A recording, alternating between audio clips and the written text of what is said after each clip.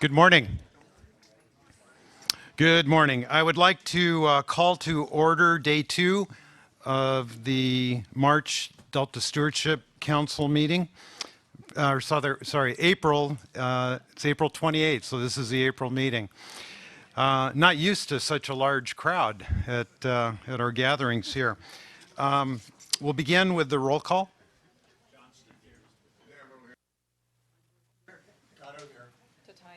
Fiorini here. Thompson here. We have a quorum, 100% attendance. Regarding the gathering, this conference room only holds 100 people. The overflow area that we have created on the next floor up, the 3rd floor, is designed to handle, hopefully, all of the overflow. In addition to that, we have the lobby of this conference room will be monitored by staff to ensure that we don't exceed the capacity in either this conference room or the room that we've reserved on the 3rd floor. Everyone who wants to provide public comment at when we take public comment will have the opportunity to do so. We will manage the public comments by rotating folks out of this conference room who have already commented with those waiting to comment on the 3rd floor. It'll require a little cooperation, but I think it's achievable. The 3rd floor overflow area has monitors, so anyone upstairs is able to view on the webcast, as is the case with those that are off-site and are following the meeting. Everyone waiting in that space will be able to watch the proceedings live. If you wish to comment, please obtain a blue comment card from Pat at this table over here if you haven't already received one, or from one of the staff people outside the conference room on the 3rd floor. So that's the facilities, conditions, and discussion about public comment. We're taking up file item number 14, which is revised discussion draft of proposed Delta Plan amendment for conveyance storage systems and the operations of both. And I presume most of you are here because that's the agenda item that we have before us. I want to go through the way we're going to handle the meeting today, just so that the public has an opportunity to anticipate what will happen. We've received a number of comments. I have binders here with all of the comment letters that we've received. We appreciate the interest. The suggestions and comments that have been received by staff from the council at the February council meeting, plus 3 successive public meetings held in Tracy, Diamond Bar, and Sacramento, as well as the March council meeting held in Brentwood, and then a subsequent notice of preparation scoping meeting held in Sacramento, have all provided information that staff has considered and has updated the draft that we are going to be reviewing today. The way we're going to review this, staff is going to provide the council with a summary of the history of the development of the conveyance, storage, and operations amendments, and describe the process that has been underway for more than 2 years. At each break in the presentation, council members will have an opportunity to ask questions and comments of staff. Upon completion of the overview and the history, then we will receive an update of explaining the changes that have been made to the draft that staff has presented for the council's review. Likewise, we'll take that in sections, and the council will have an opportunity to engage, ask questions, provide comments and direction at each stage. Literally, we will be going through this page by page.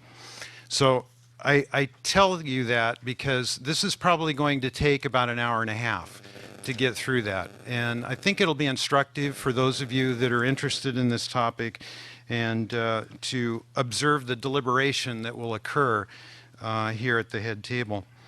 To make things easier for the public, I'm recommending that we use the clean version I think it'll be easier to reference pages with that as opposed to the redline version. Following the council interaction and the review of the edits and changes made to the staff discussion draft, we will then open it up to public comment. Each commenter, as I've mentioned earlier, will be asked to fill out a blue card. I think what we'll do is I'll read off the names in groups of 5 or 6 so you can queue up. The presenter's podium is here just to the right of Council Member Johnston. We ask that you limit your comments to 3 minutes to help you gauge your time. Vice Chair Tatayan will be providing you a green, a yellow, and ultimately a red light to help you manage the 3 minutes. And then again, we're going to have to accommodate those who are upstairs or outside who wish to make a comment. We're going to have to ask some people to leave the room or exchange places with those on the 3rd floor so that we don't exceed the capacity of the room. Following all of the public comment, then I will ask the council to re-engage staff and provide any further direction or clarification for next steps. And we anticipate upon today's deliberations that staff will then process the additional information and provide the council with another updated staff draft at our May meeting, which will be held in Sacramento on May 25th, Thursday, May 25th. Any questions about the procedure today? All right. Mr. Chair, if I can just add one more accommodation comment for the folks in this room and the folks on 3. In this room, there are restroom keys right here behind the presenter's podium, since we plan on being here for a while. And there are restroom keys also available on the 3rd floor for the folks up there. So ask, if you can't see them, please ask the staff who are up there assigned to help, and we'll make sure you're accommodated. Thank you. Okay. With that, I will turn the meeting over to our Executive Officer, Jessica Pearson. Okay. Good morning, council members, and welcome members of the public. Before I get into the substance of the Conveyance, Storage, and Operations Amendment, allow me to talk a little bit about history first. The Delta Reform Act envisioned a joining originally of the Delta Plan, and at that time, the Bay Delta Conservation Plan, which was a conveyance and habitat program. The BDCP was required to comply with specified provisions of the Act, which, by the way, are carried over into our amendment language. But it did not have to be consistent with the regulations in our Delta Plan and was effectively carved out of the Council's regulatory covered actions process. If BDCP had complied with the requirements of the Act, it was then to be automatically incorporated into the Delta Plan. The Council would not have had discretion in the matter, and BDCP would have become our promoted option by default. Now that BDCP is no longer moving forward, any new conveyance project, whether it be water fix or some future iteration, must comply with the Delta Plan's regulations, which I argue are a higher bar than were the Reform Act's requirements. A storage or operations project or plan, if it meets the definition of a covered action, would also need to demonstrate consistency with the Delta Plan's regulations.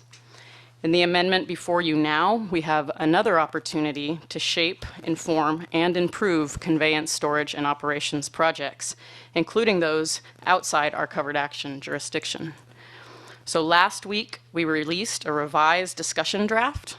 The draft follows the format of the original Delta Plan with narrative, problem statements, and recommendations. Our hope is that you find the draft responsive to your feedback and to public comment, and where it is not, that we can have more dialogue today, dig into the language itself, and then hear more comment. My goal for the discussion is to move past staked out positions of California's water wars and into meaningful and fact-based dialogue about solutions for how to improve the infrastructure and operations of our water supply system in order to further the co-equal goals. All this must be done with consideration for a changing future and changing conditions. What's expected to be the new climate normal, more extremes, higher sea levels, warmer temperatures, changed runoff patterns, and more. Flexible and resilient infrastructure was a key theme of our 19 principles. The staff draft strongly concludes that promoting the status quo of California's water infrastructure is not defensible given our charge. To quote the 2014 Delta Challenges report penned by current and former Delta lead scientists, the current arrangement for addressing this combination of complexity, uncertainty, and change is unsustainable, as evidenced by both declines in native species and dissatisfaction with water deliveries, end quote. There are no silver bullets. These issues are exceedingly complex, and there are many uncertainties. To quote Delta Challenges again, complex, wicked problems like the Delta rarely yield to simplistic solutions directed at only one dimension of the problem. Just adding storage or a fixed number of restored ecosystem acres in the Delta won't solve our problems, nor will only investing in regional infrastructure.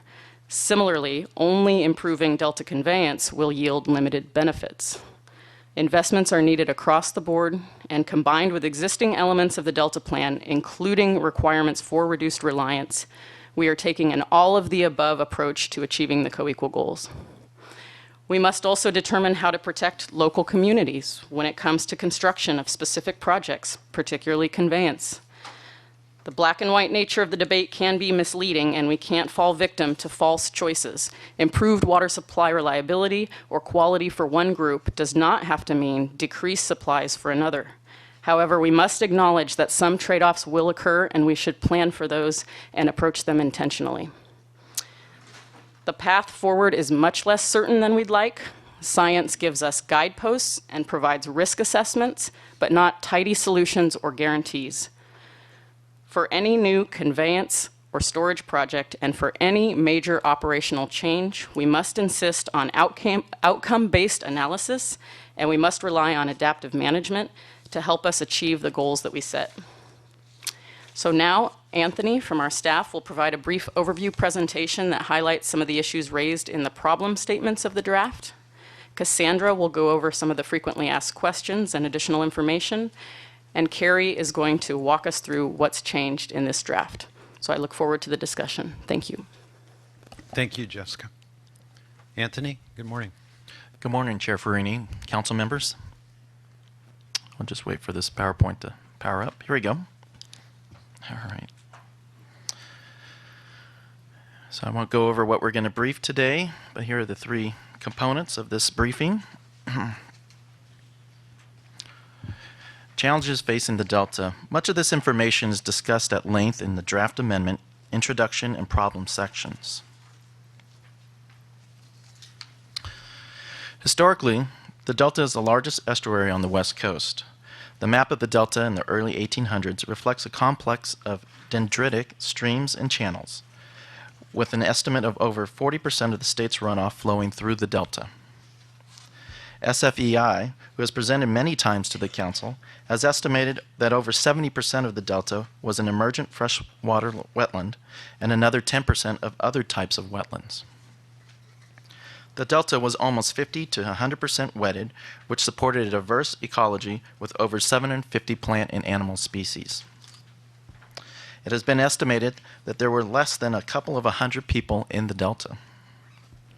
Even then, the Delta was not static, but a dynamic and changing landscape with tidal and seasonal effects continually evolving and reshaping. So 150 years of human intervention in and around the Delta has significantly changed the Delta. Changes such as reclamation of land, where approximately 1,100 miles of levee construction developed over 400,000 acres of farmland and increased Delta residents to approximately 500,000 in population, has reshaped what the Delta is now. As a result, the wetted area in the Delta has dropped from 70 to approximately 5% of the area in the Delta. The Delta today faces changes in salinity, flow, and other effects which have led to a well-documented decline in ecosystem.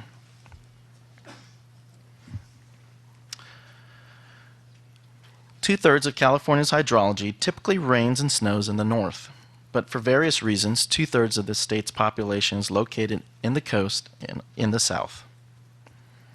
This geographic imbalance between where water is available and where water demand is high, as well as the fact that precipitation is highly variable and unevenly distributed, are at the crux of today's water system.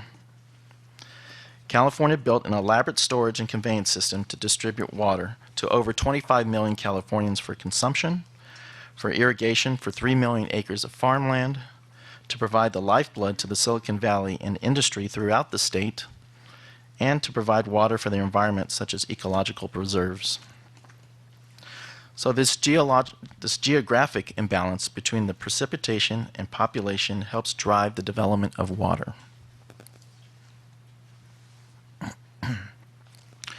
To move water from where it is in the state to where the demand is, several storage and conveyance systems were developed. Early on, the state depended first upon surface water, and then, as the development expanded further away from surface water supplies, tapped into groundwater from local aquifers. But as the state population grew, larger facilities and infrastructure were needed for the growth of the state. First, Hetch Hetchy Reservoir System, a multi-pipeline system around the South Delta, was built to supply the city of San Francisco. Not to be outdone, the Pardee Reservoir and the McCollum River Aqueduct, another multi-pipeline system, which is mostly above ground and over the Delta, was built to serve residents in the East Bay of the San Francisco Bay Area.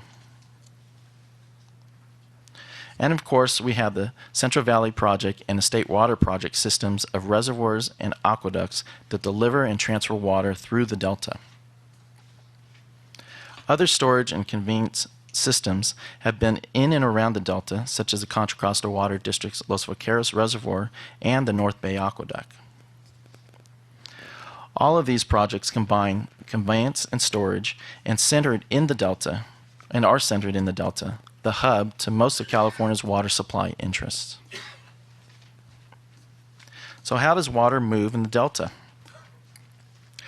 Water flows from rain and snowmelt from Northern California mountains into the Delta, where on average, about 80% of the Delta flow is from the Sacramento River, about 15% is from the San Joaquin River, and approximately 5% from the east side tributaries such as the McCollum and the Cosumnes Rivers. Historically, Delta flows move from the north and south westerly into the center of the Delta and then out to the San Francisco Bay. Additionally, flows and reservoir releases from the Delta watershed limit saltwater intrusion and manage tidal influences from the San Francisco Bay. From the 40s on, infrastructure was built to manage the water system in the Delta, but have significantly affected flows. In the early 50s, the cross-channel gates infrastructure was built to deliver fresh water to the east and south Delta. Large pumping plants from the state and federal projects in the South Delta draw large amounts of water via the old and middle rivers and pump it out of the Delta. This pumping action reverses natural flows backwards towards pumping facilities and pulls water across the Delta. Native fish move with these reverse flows, which can place them in less favorable areas for habitat and foraging, as well as in danger of entrainment and predation. Reverse flows can also draw saltier water from the bay into the central and south Delta. Additionally, in-Delta users depend on fresh water supplies. These conditions are especially problematic in dry periods and droughts. With the Delta managed as a freshwater system year-round, it is a constant balance between fresh and salt water. And all of this is happening in an estuary and home to 750 types of plants and animal species.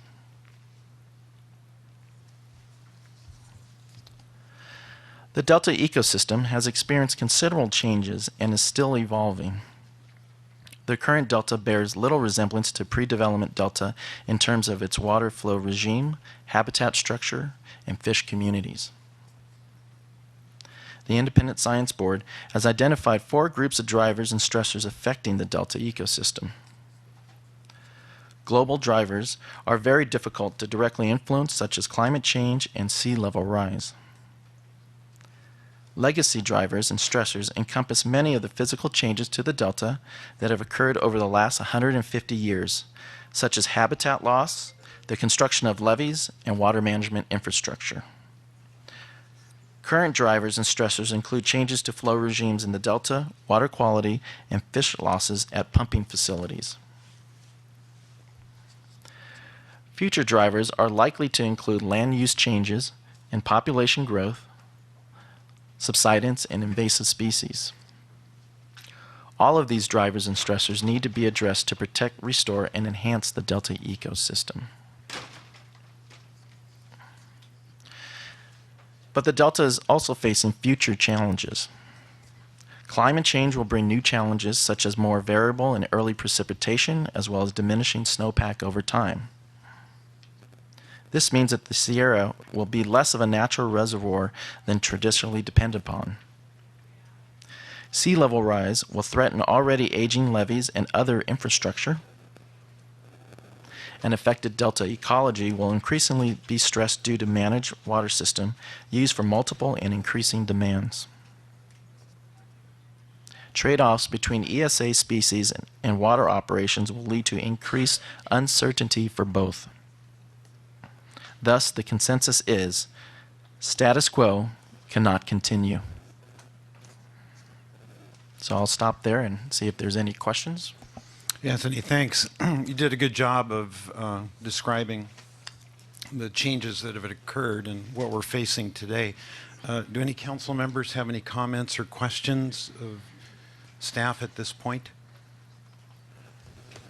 All right. Like I said, you did a good job. Okay. Thank you. Now I'll hand it over to Cassandra. Thank you, Anthony. Good morning, Chair Fiorini and council members. Good morning. Let's see if we can get this queued up to the next section. Anthony covered background and some of the challenges the Delta faces, and I'm going to talk about the amendment and what we are trying to achieve with the amendment. So I want to start off with what the Delta plan currently says. I think Jessica covered this a little bit, but I just want to point out that as the Delta plan now, we have various regulatory policies and recommendations that apply to covered actions, including water conveyance, storage, and operations projects. And these are policies and recommendations related to protecting the delta and the ecosystem from project impacts, policies and recommendations related to reducing reliance on the delta, and those related to improving water quality.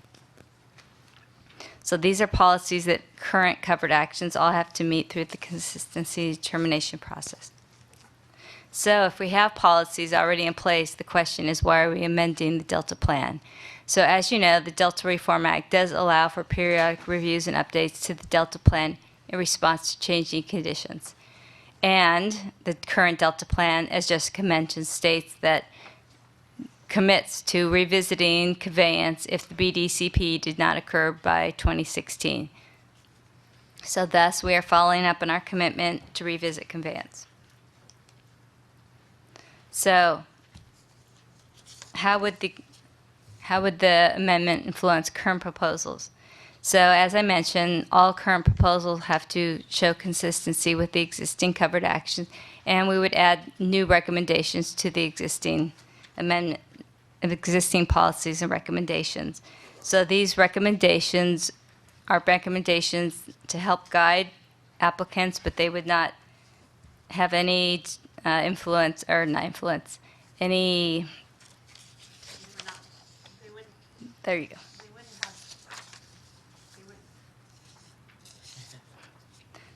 They would not control a project's consistency with the Delta Plan. Right. Okay. So, let's see, move forward. Correct. I'd just like to clarify that the policies would apply to covered actions, but the recommendations would not. They would just inform, help perhaps inform project proponents' decision-making, but they would not apply in the covered action process. To that, am I on? To that point, could a recommendation be that if water fix were an alternative, that it would be a covered action? Water fix is a covered action. Okay, so we don't have to restate that it is a covered action. The law has a 5-part test for what is or is not a covered action. There are also some exemptions. As I mentioned before, BDCP had one of those exemptions, but any other conveyance project going forward, such as water fix, or if water fix doesn't go forward, any other future conveyance project would meet those 5-part tests.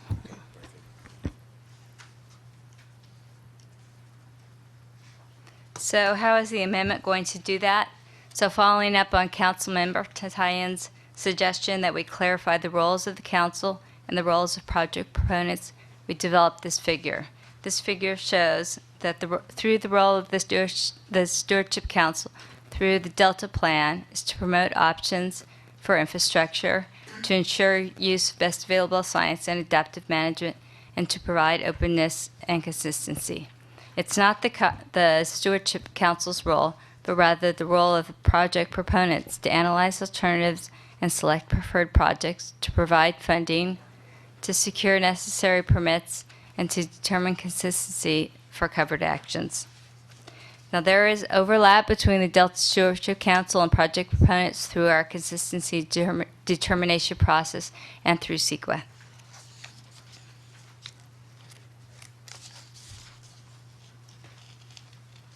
So what challenges are we seeking to address? As you heard in Anthony's presentation, the Delta faces many challenges today, and they are likely to be magnified with climate change. The bottom line is the Delta is in crisis. Despite changes in water system operations and management, ecosystem health has continued to decline in the Delta. The status quo is not adequate to meet the co-equal goals. So what are we proposing to do? The proposed amendment includes recommendations for new and improved water conveyance, recommendations for new and expanded storage, and recommendations for the operation of both. This amendment describes the types and the characteristics of infrastructure that could contribute to the co-equal goals, and also identifies recommended criteria that project proponents can use in evaluating and developing new conveyance and storage projects. So now I want to take a few minutes to address some of the questions and comments we've heard regarding this amendment. First, we've been asked how much storage is being promoted and what size conveyance. So the amendment does not promote specific engineering designs. As I mentioned earlier, the Delta Plan is a comprehensive long-term management plan for the Delta. It is not a project plan. So it's the project proponent's role to analyze alternatives and evaluate engineering designs that will achieve the project goals. The next question we've received is the amendment promoting water fix. So no, the amendment promotes a package of conveyance and storage operations with operational improvements. As Jessica mentioned, we recognize there is no single solution or means by which the co-equal goals can be achieved. Rather, a combination of multiple projects throughout the state are needed. The draft amendment is not promoting water fix or any specific project. However, one of the conveyance options promoted is dual conveyance of CVP and SWP water supplies. So I just want to take a minute briefly to draw your attention to the definitions that are in the Delta Plan for dual conveyance. And I think one of the issues with having the amendment language separated from the Delta Plan is it's not connected to the definitions that we already have. So as you can see, the definition of dual conveyance is combining through Delta conveyance and isolated conveyance to allow operational flexibility. So I just want to note the term dual refers to the combination of conveyance mechanisms, not the number of conveyance structures. So the isolated conveyance could have one pipeline or could have many, depending on the specific engineering design as determined by the project proponent. Question. And that's that's really worth highlighting, I think, because we on the council were talking yesterday about how probably the state has gotten itself into a little bit of trouble by using the term dual conveyance. People tend to assume that the term dual conveyance assumes two two of something, might begin with a T. But it's worth emphasizing that the term dual conveyance does not indicate two of anything. It just indicates that there's two different methodologies for conveying water. Oh, yeah. I don't.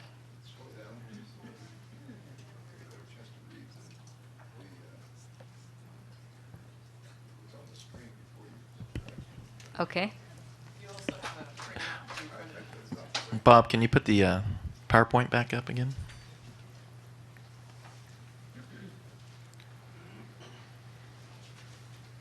There we go. Okay. So do you want to take a moment to read the definition?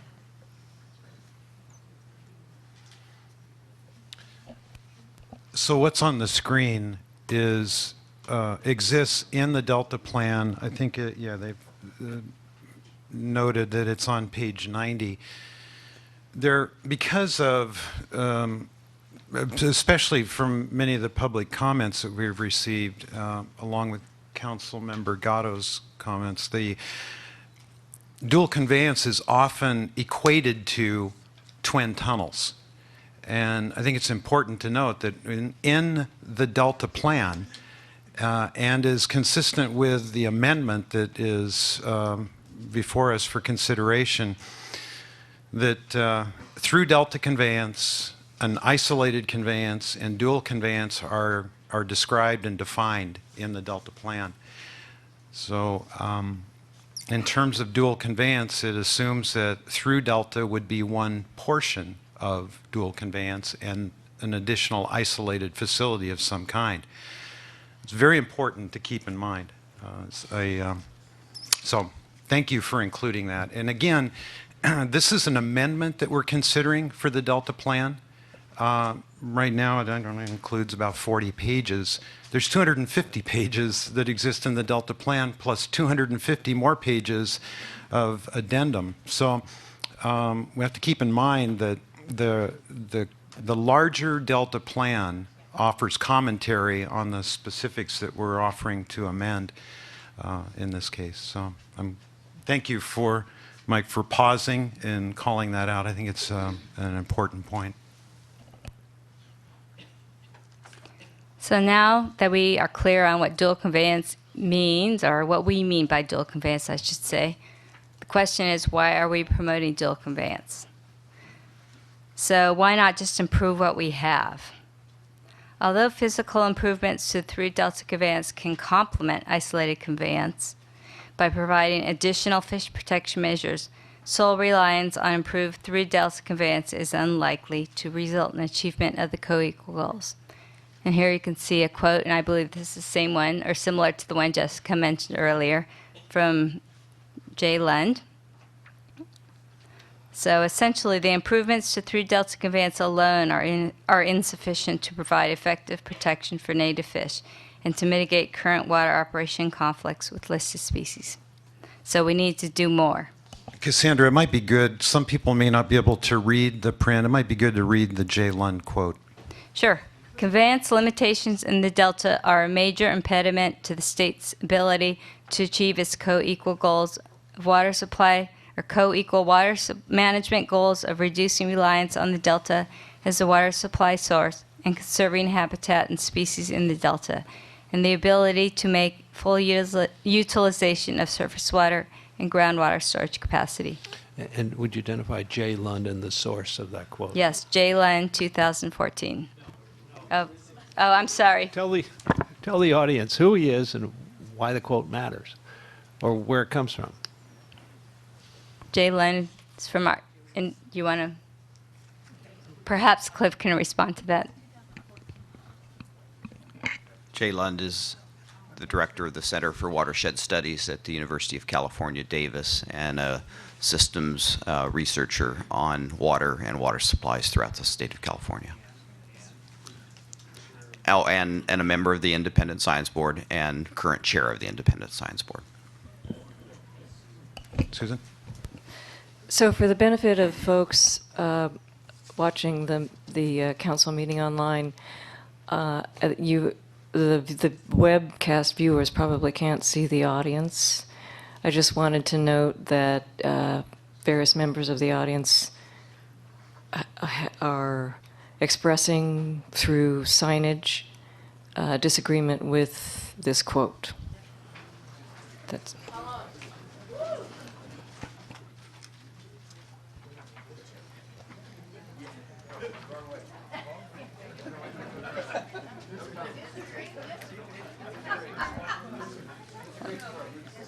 Okay, let's hold it down, and Cassandra, please proceed.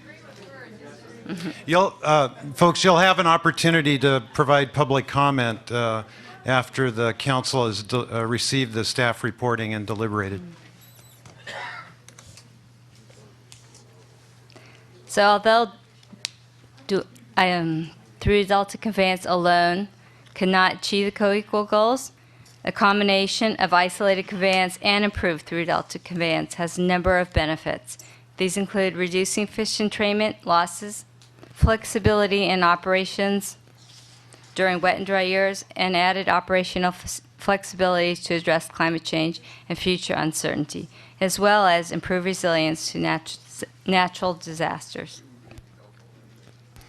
Judge? If you just read we're moving from screen to screen and no one has a chance to read what's on the screen. So if Cassandra could just simply read what's on the screen, it would be helpful, I think. Okay.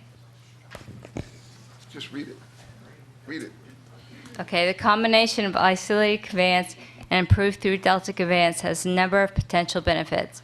Benefits related to reduced fish entrainment losses, operational flexibility related to limit reverse flow conditions and fish entrainment, create more variable flow patterns, support delta water quality management, address climate change and future uncertainty, and adaptively manage the system to achieve the co-equal goals. Improve resilience to natural disasters such as earthquakes, floods, and prolonged droughts.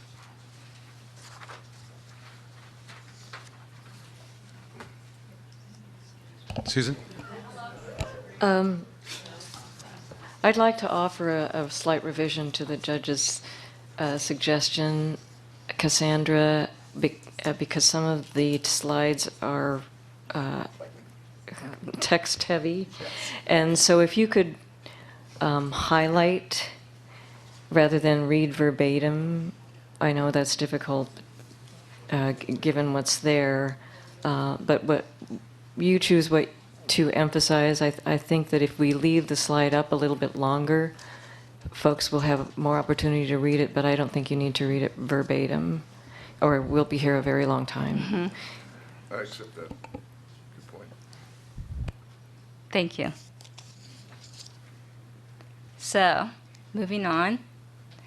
We have heard concerns have been raised related to dual conveyance.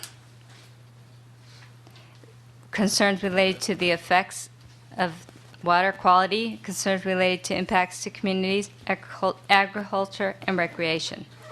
That is why the amendment promotes a package of conveyance and storage options in addition to the existing Delta Plan regulatory policies and recommendations.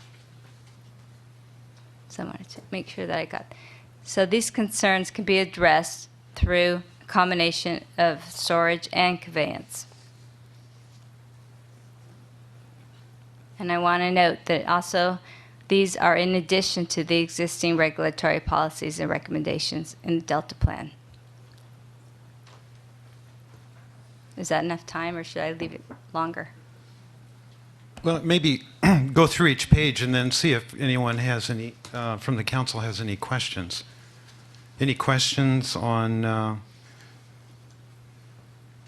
promoting dual conveyance? All right, let's go on to the next one. Okay. So additional surface water and groundwater storage capacity can add flexibility to provide water for a variety of beneficial uses under a range of conditions, such as additional flow augmentation, water temperature management, water supply reliability, and flood management. Storage can provide benefits both for today and into the future to increase resiliency to climate change and sea level rise.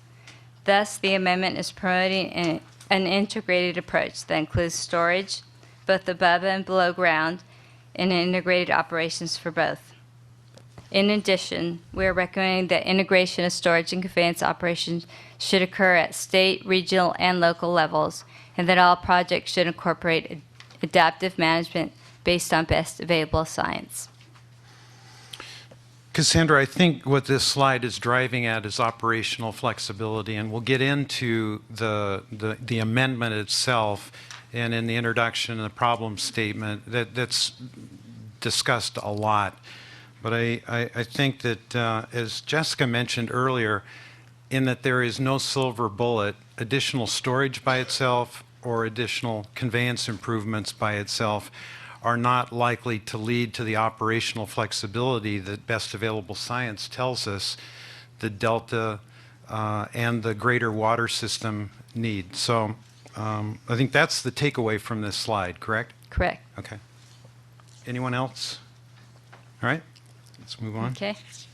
And I just wanted to mention, speaking of best available science, all of the concepts in the amendment are supported by best available science, and we have added over 80 references in the amendment in attachment D. And I just wanted to, here's a few. So we put several quotes up here.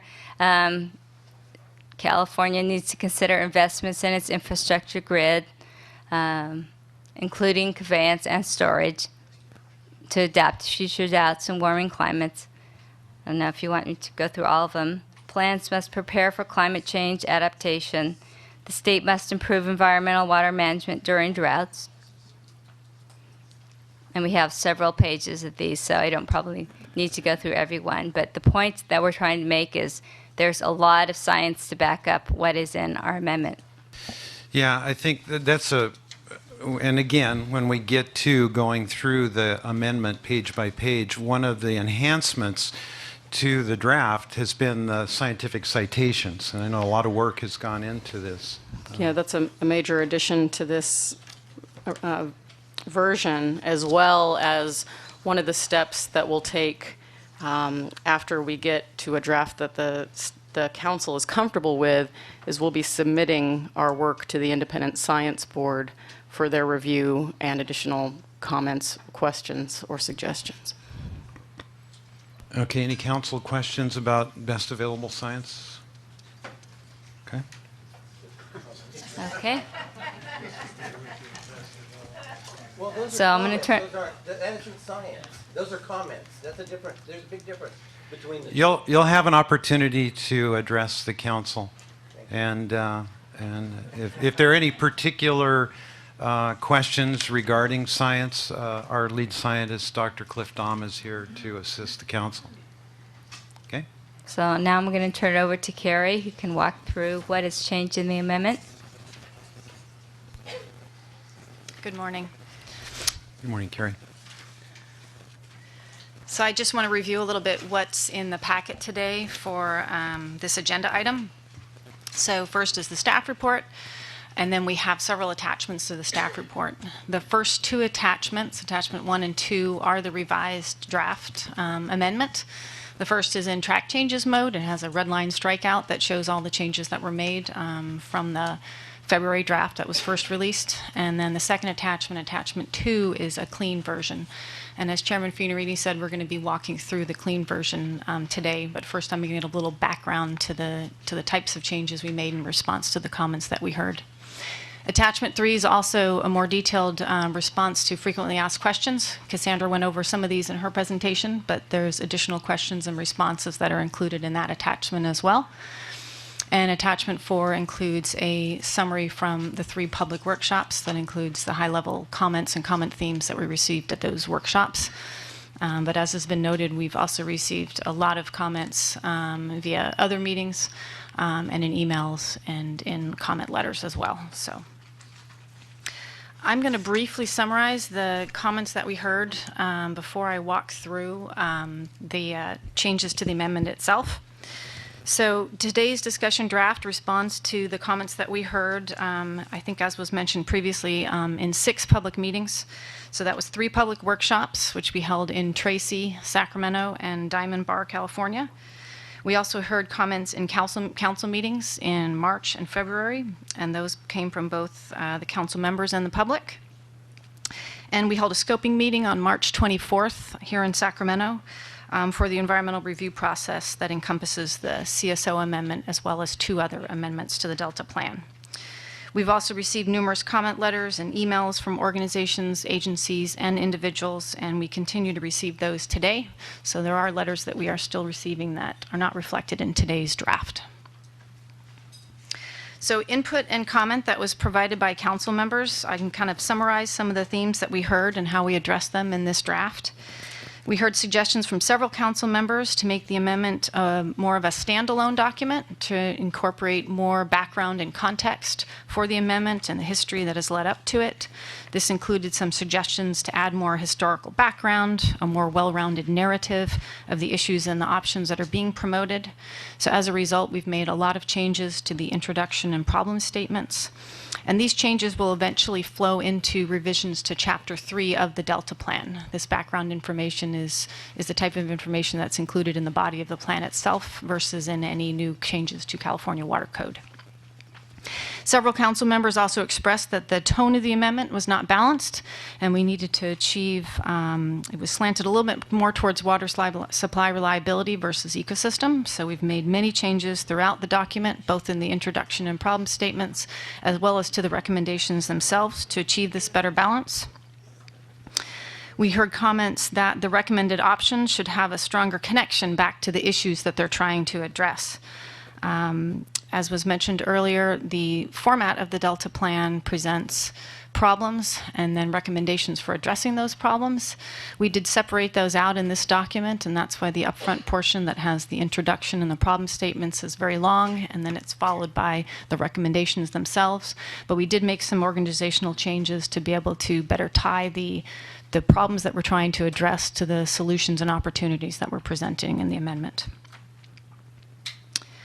Council members suggested that the draft amendment should improve its description on how the options were evaluated and selected for promotion. So we've made revisions to the problem statement to tie them more directly to those characteristics that we've presented in the recommendations for new storage, conveyance, and operations. And we heard that we should be relying more on the substantial time and effort and work that has been done over the last 2 decades, in particular on the development and analysis of options for conveyance, storage, and operations. So you'll see a lot more references in the upfront sections of the amendment to that historical background and work that's already been performed by others. We also received a number of specific suggestions related to specific text and language that's included in the draft that we revised, as well as suggestions for a lot of new recommendations that I'll highlight when we walk through the draft itself. Public comments were received, as we mentioned, at workshops and council meetings, in comment letters, and at the CEQA scoping meeting. We heard suggestions that the amendment should acknowledge the impact of population growth, and so we've noted that. A need for data consistency among implementing agencies, a lack of water supplies or storage capacity needed to actually make use of any new conveyance improvements, and of funding challenges that should be noted and recognized. The majority of public comments that we've received have focused on the conveyance recommendations in the amendment, and that's where you'll see the most changes in the draft. Those comments addressed things like concerns over potential impacts of conveyance projects on Delta communities, agriculture, recreation, water quality, and other values. Concerns were also raised over the effects of conveyance on Delta water quality, including both construction as well as long-term operations and maintenance activities. Commenters noted that the amendment focused largely on new conveyance facilities, but that improvements to existing through Delta conveyance and export facilities were also needed. So we've reflected that in this revised draft. It was also suggested that the benefits and costs of conveyance improvements need to be considered and promoted, and there was a desire to examine and evaluate a range of conveyance options, not just one option.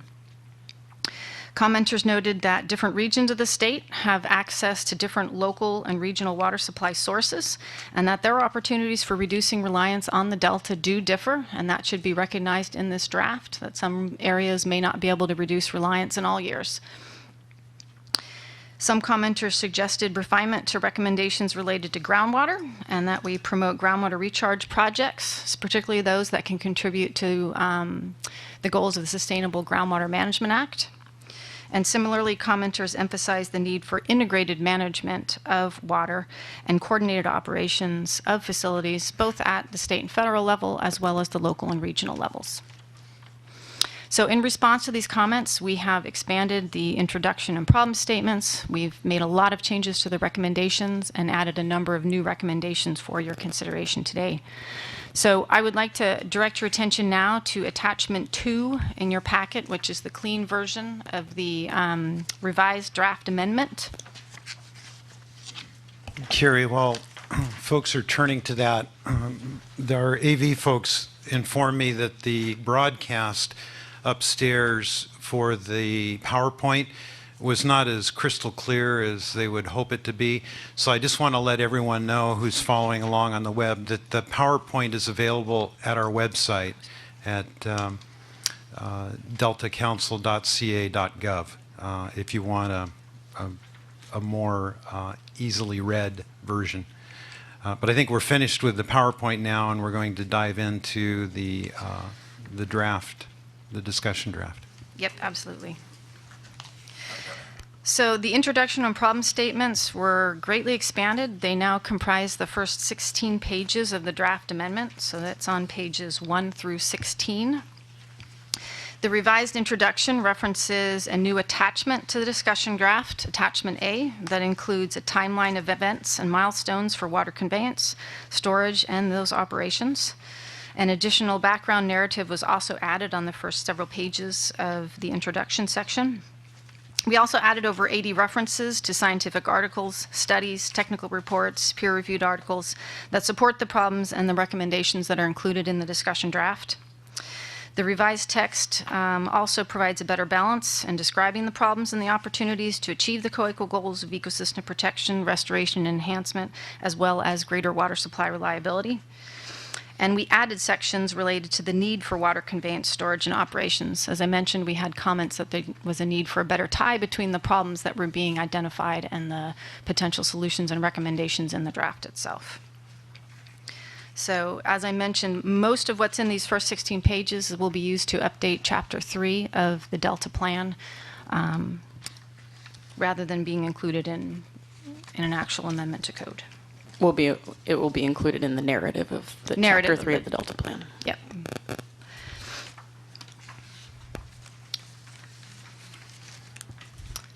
Any questions on the introduction and problem statements? Okay, pages 1 through 16. Susan?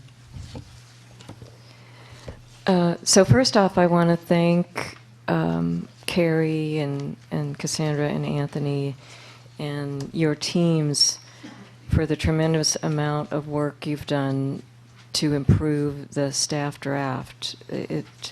I was reading it thinking, wow, quite a bit of work completed after the public hearings and our Brentwood meeting, so I really appreciate the amount of effort you've put into the draft. I like the context that you've provided here. I have various 3 and 4 stars noted throughout the pages.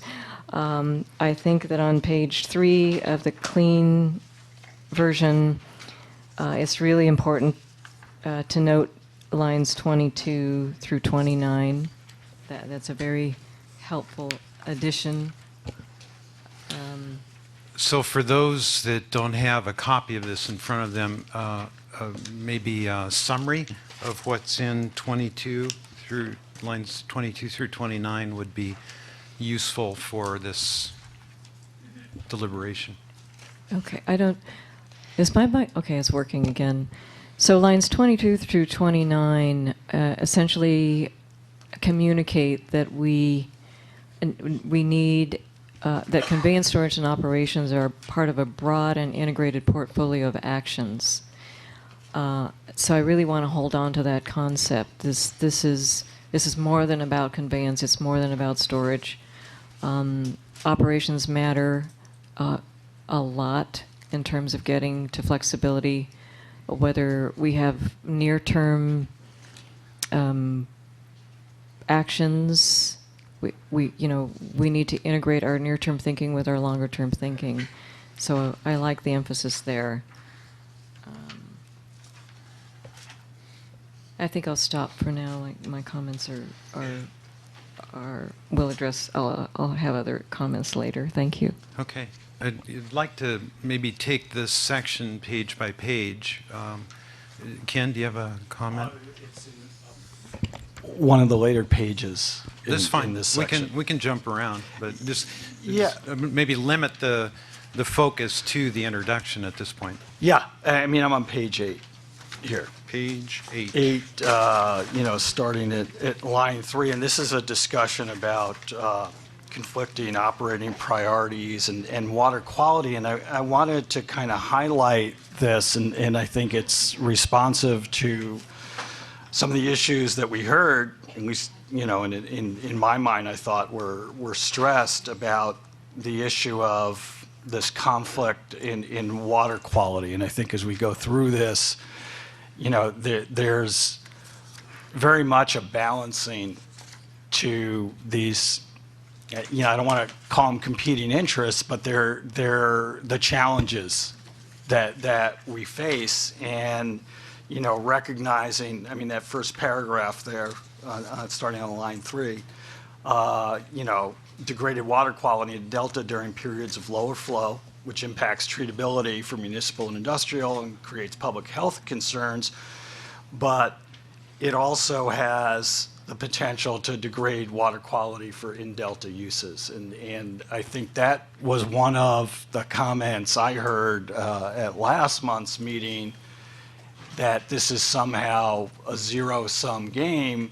And I think, one of the things that I heard also was that, reinforcing this, that people were looking at the last 5 years and seeing the low flow and seeing issues of water quality and thinking, gee, is that going to be compounded? And so that's something that, where a balance needs to be struck.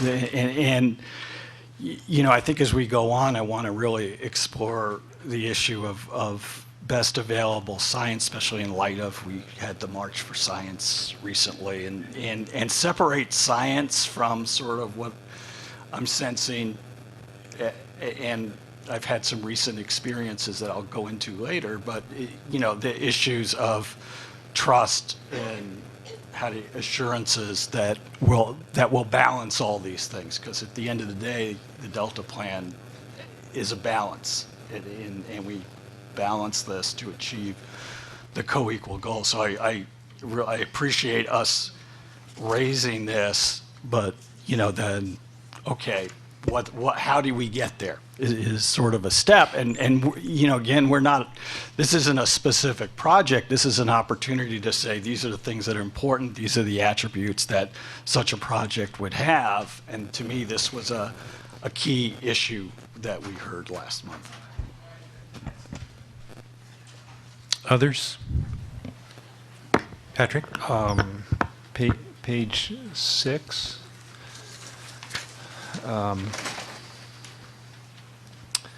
Line 15. So it's talking about populations of endangered and threatened fish species, which have declined drastically since the construction of the state and federal water systems and other infrastructure in the Delta watershed. The language reads, the declines are due to multiple factors, including entrainment, flow alteration, disconnection of rivers and streams from adjacent lands resulting from levee construction and channelization, habitat loss and alteration, a warming climate, food availability, predation, and invasive species. The term flow alteration is meant to cover, I assume, multiple changes that occur in the operations of the projects. But I don't want it to be a euphemism either that covers flow and how much water moves. So in describing why things are bad for fish, I'd be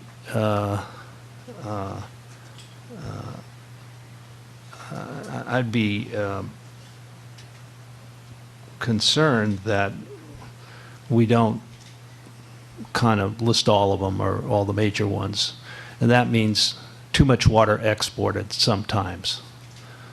And I don't think flow alteration says that. I also think in a more general sense, the urbanization of the estuary is a unrelenting pressure that has occurred over decades and decades that has impacted fish species.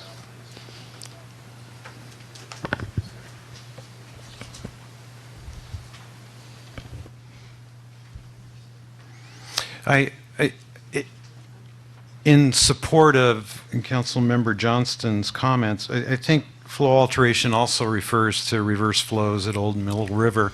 So we probably need to be more specific, especially in the introduction. That's the place where we need to describe what we mean by the particular terms. I also think it suggests that we should review the Delta Plan's glossary and ensure that if we are utilizing terms in this amendment that aren't currently included in the glossary, that we update that. Okay. That sound good? Yeah, right. I mean, because the public debate kind of runs like people who want to export water talk about predation or something, right? People who live in the Delta talk about exports. Well, they all have a point. We ought to recognize all of them. Yeah, yeah. Okay, anything else? Pages 1 through 16? Yeah, Susan? To get back to Ken's point, on page 12, bullet 3, starting at line 18, lines 18 through 31, the gist of which is that even with the construction of some form of new isolated conveyance, through Delta conveyance will remain an important component of the state's water supply system. So I just wanted to, and it goes on to talk about the implementation of isolated conveyance without consideration of flow needs within existing Delta channels and waterways has the potential for detrimental effects on water quality and associated resources. So depending on the location of intakes, dual conveyance may decrease the salinity of exported water, but additional flow releases from upstream reservoirs may be required. Analyses of different options for dual conveyance indicate that some in-delta agricultural water users may encounter more frequent periods of high salinity. I like that you have acknowledged this. Oh, I see that the audience likes that paragraph also. So good job on emphasizing that in this paragraph. Thank you.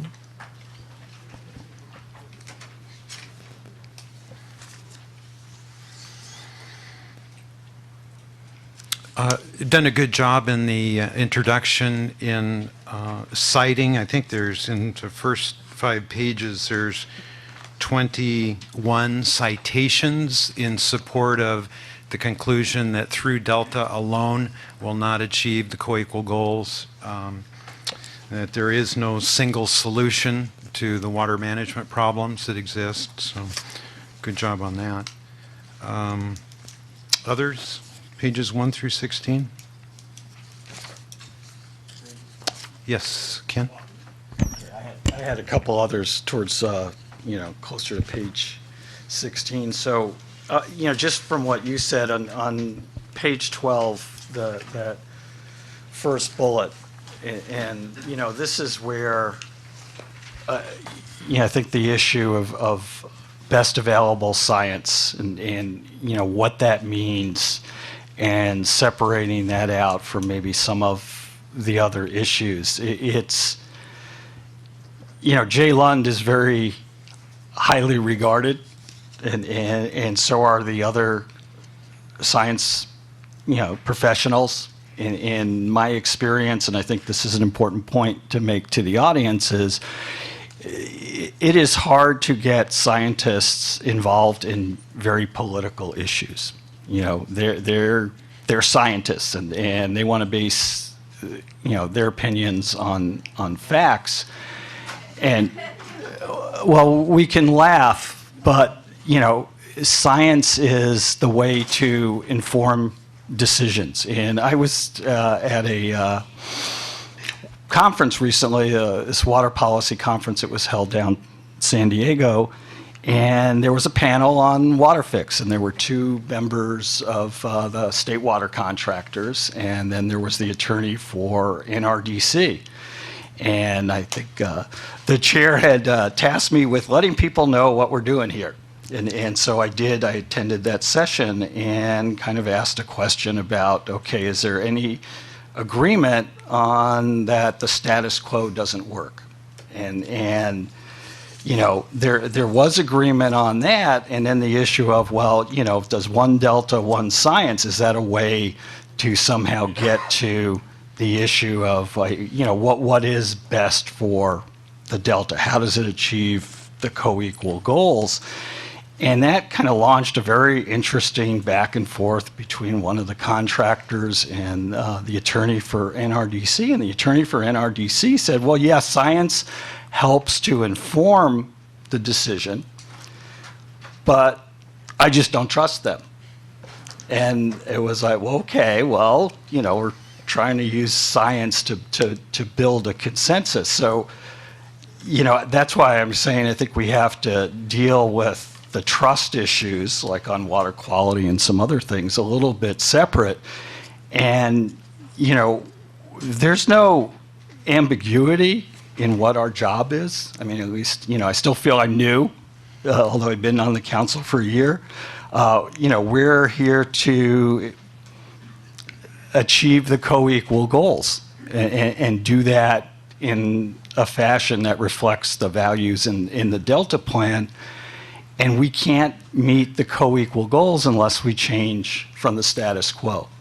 And there's been a lot of science through Delta Conveyance, and and Anthony brought it up earlier, you just can't address reverse flows in the Old Middle and Middle River. And that is the major problem that affects the smelt and the Chinook salmon. And any solution that doesn't address that issue is not going to achieve the co-equal goals, or it's going to force one goal to be over another goal. So either you help the fish or you help the water suppliers, and that's not what we can do. So I think it's important for people to know that all of the evidence supports that you can address reverse flows through Delta Conveyance. And that's, those are the facts that have been studied and peer reviewed, and that's the conclusion. Now, as I said, the state of California's official policy is to achieve the co-equal goals. And that was through the elected representatives of California. And so that's not a topic that we have any discretion over. And if we can't meet those co-equal goals, moving in a certain direction, and the science doesn't support it, then, I understand why the staff is proposing dual conveyance. And this has been looked at for decades. And I think what I'm saying is that all the evidence says, yeah, we have to agree with this.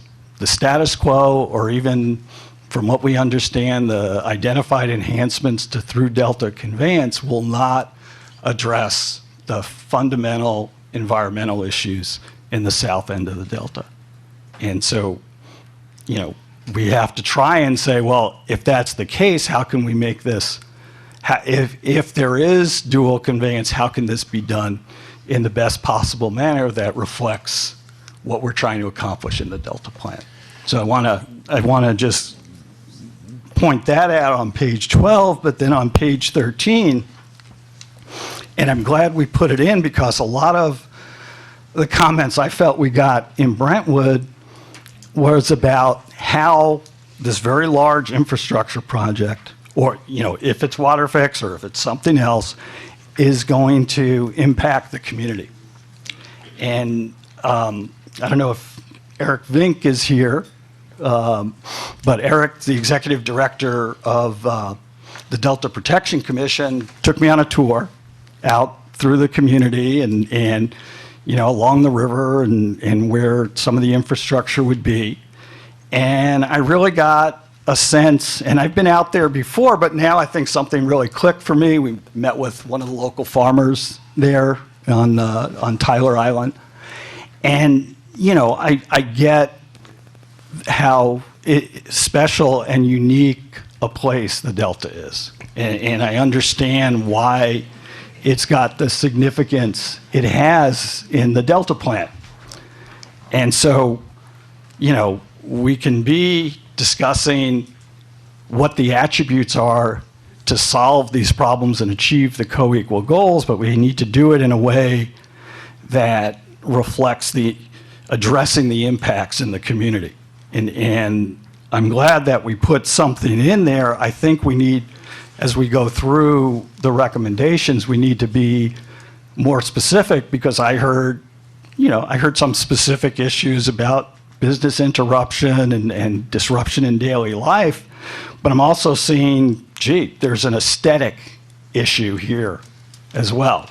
You know, if you put large infrastructure, you know, and that on the river's not that wide, you know, what can you do? Now, just so people know, I come from a background where I was involved in building a lot of big infrastructure projects and working with the community, trying to find a process. I mean, I'm going to be an advocate that you have to formalize these processes between whoever does a project and the community. And we need to understand what it is, what could, you know, if this happens, what can make it better. And I think if we don't get that input, then I think the public, the community there is missing an opportunity. You know, and that's where I think we've got these issues of, hey, there's science that leads us in one direction. There's this lack of trust that needs to be addressed somehow by assurances. And part of that is also, you know, working with the community to figure out how to do this in a way that preserves the Delta's place. So that all sort of came together for me. And I think talking to the farmer on Tyler Island, it's like, I knew farming was tough, but farming in the Delta is a whole nother level of courage and risk. And it's really admirable what they have to deal with on top of whatever a farmer has to deal with. So I just wanted to kind of make those 2 points. And I don't think they're in conflict. Mike, you...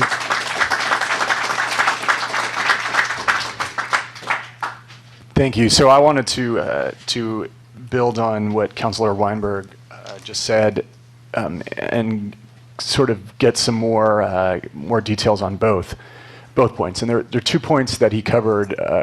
You know, the first one was the concept of the use of science in the plan. During his comments, I saw some members of the audience, you know, with some quizzical looks on their faces, and other ones, you know, expressing some discomfort about science.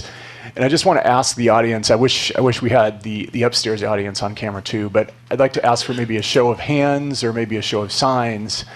Just, do members of the audience feel like there are other studies that the Delta Council need to look at that were not included? So that's okay. So that's just about everybody raising their hand, raising their signs. So if there are studies, and look, I mean, I know how difficult public comment is. I've been on that end of the mic too, where you're coming before a board, you got like 30 seconds to make a point. You can't exactly go into the details of different scientific studies. If there are other studies, other peer-reviewed documents that you want us to look at, then just email them to us. You can email them to me. I'm sure you can email them to the staff. You can just send a link. You can do whatever's convenient for you. And we're happy to look at competing and different viewpoints with science, because we know that, you know, when you're talking about these complicated concepts, there's lots of different opinions out there, even among scientists. And, you know, there really is no one orthodoxy when you're talking about these complicated concepts. Mike, let's push pause Yeah, I'll now. push pause. That's fine.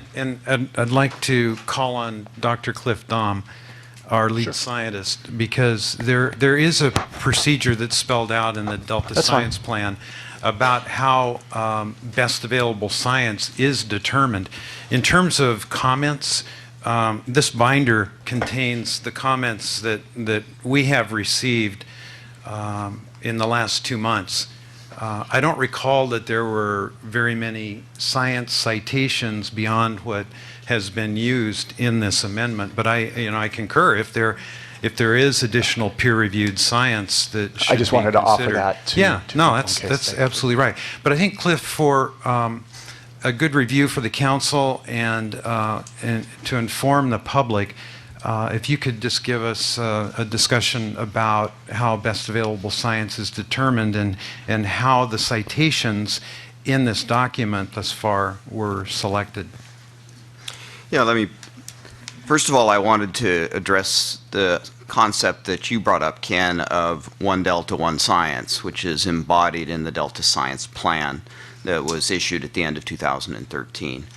And I know Peter Goodwin, who was very much involved in putting that document together, liked to make the point, and I want to make the point here very clearly, that what one Delta, one science means is that science is done open, in a transparent manner, where the data is available, where anyone can go and analyze it, and people can come up with whatever conclusions they want, but that the science needs to be done in an open, transparent manner where it's available. It does not mean that one science, one Delta means that all scientists believe the same and have the same information. You're exactly right. There's lots of uncertainty. There's lots of controversy. And in trying to pull together scientific information, the attempt is to try to bring all points of view to the pages. If we have done that inadequately, then I think that's something that we want to hear, and we should hear, and we should do a better job of that. So the attempt in this new draft was to incorporate more of the major peer review science that's come out in the last decade or so, and to try to carefully provide a broad, non-judgmental view. And Susan, I think you pointed out a couple of examples where we hopefully, at least from your point of view, have done a better job of doing that. But yes, there are many scientific views, and there is much controversy, and there's much uncertainty, and we want to make sure that that is clearly communicated in this document. So one Delta, one science does not mean that all scientists believe in one solution for the Delta. And the process we go through to evaluate science, there's the Delta plan has an appendix that goes into that in some detail, but it talks about how science is done, how science is analyzed, and how it is then communicated. And certain types of science should get higher consideration, particularly if it's gone through a rigorous review and peer review process. That should probably hold more weight than something that's been just a report or somebody's opinion. And so we go through in the plan how we try to use science. Science is not going to be the arbiter here. It's not going to make the decision, but hopefully it will inform the decision, and that's what we're about here. Thank you, Mr. Chairman. Thank you, Dr. Dahm. The next comments I have, again, on something that Councilor Weinberg talked about, they are on page 13 of the document, and this is lines 3 to 26, same ones that he talked about. And this talks about the concepts for large infrastructure. And, same thing. I would really echo what what Ken said about the comments that we heard in Brentwood at our last meeting, and I think that all of us as Californians share the same feeling, which is the Delta really is a special place, and I think anybody who has been on the receiving end of a big infrastructure project, whatever it is, it can be a street being repaved, it can be a sewer pipe being replaced, and also as a governmental entity, you're also in many ways on the receiving end of these projects because you have certain things that you want to get from them too. What I would like to see, and what I think we owe people within this, the language here, is the concept that we are going to the extent that anything is done, any project, if we're overturning one shovelful of dirt, that we provide a date certain. This is a trend in big development now, which is contractor says that they're going to redo a freeway, they're going to add a lane, they say they're going to be done in 1 year. Okay, you hold them to it. And if they're not done in a year, then you put right in the contract certain mitigation measures that have to be taken, so that if the community goes through something in a much longer period, that they have something to compensate them for the loss of business and the pain in the butt that happens when something goes on.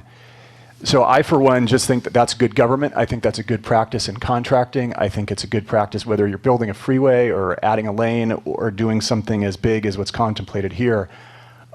We talk about mitigation, but I would like to see specifics in that, if anything happens, whatever happens, that we're going to demand date certains for construction completion, and that there's going to be consequences if things are not done within a certain period of time.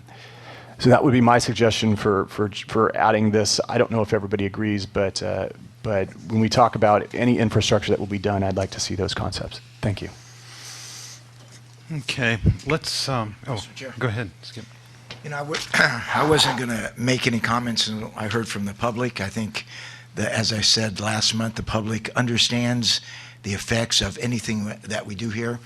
But something that Ken mentioned, and as a non-engineer trying to figure out this Delta plan, the reverse flows.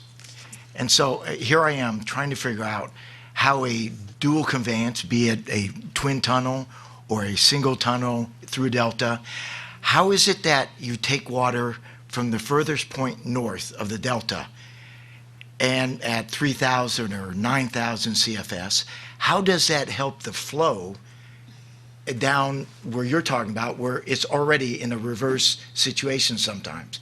And how does it push that X2, that salinity line, how does it keep it at bay or in the bay?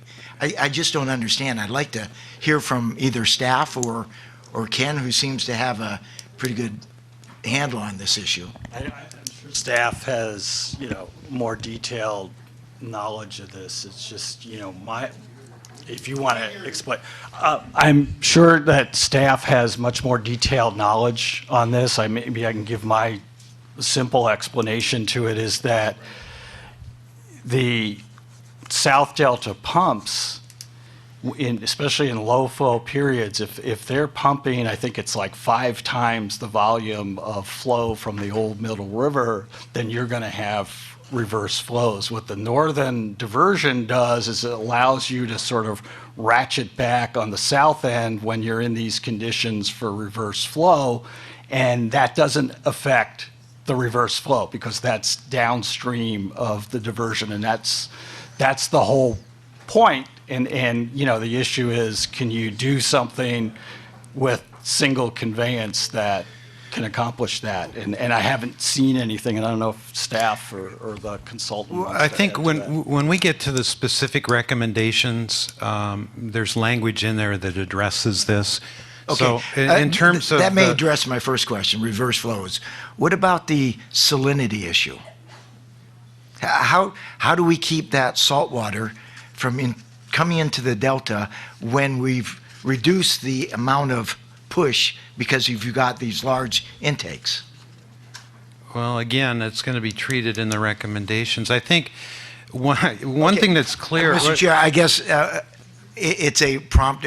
That way you have a chance to think about it and then come back after the public comment. Yeah. I think one of the things that's clear in the introduction is that nothing is static in the delta.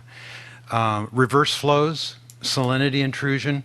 If you were operating the pumps at maximum capacity today, it would not negatively impact reverse flows. It would not negatively impact X2 because of the current flow conditions in the Sacramento and the San Joaquin River systems.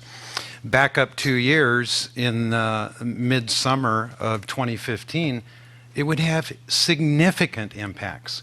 So when we discuss these things, we need to consider the varying conditions from literally hour to hour, day to day. And we fall into the trap of discussing water years and dry years and wet years. I think one of the things we'll find when we get to the specific recommendations is that it takes into account the variability, and I thought did a pretty good job in trying to address the safeguards that are necessary under certain conditions. I would also add to that, if I could, just that I think, as Cassandra mentioned previously, there's a reason that conveyance and storage have been packaged with operations in this amendment. And as you noted, things like salinity intrusion, particularly with sea level rise in the future, that is going to require additional storage and additional outflows to be able to manage those conditions. So just the operation of a dual conveyance facility may not be enough to provide the flexibility that we need to operate the delta in the way it needs to operate. So hence the combination with storage and the operation of both of those integrated. You know, if I can just quickly add something to kind of get to Supervisor Thompson's comment, you know, I kind of look at this as, you know, you're raising these issues, there's conflicts. There's conflicts with, you know, exports in the fish, there's conflicts with, you know, what happens in a dry year when flows are really low and salinity could be intruding. I mean, this whole integration of storage with conveyance is to get that water out of there so that the exporters have other options during a dry year, because you know, there's going to be limited flow and everybody's going to get some limitation. But if you've been able to use storage in those dry years, then that makes it easier to address water quality concerns in Delta, or use the, you know, if there's north of Delta storage, then that allows that to contribute cold water or more water. So it really is that balance, and we have to look at it in that way, because we've got to solve all these problems, and how do you do it? And Mr. Chair, very quickly to Council Members Gatto's comments about, you know, we need to hold the contract or the project to a timeline. You realize this is an estimated 10-year timeline, that if you're a business person or a farmer in the Delta, you're probably out of business, because you don't have that holding pattern or holding power, if you will, to get through that 10-year. Yeah, and I was talking, that's why I said the thing about any shovel that is turned over. I realized that we've forecasted very, very broad timelines for the project in general, but projects typically proceed in phases. They typically proceed in ways where there's one discrete area that will be affected in one facet or another. And I even think the way that government usually operates, if a 10-year timeline is given, it usually means 15 years. So we've got to be very mindful of that. And I also talked about mitigation, which is, you know, just there's got to be something that any project undertaken here seems like it's going to be very costly. And it just strikes me like there should be money available for people who are affected, whether it's 1 year, 1 month, or 10 years. Thank you. Okay, let's go to the. Yeah, I'm still on the introduction. I was going to go to page 10 and walk through some of the language that deals specifically with some of the concerns that have been addressed thus far. So beginning at the bottom of page 10 and through lines 3 on page 11, the risk of taking no action is unacceptably high and will lead to additional irreparable damage to the ecosystem and insufficient water supplies to support a healthy state economy.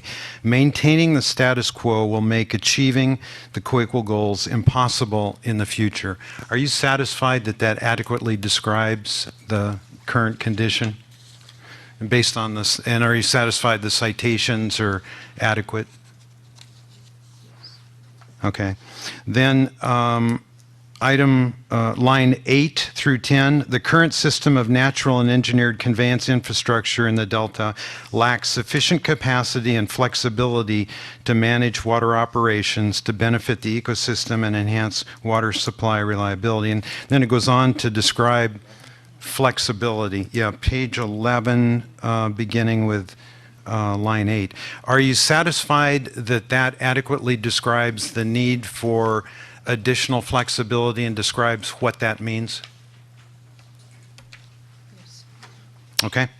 Then beginning with page 11, line 25 through 29, they have included isolated conveyance, moving water across or around the Delta via tunnels, pipelines, and aqueducts, improvements to existing Delta channels and new Delta channels, and combinations of both isolated conveyance and through Delta channels, also known as dual conveyance. Does that adequately describe what dual conveyance is? Okay. You're asking whether it describes, not whether we agree. No, I'm not. Yeah, I just want to make sure that this is the introduction, and it describes many of the challenges and components. So I just want to make sure the council is satisfied with that. We've already highlighted on page 12, 18 through 31.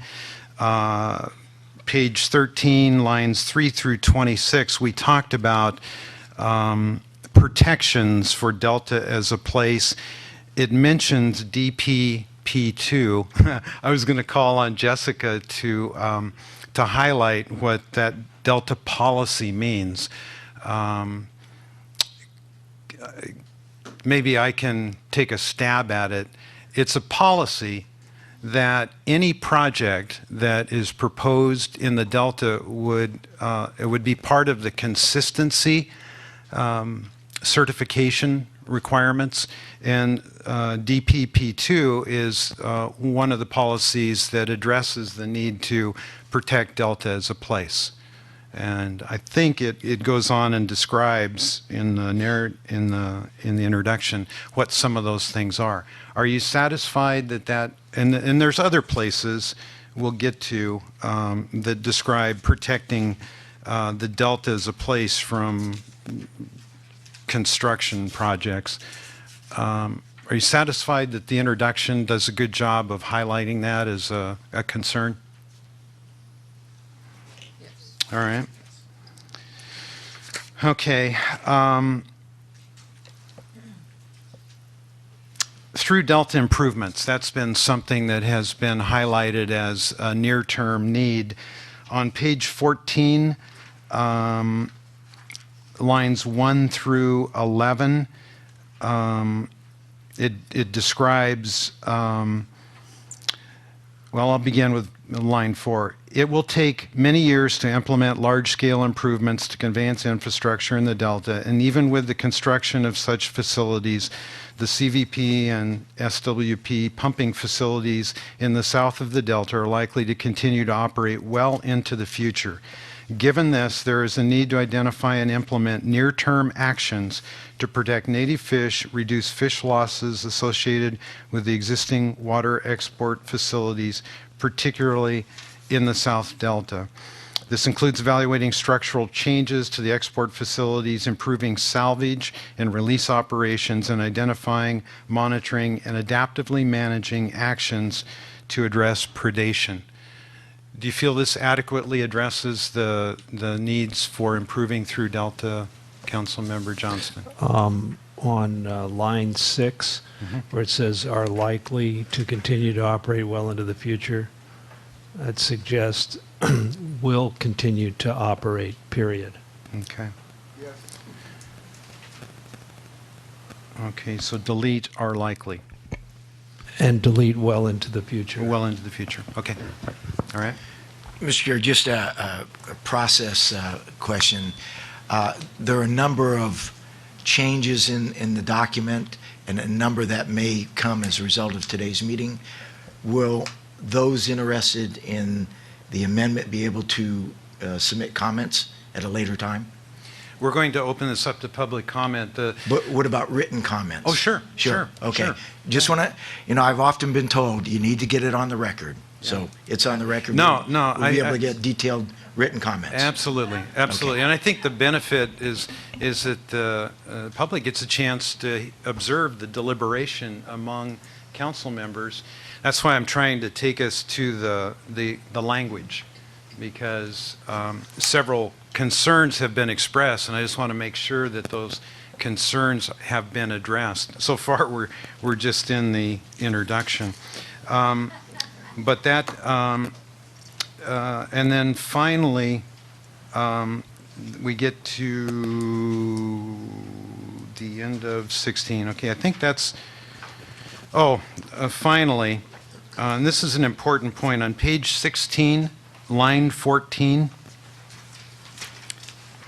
these provisions are recommendations, they are not regulations. They are intended to provide guidance to agencies implementing projects, but do not control a project's consistency with the Delta Plan under Water Code Section 85-225, or any appeal to the Council of a Certificate, page 17. It's really the conclusion of the introduction portion.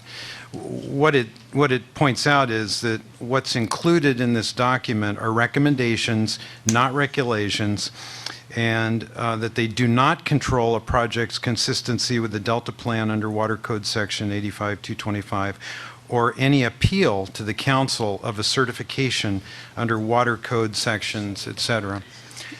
I think what this communicates is the 14 regulatory policies that are currently in the Delta Plan are what any proposed project will be judged against for consistency. There's been much said about that. I wanted to make sure that lines 14 through 17 adequately express, in the council's opinion, the role of recommendations and this amendment. Because as of, I think it was yesterday or the day before, there was a newspaper article that said what we are, the recommendations that are under consideration will be used to guide consistency certification. This specifically says it will not. I would make the statement, these provisions and recommendations, they are not regulations, a separate paragraph, then go on, it's another paragraph that they are intended. Did you hear me? I would make the statement, these provisions are recommendations, they are not regulations, period, a separate single sentence paragraph, and then go on to the rest of it. Okay. All right, staff, got that? Okay, that's all I had on the introduction. Anyone else have anything on pages 1 through 16 and a half?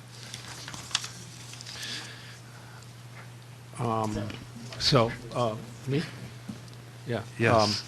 So on that last point, I was looking through the frequently asked questions, and I don't see this last point that you raised addressed. Maybe it is somewhere. Direct me to it.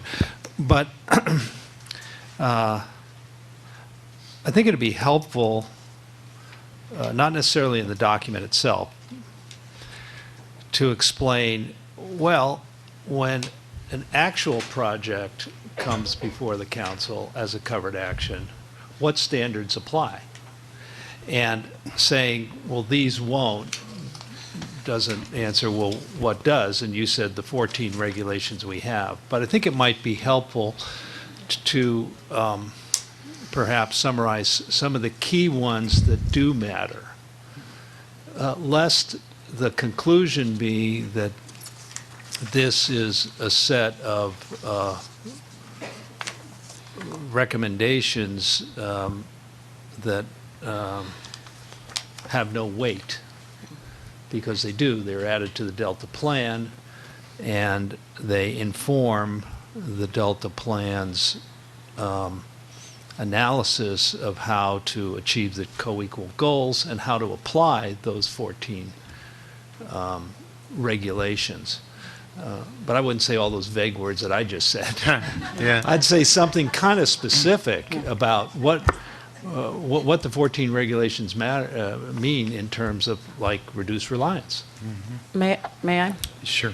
In the frequently asked questions document, which is in your binder as attachment 3, questions 1 through 3 get at your desire for that specific information, particularly question 2, what kind of regulations may apply to conveyance, storage, or operations projects that are covered actions?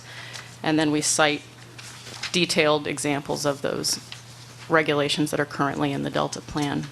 Is that what you're looking for? Yeah, actually, I kind of ran right by it, but yeah, so that's what I'm getting at, and maybe we just look at it again for specificity or clarity, but thanks. Okay. Or maybe we could add a line in the plan that kind of makes that clear. Yeah, okay. Jessica, you were out when I mentioned there's references, I think it was on page, I'll find, on page 13, references to DPP2 and GP1, and I asked if council was satisfied that that adequately described the regulations that apply. I think the answer was yes, but it goes to your question, Patrick, about how are the policies applied to this particular, to any project that comes before us. So if there's I don't know, maybe we need to provide a summary of the regulations, not necessarily because they're in the Delta plan, but maybe in in May when you bring the next draft to us, just list the appropriate Delta plan policies that apply. Yeah, we could certainly do that. I was actually just going to comment and remind the council that this will be integrated into the Delta plan, so they'll be in there, but we could reference them within this section, and then also for the separate pullout, since it's not now incorporated, we could actually include references or include the language. We can certainly do that. Okay, great. Patrick. On page 13, line 31, the language is, furthermore, new or improved Delta conveyance infrastructure should consider and seek to enhance ecosystem restoration opportunities, flood risk reduction, recreation, and quality of life for Delta communities. So that ought to be rewritten to say who does it, because the infrastructure doesn't do it. Human beings do it. Where do they reside? And on that point, I'd be interested in seeing if in the introductory part, and I know the issue will come up again shortly, but in a lot of places we say that dual conveyance or improvements in conveyance at all won't in and of themselves fix the ecosystem problems and the fish problems in and of themselves. Shouldn't we identify like who are the responsible parties here, at least at the state, within the state? Federal agencies have their responsibility. Maybe we want to cite those. But for instance, projects, and in fact our recommendation goes specifically to the Department of Water Resources. So clearly anything we say in the introductory or elsewhere when we talk about achievement of the co-equal goals and the other issues applies to them. It also applies to Fish and Wildlife, the Water Resources Control Board, substantially to our own council, to the Delta Protection Commission for the improvements in the estuary itself and the Delta's place, and local governments, counties and cities. So if we're going to say this is a complicated problem and there are a lot of things to work on, well, why don't we say who has to work on them? Because there's charges here for all of us. So land use decisions typically have been made by local government, and the history of land use policy in the Delta is replete with incidences and irreversible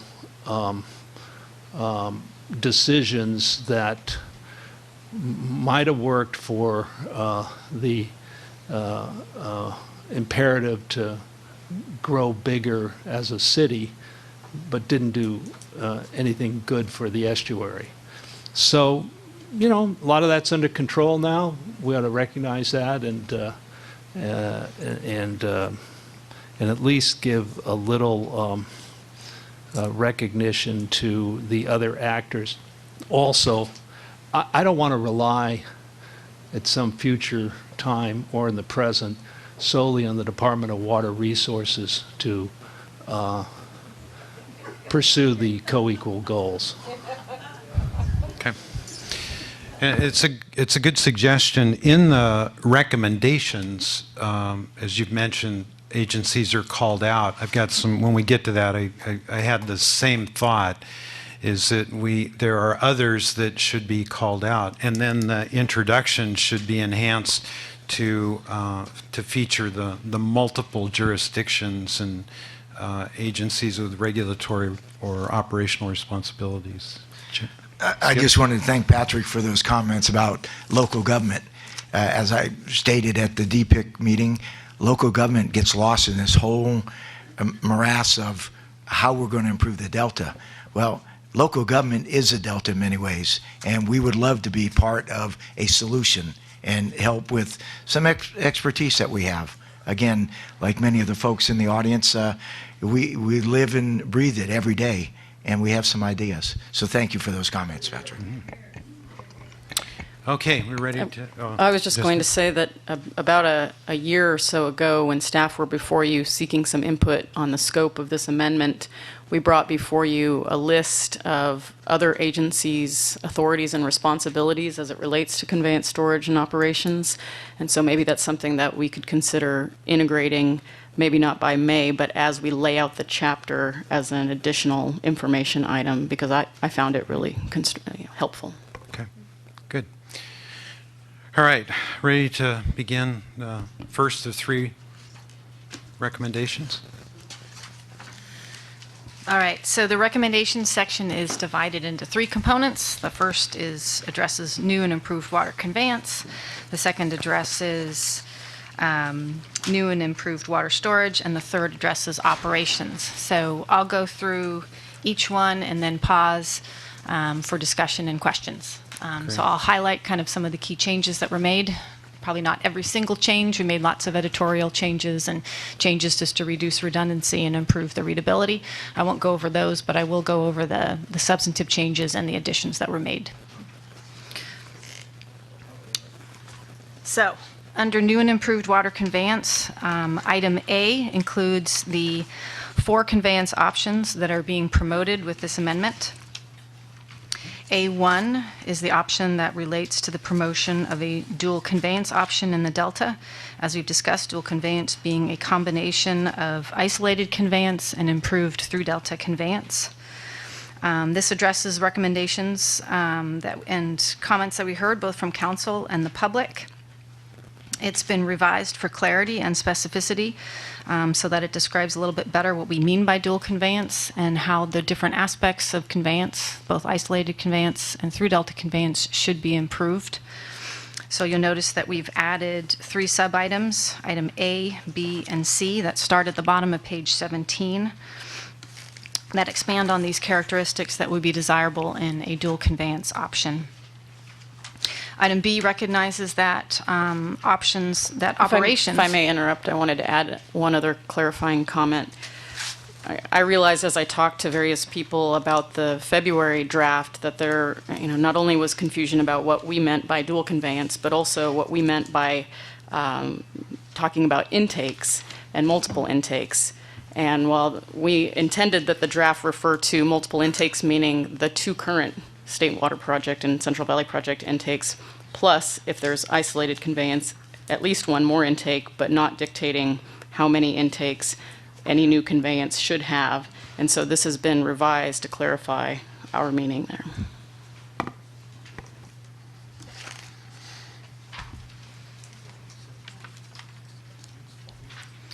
So item B recognizes that operations are a critical component of any conveyance solution. The details of how you construct it don't mean as much as how you're going to operate it in the future and making sure that you operate it for existing and potential future requirements. So item B recognizes that operational criteria for new improvements should be consistent with those that are being updated by the State Water Resources Control Board, including flow criteria. And item C reinforces the need to improve through Delta Conveyance. As we've talked before, through Delta Conveyance will continue to be a component of operations in the Delta, and improvements are needed both structurally and in how we operate through Delta Conveyance as part of a dual conveyance option. We made some very minor editorial edits to options under described number items 2 and 3. And then we made major changes and revisions to item number 4. So that starts on the bottom half of your page on page 18. Item 4 was replaced with a new and more detailed recommendation related to how we are suggesting improving existing South Delta CBP and SWP export facilities, including both their infrastructure and their operations. This includes 5 sub-items that start with A at the bottom of page 18 and continue on page 19 through item number E. These are consistent with recommendations by the National Marine Fisheries Service, U.S. Fish and Wildlife Service, and California Department of Fish and Wildlife, but they also recognize that additional study and evaluation is still needed prior to implementing some of these options as our science continues to develop. These changes were made in response to public comments that we heard in public meetings, in the council meetings here, as well as in a lot of comment letters.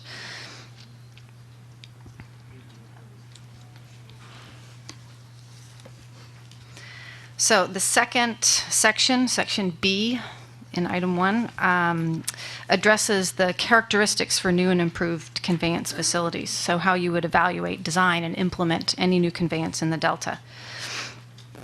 We've made various additions and revisions to this section. I'll highlight a few of them. Item 1B, which is on the bottom third of the page, I'd say, on page 19, recognizes that a range of facility sizes and configurations should be evaluated.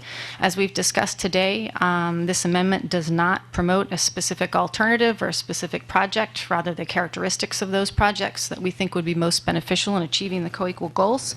And item B was revised to emphasize that a range of options does need to be considered. Carrie, this is also the section I referred to in my opening comments where this originated with the language in the Reform Act that were requirements for the BDCP, and we wanted to make sure that they were carried forward at a minimum and then building on those in our amendment. That's correct. That's a good clarification. Items A through H in this section were derived directly from prior code that referenced the BDCP, and those have been pulled forward and in some cases modified to reflect changed conditions and be consistent with the remainder of the amendment. And then we also added 3 new items. So these are items that hadn't appeared in the prior code. Those are items I, J, and K that appear on page 20.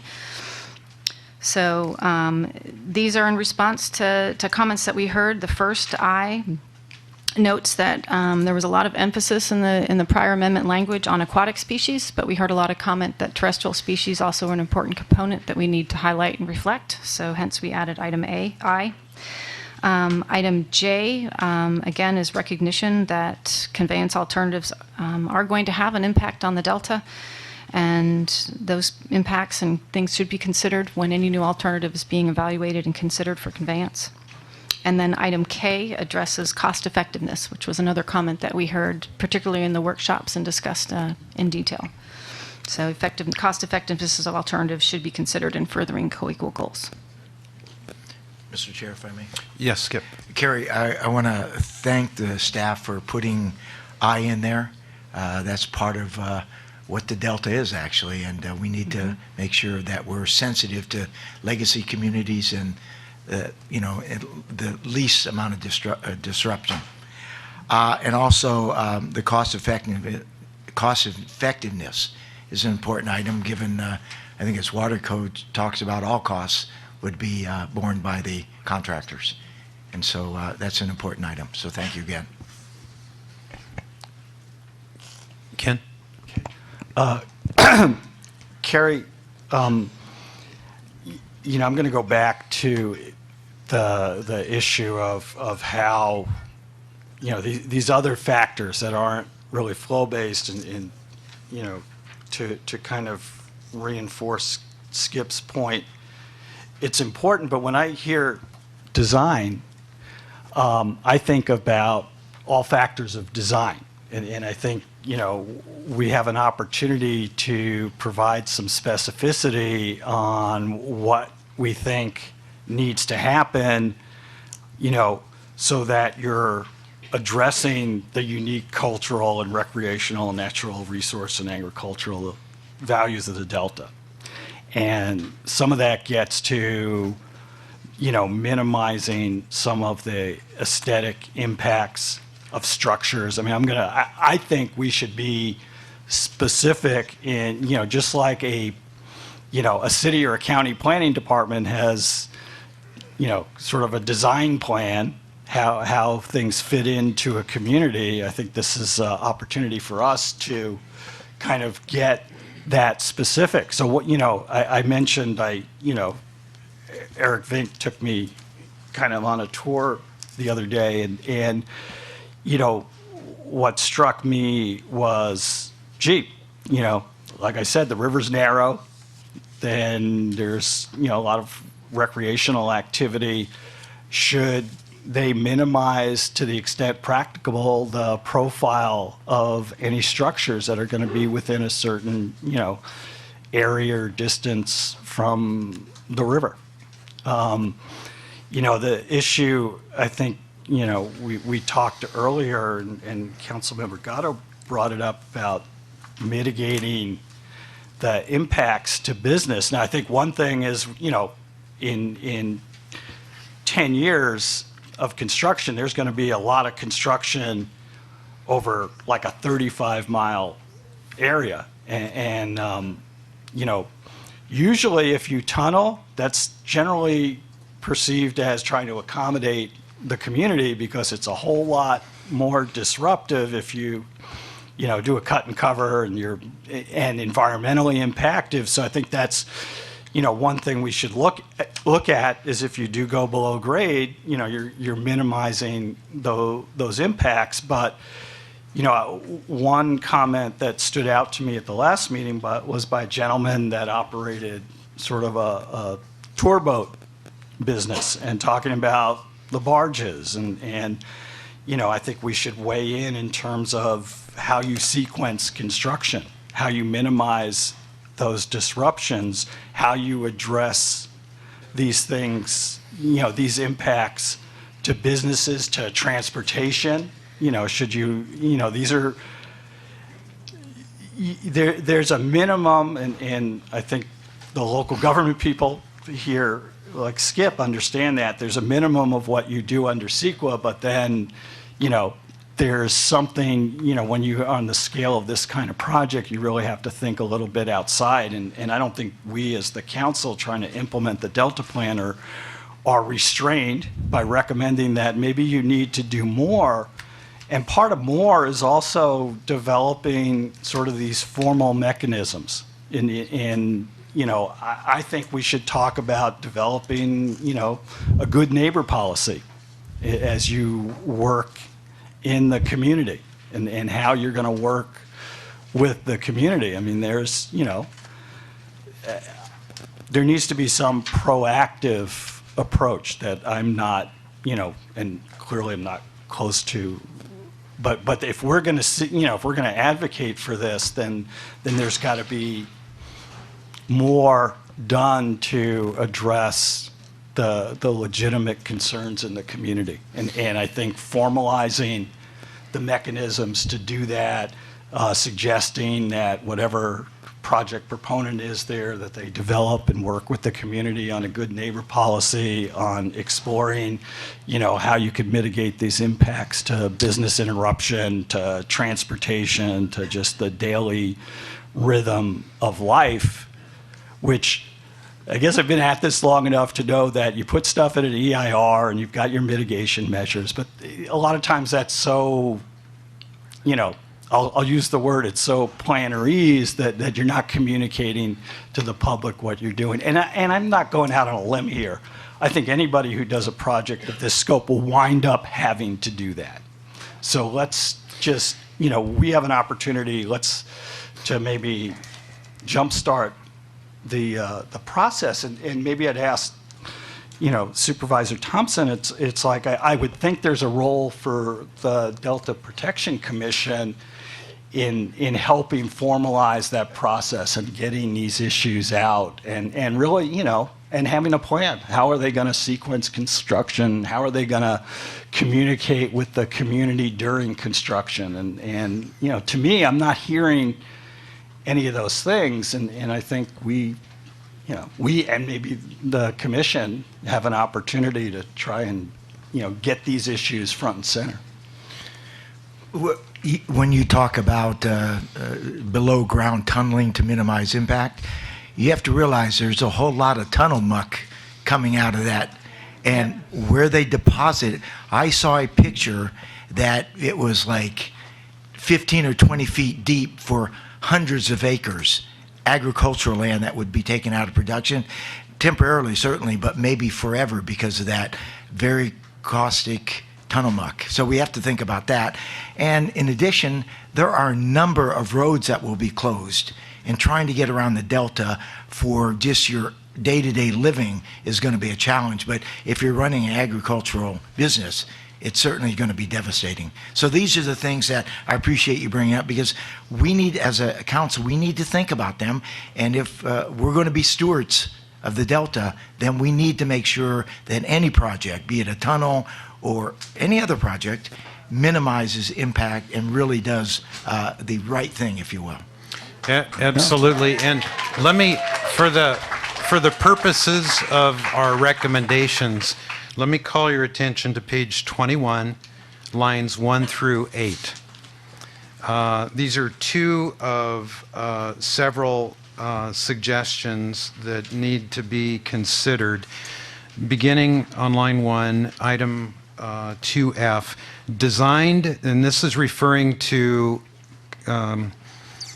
Conveyance in this recommendation, designed to minimize disruptions to transportation and business activities during routine maintenance activities.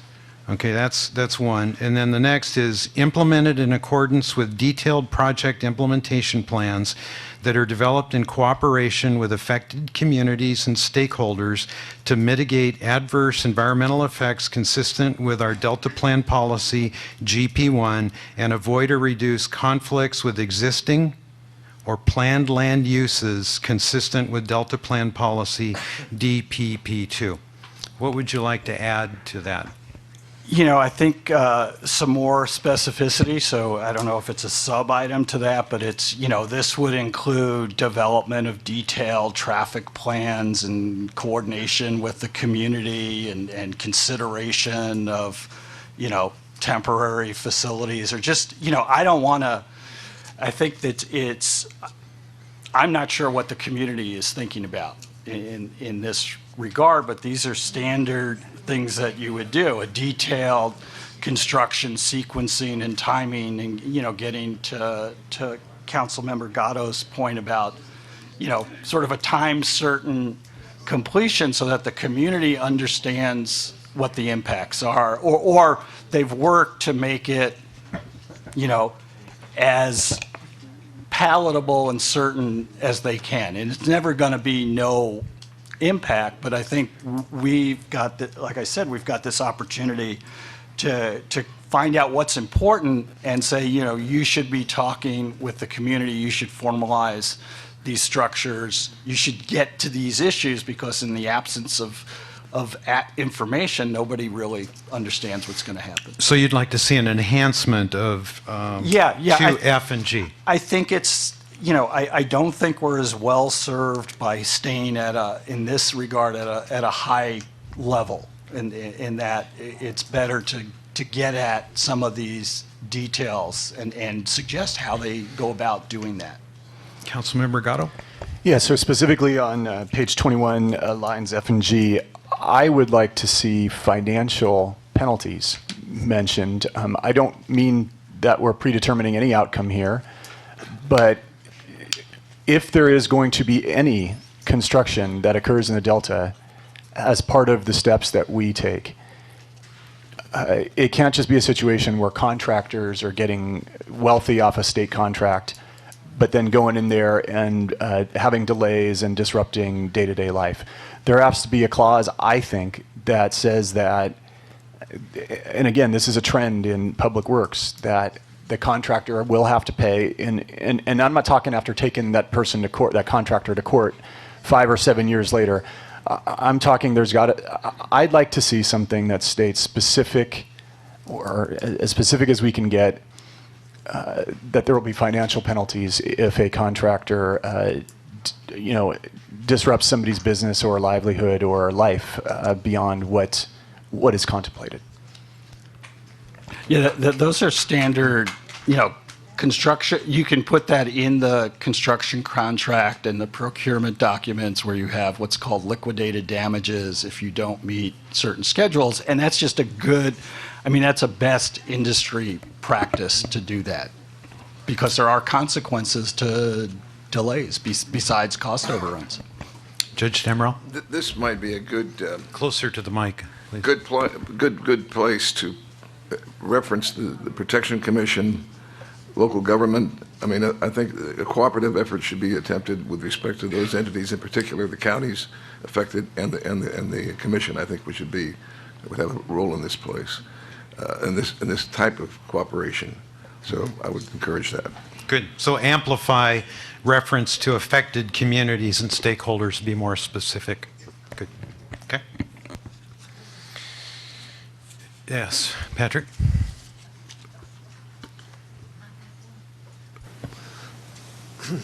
On page 18, line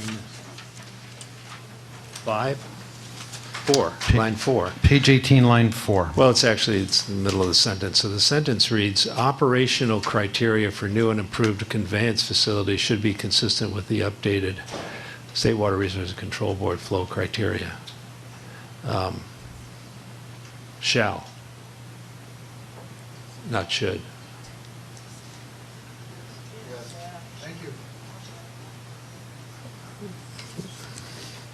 That'd be my recommendation. Okay, got it. Okay, and then on page 19, on line 29,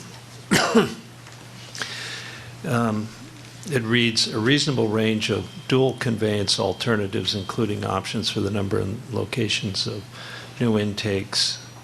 This is under the heading of, what they have to study. And so, Carrie, you mentioned that was intentionally changed. And looking at the red line, is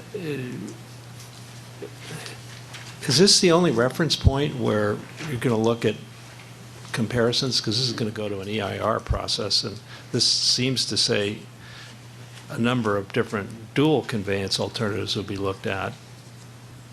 Well, this is a Presumably- recommendation for project proponents to examine a number of dual conveyance alternatives. Well, where does it say that?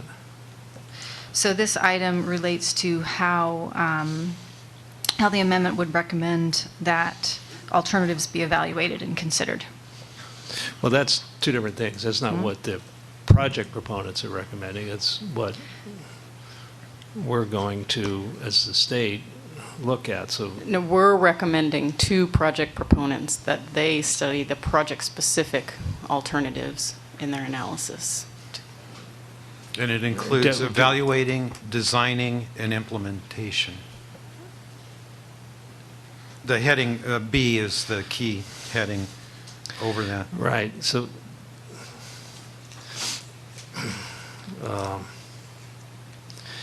well, we have a lot of passive sentences here. Maybe they ought to be active, because so it begins, new and improved Delta infrastructure should be based on an evaluation. It doesn't say whose evaluation. If you mean the project proponents, we recommend the project proponents look at all the ways you could do dual conveyance, then Yeah, that would make Okay. it much We'll clearer. clarify. Yep. Yeah, it's a good suggestion. While you're on that page, A is B1A is one of the places in the recommendations that gets at Skip's concern about when and how much water is taken out of the system. Does that address the concern you expressed earlier?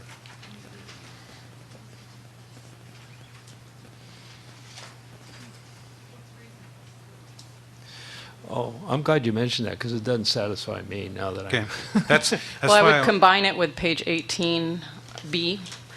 There are actually probably several Yeah, sections that we yeah. talk about this. Yeah, right, yeah. So, something that says that that's in water board control, right? Flow standards, and their duty, which we ought to reinforce, Yeah. is to protect, the rivers and the delta and the bay, and they're in the process of doing that, and encountering much controversy to do a really hard job that is important for the achievement of the co-equal goals. So, right, that's what we want to reinforce.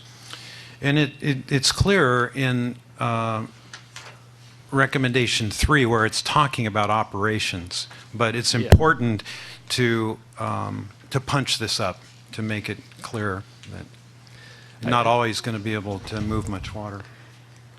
Do you have specifics about how to punch it up? Well, referencing what's in when we get to the third recommendation on operations, there's some language in there that could be utilized here just to reinforce. I know we're trying to- Cross-referenced? Cross-referenced, Okay. yeah, cross-referenced. That's a good way to do it. So one more, Okay. one more on this, on page 20, line 16. This was an addition that was made. The cost effectiveness of the alternatives in furthering the co-equal goals. I don't think we can monetize all delta values. I'd rather say that there's a cost-benefit analysis.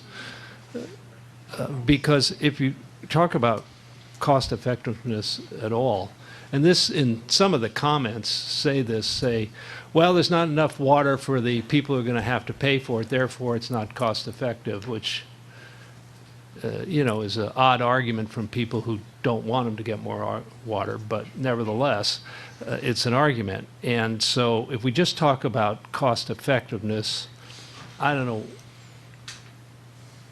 what the definition of that term is, but I suspect it's how much you're getting for your money, and if that's just in terms of water deliveries for anybody, it would run the risk of overlooking the environmental values. And we run into this issue all the time, like with a levee priority study, which is you can't do anything for the environment in levee rehabilitation because you're taking money away from the more important task, which is flood protection, and flood protection's always related to the protection of people, but property and financial incentives. I was just going to say, Patrick, thanks for clarifying that, because in my mind, I was thinking cost-benefit, and it is a different definition here. So my thought was cost-benefit. Okay, good. Is there that relationship? Thanks. I think we should bring back some options on that next month after we do a little bit more research. We actually started first looking at cost-benefit analysis and came to the opposite conclusion of you, that it would be more difficult in that process to monetize some of the ecosystem and heritage values of the delta through that process, and that's why we went with cost effectiveness. But I don't have the definitions I in actually front of me. don't want to so- monetize them. Right, so that's why I just points don't want the them to get difficulty. ignored in the Sure. interests of figuring out whether Carrie, you- do you want to talk A about traditional cost-benefit analysis will compare the cost to build a project with the monetary benefits of the project. So you end up with a BC ratio, a benefit to cost ratio. And if that ratio is greater than 1, then the benefits outweigh the costs. But as you mentioned, when we're talking about environmental benefits, it's often difficult to put dollar values to those benefits. And we had a lot of discussion internally about this. We went leaning towards cost effectiveness, because a cost effectiveness analysis looks for the least costly way to achieve the desired benefits. So it doesn't rely strictly on monetary benefits Okay, so to we reach don't that need to go on to conclusion. this, but it may be a footnote that explains just what you said, which makes sense. Yeah, thank you. Okay. I just had one more thing in this section, and that is on page 21 under C1D, talks about modifying the conveyance capacity or hydraulic characteristics of existing delta waterways, and it refers to dredging. We've received public comment in support of constructing a dam across the Sacramento River that would incorporate a hydroelectric project.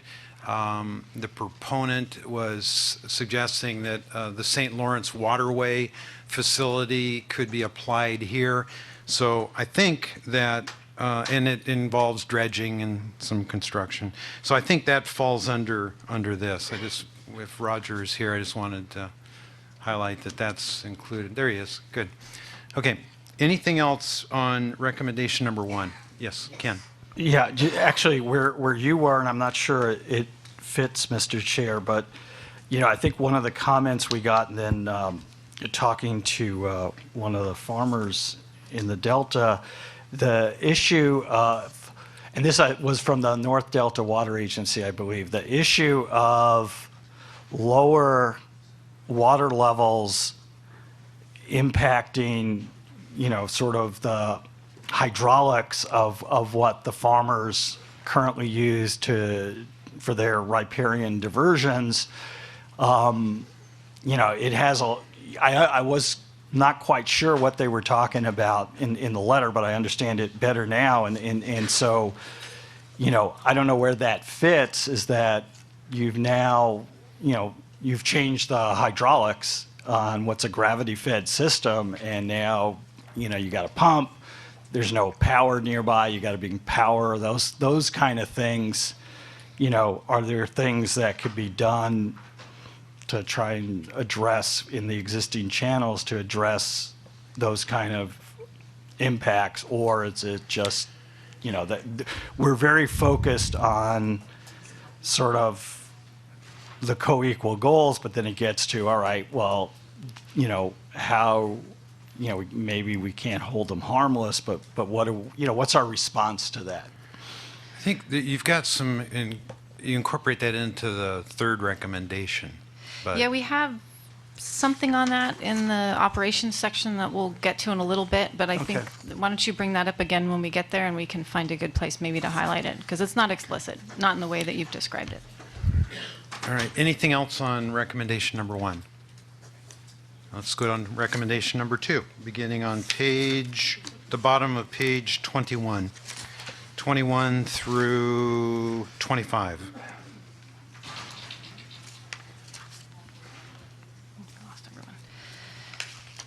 All right, so we've made a number of changes and refinements to the text in the section on storage, which is section 2, new and improved water storage, including some additions that I'll highlight. Under A, which is the section in which we promote options for new or expanded water storage, I will highlight that we made modifications to the option promoted under number 2, which is on line 15 of page 22.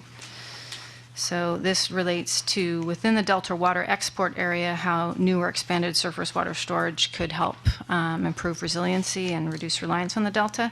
So we've emphasized, per council member comments, that these operations would help us to store more water during wetter periods so that we can reduce those exports in the dry periods when the Delta is vulnerable.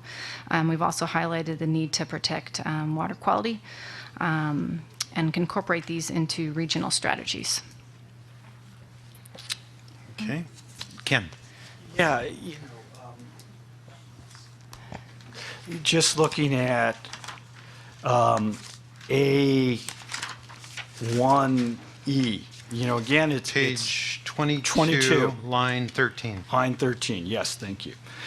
Again, I think we're better served by more specificity on some of this. We had John Lehigh from the State Water Project yesterday, and this issue of investing in infrastructure that will enhance the ability to get to these groundwater basins. I think it's not, what I took away from John's comments is their limited sort of getaway capacity from the California aqueduct, which limits how much they could recharge, but then there's also, hey, they've got to make some investments in recharge and pumping facilities and that kind of thing. And I think that's something that we should be specific about, that the storage, that includes, investments. And, if it's the little sip, big gulp, it's move it in a hurry, get it to where it could be recharged. And that's where this, linkage to Sigma really comes in very strongly. So I'd like to be specific in that, and instead of the general, contribute to improved conjunctive management and sustainable management of groundwater basins by, investments in expanded getaway capacity from the aqueduct. And I think we do have conveyance. some of those more specific, recommendations you're talking about. Some of them are on page 24, where we talk more specifically about new and expanded groundwater storage, and others are starting on page 28 in the operations section, where we talk about the importance of conveyance infrastructure, for example, in facilitating our ability to recharge groundwater aquifers and use them in a conjunctive manner. We also reference in-lieu recharge and other mechanisms. Right. So as we go through those, I think there's some opportunities there 'cause maybe to I think enforce just, those. really recommending you need to invest in this, and you need to build that infrastructure. Mr. Chair? Yes. Quick question. Skip. The California Water Commission, what's the relationship and how do we coordinate with them on projects?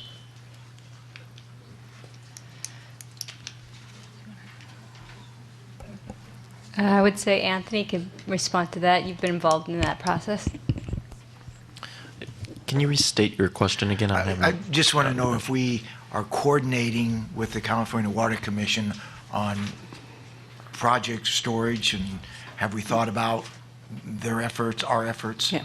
We were part of their Regulatory agency planning development, team. right. I don't remember what the name was, and commented on several versions of their guidelines as they were being developed for Prop 1 projects to make sure that they were consistent with the current Delta plan. Okay. Anthony and I and Randy even have been involved in multiple meetings with both their previous executive director and staff and some of their board members. So I would say we're coordinating pretty closely, but if there's something specific you have I a just question bring it about, up we could try to because address it. Councilmember Johnston's comments about making sure everyone is involved in this effort. And so just wanted to know to what extent the Water Commission has been involved. Okay, on page 22, line 1, item A, it talks about operational flexibility. We need to do some cross-referencing to define what we mean when we say operational flexibility. And then B is okay. Item C seems like it should fall under number 2, because this section is talking about options for new and expanded water storage, and then number 1 is within the Delta watershed. But item C talks about greater flexibility in storing exported Delta supplies. Seems like that's, or if it is referring to, for example, a site's reservoir that would be considered in the watershed, we need to be more specific about that. Yes, and these are divided up into those recommendations that apply to the entire watershed of the Delta, which includes the Sacramento and the San Joaquin River basins and their watersheds, and those that apply in the export area. So Yeah. I think, as you noted, But it- it's like a couple of these cover both, and it specifies both, and a couple are only specific to the watershed or the export area. Okay. Do we need to describe how to better take, under item D, take advantage of periods when water flow and quality conditions are favorable for improving water supply delivery, reliability, and flexibility, and protecting, restoring, and enhancing the Delta ecosystem? Is there a cross-reference that we should apply to that? Because that goes to, it's an attempt to address the concern that Skip mentioned earlier. And then under E, contribute to improved conjunctive management and sustainable management of groundwater basins. It'd probably be a good place to reference sigma.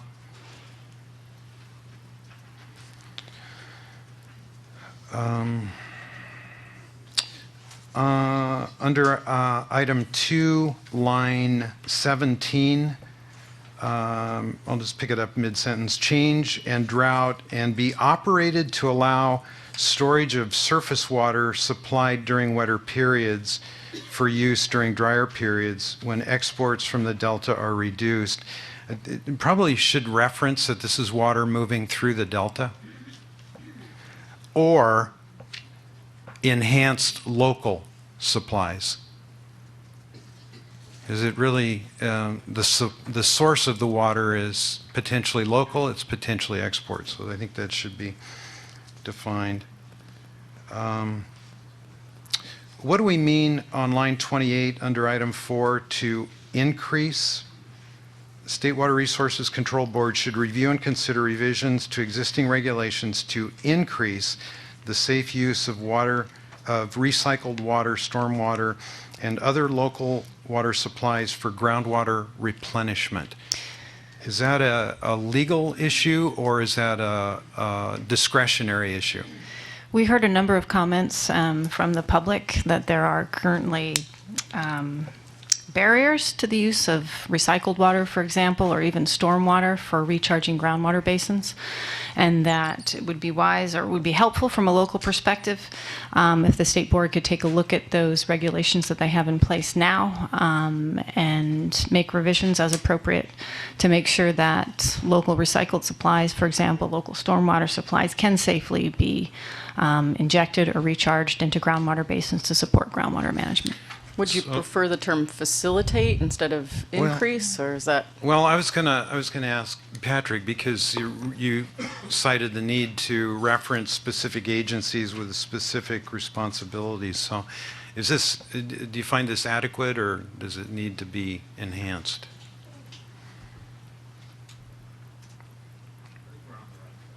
Okay, all right.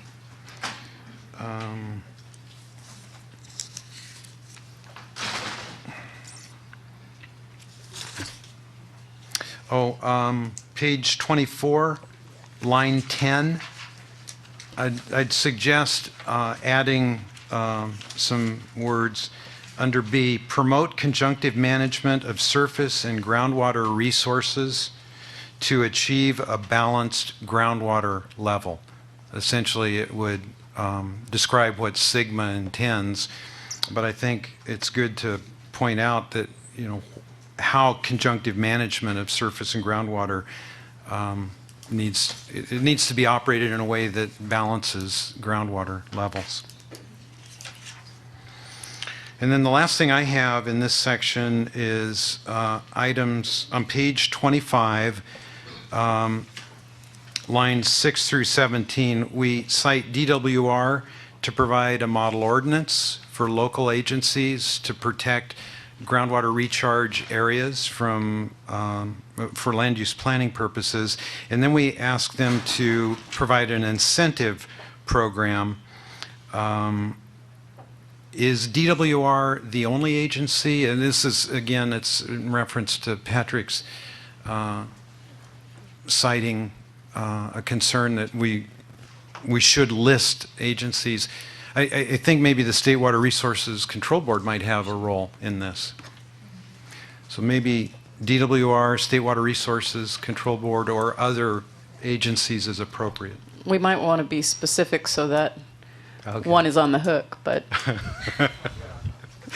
Well, I see Michael George here, so should we change this from DWR to the State Water Resource? No. Okay. Anyway, that's I noted your comment earlier, and I remembered the DWR was cited for these. So maybe think about it and bring us something back in May. Anything else on 3? Susan?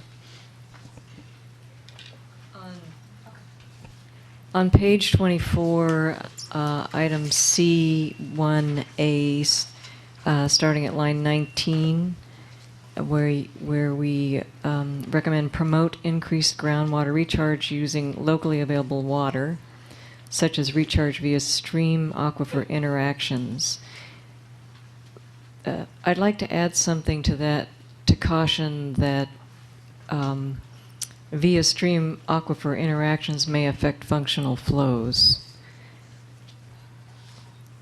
And What do you mean by that? well, for example, if a groundwater sustainability agency decides that they want to recharge a certain subbasin via a stream, and they start essentially overloading that stream at a time when it's not normally experiencing high flows, you could be affecting ecosystem processes. And another recommendation of ours is functional flows in terms of operations, so we would be conflicting with our own recommendation about functional flows. Or more natural flow instead of enhanced to provide that recharge. Okay. Yeah. Ken? We're Yes. still on Yes, recommendation number 2. Yes. So I'm not sure if this is B1B or B2, page 23, Okay. or B2A, but I think putting it in B1B sort of makes a stronger statement where you've got contribute to regional self-reliance and reduced reliance on the Delta. And this is storage by dedicated carryover storage pools for dry year use. I mean, I think we should be explicit is that that's why we want them, whether they have existing storage or they're building new, it's got to be operated in a way where, you're just not going to drain it like a cash register. You're going to set aside water for a dry year, so you're reducing your reliance on the Delta. This is an example. On page 16 in the introduction, there's language, I think, that would get at what Ken has offered, and sometimes it's good to include the introduction language in the recommendation just to help make that linkage.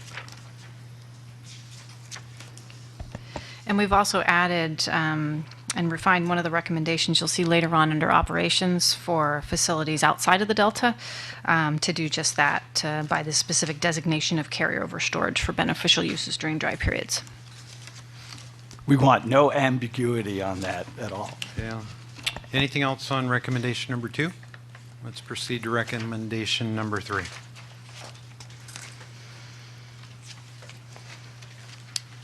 All right, number 3 addresses improved operations of storage and conveyance. It starts on page 25 and extends through page 29. We've made a number of additions to this section. If you want, I can go over those additions quickly, and then we can go back and walk through it, maybe section by section, if that works. Sure. Okay.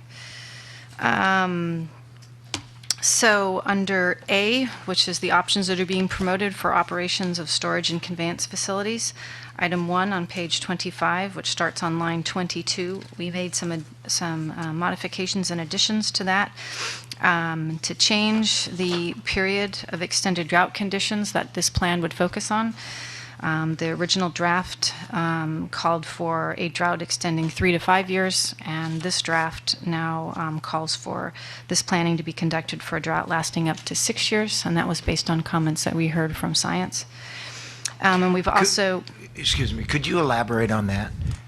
Yeah, so this recommendation is for the Department of Water Resources and Bureau of Reclamation to develop a coordinated operation plan for the State Water Project and Central Valley Project to meet flow and water quality criteria during extended drought conditions. So something that we found over this more recent drought is that the plans that are in place for operations don't necessarily work when we're under extreme hydrologic conditions, particularly droughts that last more than a couple years. So this recommendation is to put more long-term plans together for, in the event of extended drought conditions, how could those operations change? Could we have those plans already developed and approved so that you don't need to make emergency changes during the drought itself? And I would also say that we had 3 or 3 to 5 in here before, and what we heard from folks, and actually Jeff Mount, I think in a conversation we had with him, said that the most recent droughts showed us that a lot of agencies were planning for 3 years already, and those plans got blown out of the water by recent dry periods, and so we need to do more. And this is consistent with some of the recommendations that Department of Water Resources and State Water Resources Control Board have come out with recently with respect to drought contingency planning and other drought-related planning. So in particular, you'll notice in the middle of this item number 1, starting on line 26, we've also noted now that in developing this plan, DWR and Reclamation should develop criteria for defining appropriate levels or stages of drought affecting the State Water Project and the CVP. So that mimics what's being requested of local agencies in preparing their drought contingency plans. We've also added a new option. This is item 2 that starts on line 35 on the bottom of page 25. This recommends development of an adaptive management plan for operating through Delta Conveyance associated with the State Water Project and the Central Valley Project. As I think we discussed earlier in the meeting, through Delta Conveyance is going to remain an important component, but it does need to be adaptively managed for changing conditions.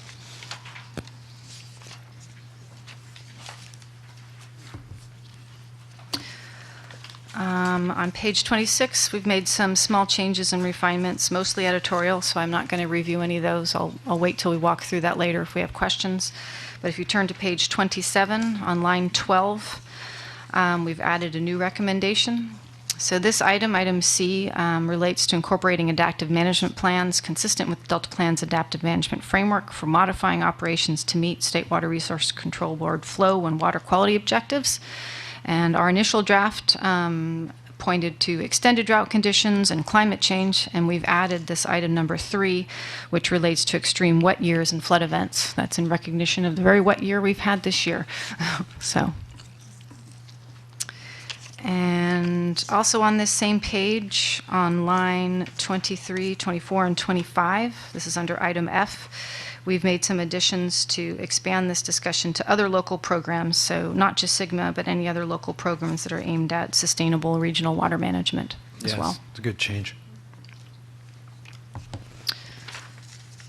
And I'll just highlight one more thing before I let you walk through. On page 28, line number 24, this is where we're discussing the operations of newer improved conveyance and diversion facilities outside the Delta. These are facilities that would likely be in the Delta export areas.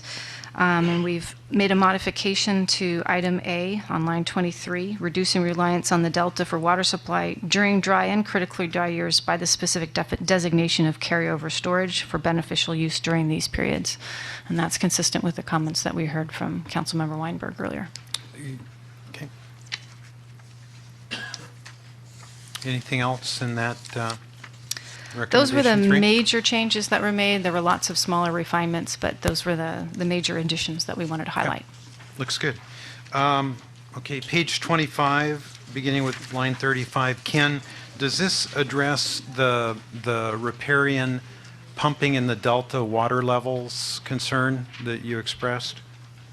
DWR Reclamation should develop an adaptive management plan for the coordinated operation of the State Water Project, Central Valley Project through Delta Conveyance for the purposes of protecting, enhancing, and restoring the ecosystem and maintaining adequate flows and water quality for agriculture, recreation, and communities in the Delta.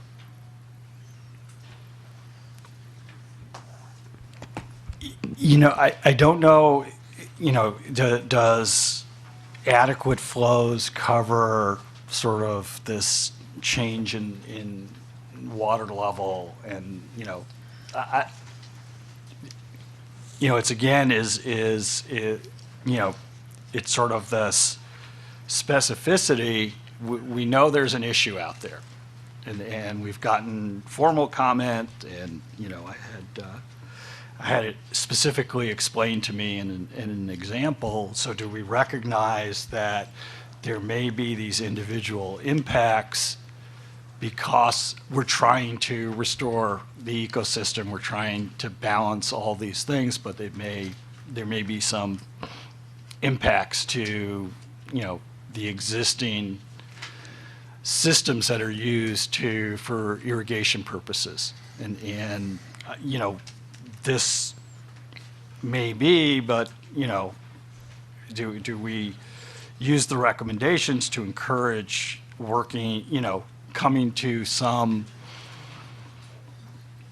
I don't know if it's a meeting of the minds, and I'm apologize for not being specific. It sounds like we need a hydrologist to determine and help us understand if it's a problem or a perceived problem. So maybe staff can just work say, on it's been that. brought to our attention. I understand it. I understand the hydraulic issue, and I understand the financial impact and the fact that the infrastructure's not there. So, do we make a recommendation that whoever, whenever something happens, that's something they need to consider? And maybe it's, hey, you need to consider because we say it elsewhere, I think we need to, we talk about impacts to agriculture. This is an economic impact to agriculture. Why don't you go to who provided that information to you and ask them to submit some written comments? That'll help. Yeah, no, I mean, it was one of the directors at a reclamation district out there on Tyler Island. Okay.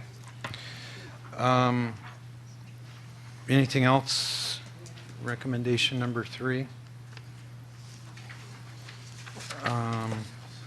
I would again suggest on page 28, D2B, line 26, improve conjunctive management of surface and groundwater resources to achieve balanced groundwater levels.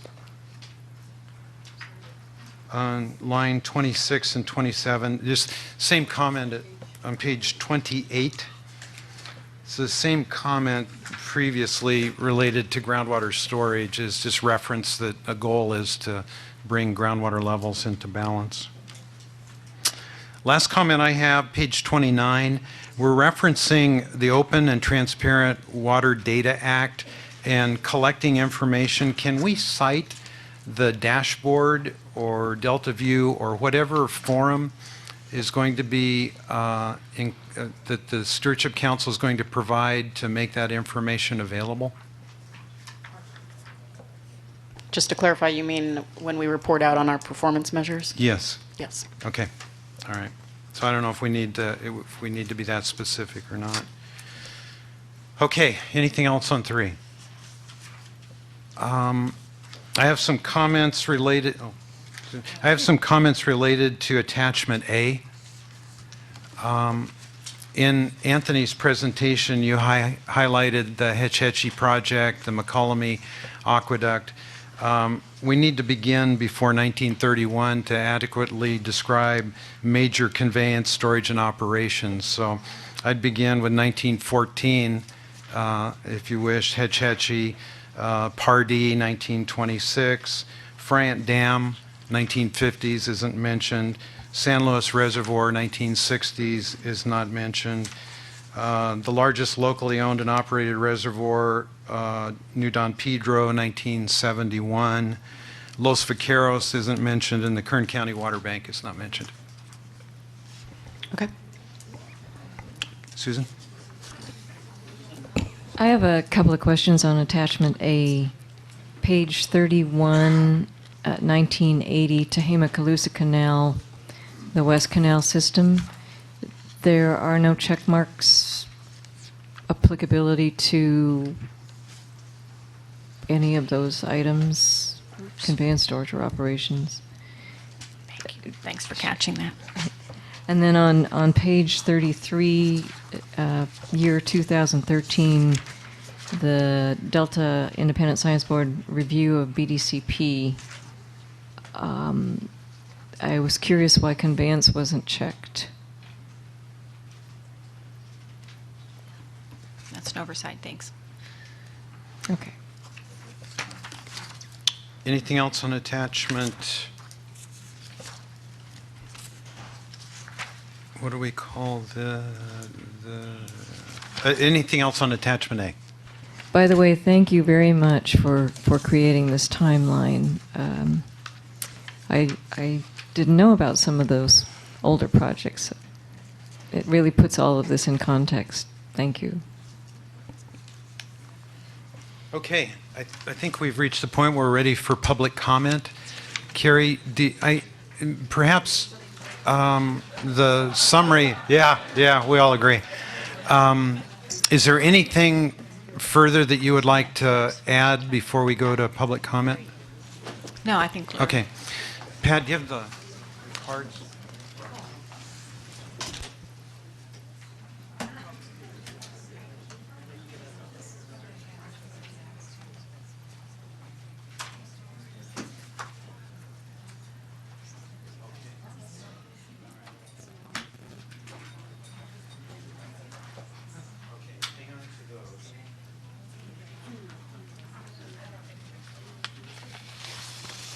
Okay, again, what we're going to have to do, because we've got about 30 requests for public comment of people who are outside of this room. So somehow we're going to have to facilitate a movement of bodies to, when we get to, when we've exhausted the number of those of you in the room that wish to comment, we'll have to facilitate a movement to provide those outside the room a chance to come in. Okay. Okay, so let me do it this way. Let me call off a half a dozen names so you can queue up to the podium. You'll be addressing the council from there. And again, I'll remind you that Vice Chair Tatayan will assist in the timing by providing you some lights. So, Reichel Everhart was Senator Galgiani's office. Daniel Lopez, Barbara Berrigan Perea, Roger DeFate, Bill Martin, and Roy Vineyard.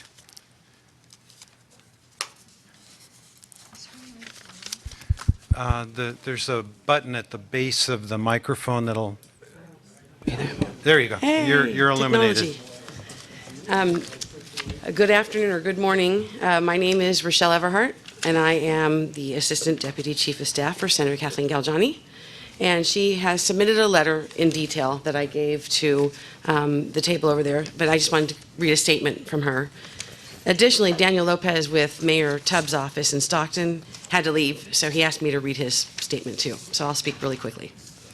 So for Senator Galgiani, her statement is as follows. For many environmental, agricultural, and structural concerns, coupled with the tunnels project not having a clearly defined finance plan, Senator Galgiani urges the council to work together to create a comprehensive and consistent approach that takes into account all projects in development, including regional water projects, which have been developed by regional partnerships. Senator Galgiani believes that a cooperative approach will be a more productive way to move towards the co-equal goals rather than spend time on money on conflict and litigation. And as I said, her 2-page letter has been submitted for your review. Okay, on behalf of Daniel Lopez, City of Stockton Mayor Michael Tubbs' office.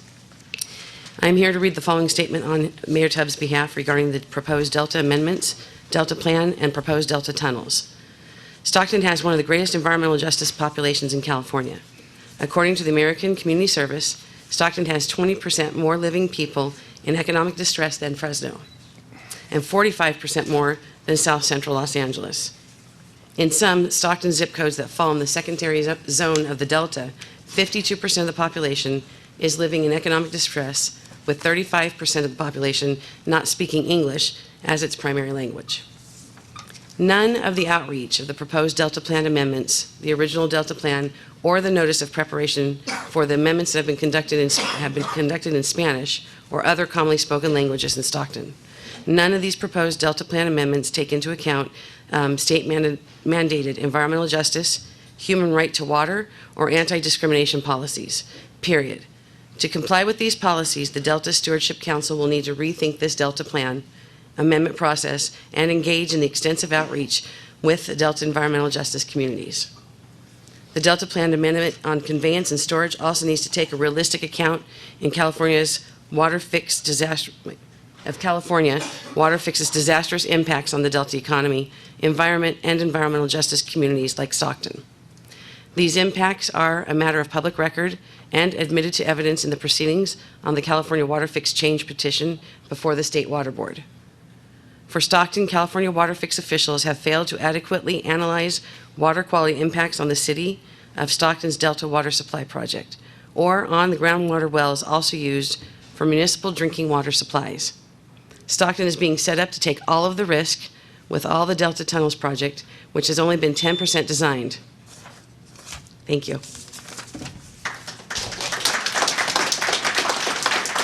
Okay, Daniel Lopez. She read for Daniel Lopez because great. we were told it was going to happen sooner. Thank you. Barbara Barragan-Perea from Restore the Delta, Chair Fiorini and council members.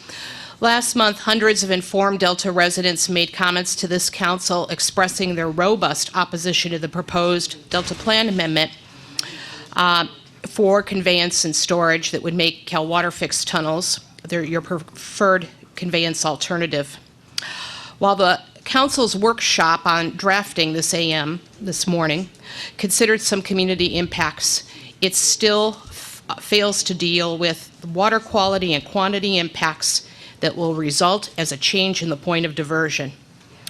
This is not a complete surprise to Restore the Delta. For 11 years, we have engaged in public processes to properly express documented concerns regarding the Delta tunnels, because we maintain that if the state followed its own laws, codes, and policies, the tunnels would not move forward. The council clearly favors science that is pro-tunnels. NIMS sent a scathing letter last month that said we will lose the salmon fishery and that fish will do worse with Cal Water Fix. There will be new reverse flows with the Delta tunnels. This is tied to science, but it is lost on the staff, the consultants, and council members here today. This council, like other state agencies in California, fails to absorb, act on anything that doesn't support Governor Brown's pro-tunnels agenda. That is why for 8 years, we have offered this council, by doing analysis using science-based data and economics, alternatives to the Cal Water Fix plan.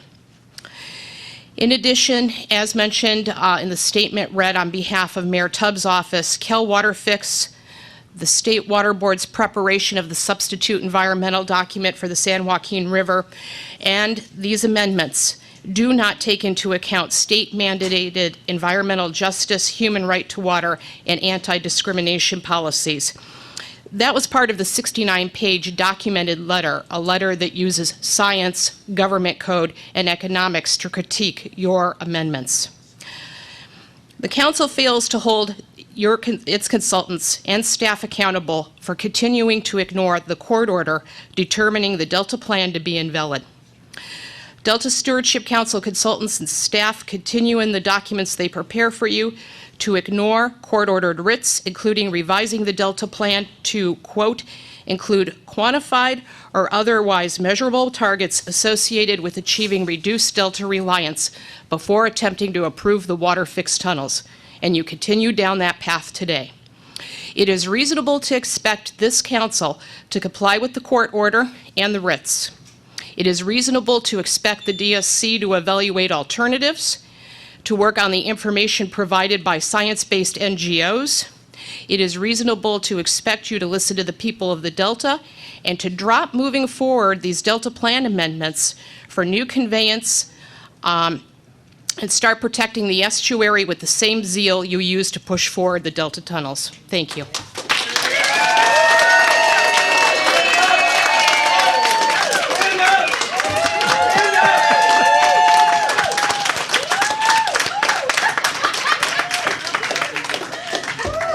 Wow, I don't think I can top that. My name is Roger DeFate, and I'm a process control engineer. I specialize in hydroelectric systems, water and wastewater projects. and I've done that for 45 years. I'm a fisherman. I fish 4 days a week in the Delta, and I live in Discovery Bay.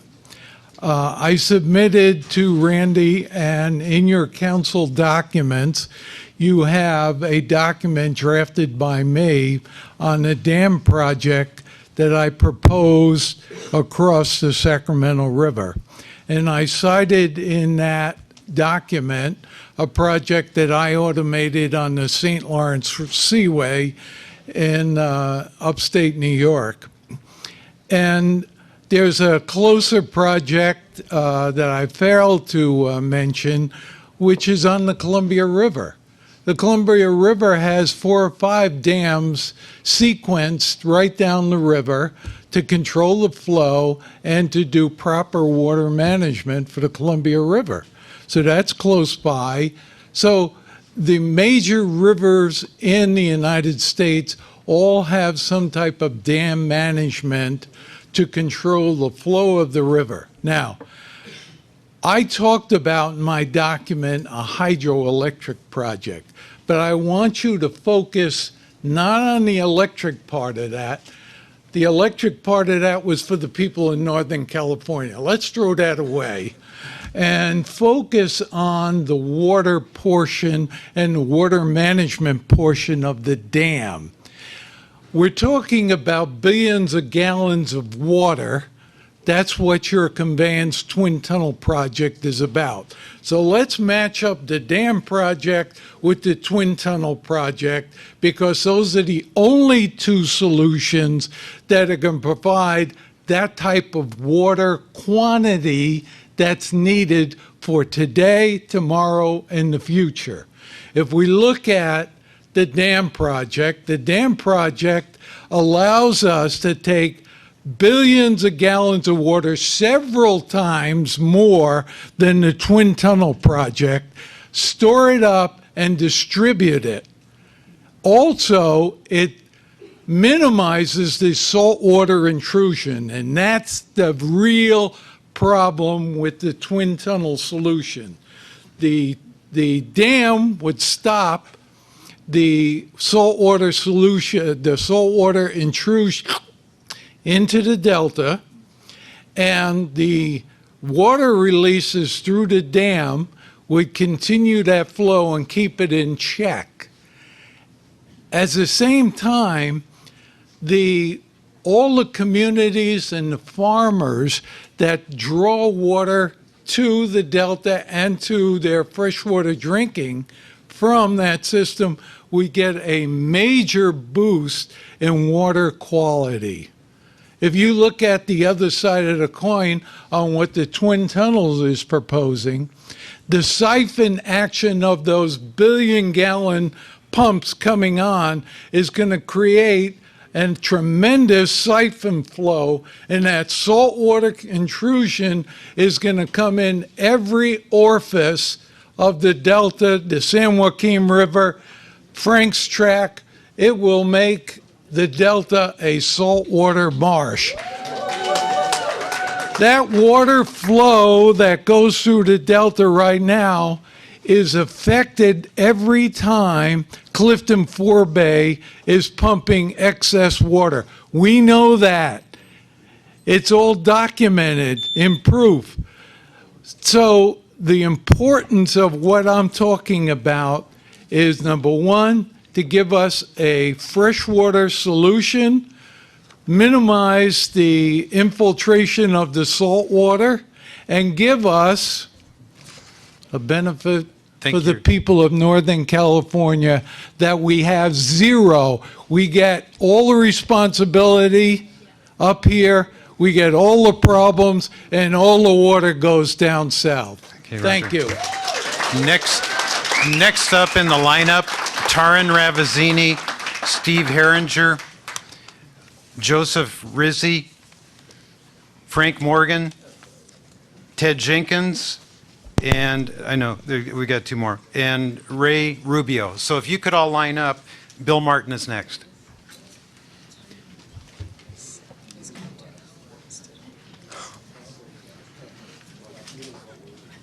Thank you. My name is Bill Martin. I'm a long-term San Francisco resident. In my view, the proposed amendments do not adequately address a great number of issues. In my few minutes, I'm going to address two of those issues.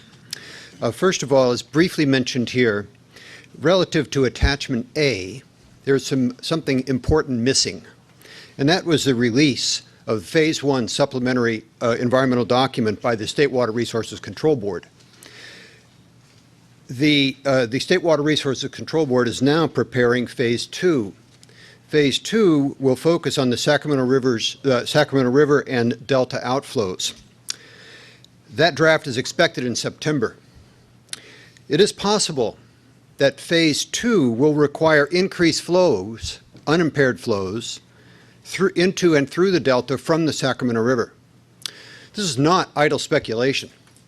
In Phase 1, the Water Board's proposal doubles the flows from the Tuolumne, Stanislaus, and Merced rivers into the San Joaquin and through the Delta for reasons that are apparent from your Delta plan and your amendments.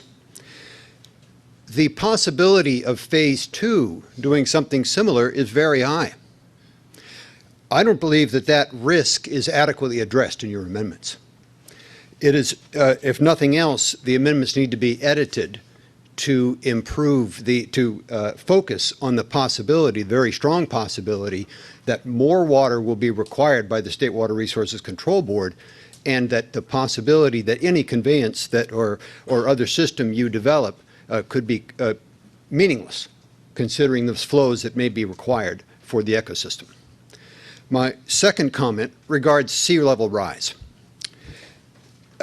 Recent changes to sea level rise estimates from NOAA, the Army Corps of Engineers, and the National Research Council. These are data that's been updated in 2016. Increase, shall we say, the risk of higher sea level rises than are apparent in your amendments. So, for example, I believe the amendments describe something up to 55 inches of sea level rise through 2065. The risk of that has been increased to approximately 30%. In other words, it's about a 1/3 chance that 55 inches is not enough. I don't think that risk is also adequately addressed in your amendments. So, in closing, I strongly believe that any tunnels project is deeply flawed. I have outlined two of the many flaws in this proposal, and I look forward to future opportunities to point out others. Thank you very much. Thank you. And if each one of you, when you come up, identify yourself, that'll probably save some time. Okay, I didn't make it, so I'm going to change this. Good afternoon. My name is Roy Vineyard. I've been a resident of Discovery Bay since 1986. The task you have been commissioned with is sometimes clouded with slanted truths. One of the tasks is to read through and understand a lot of material in order to make your recommendations to the powers to be. Let me quote from the Integrated Environmental Modeling Policy Brief that you guys sent out.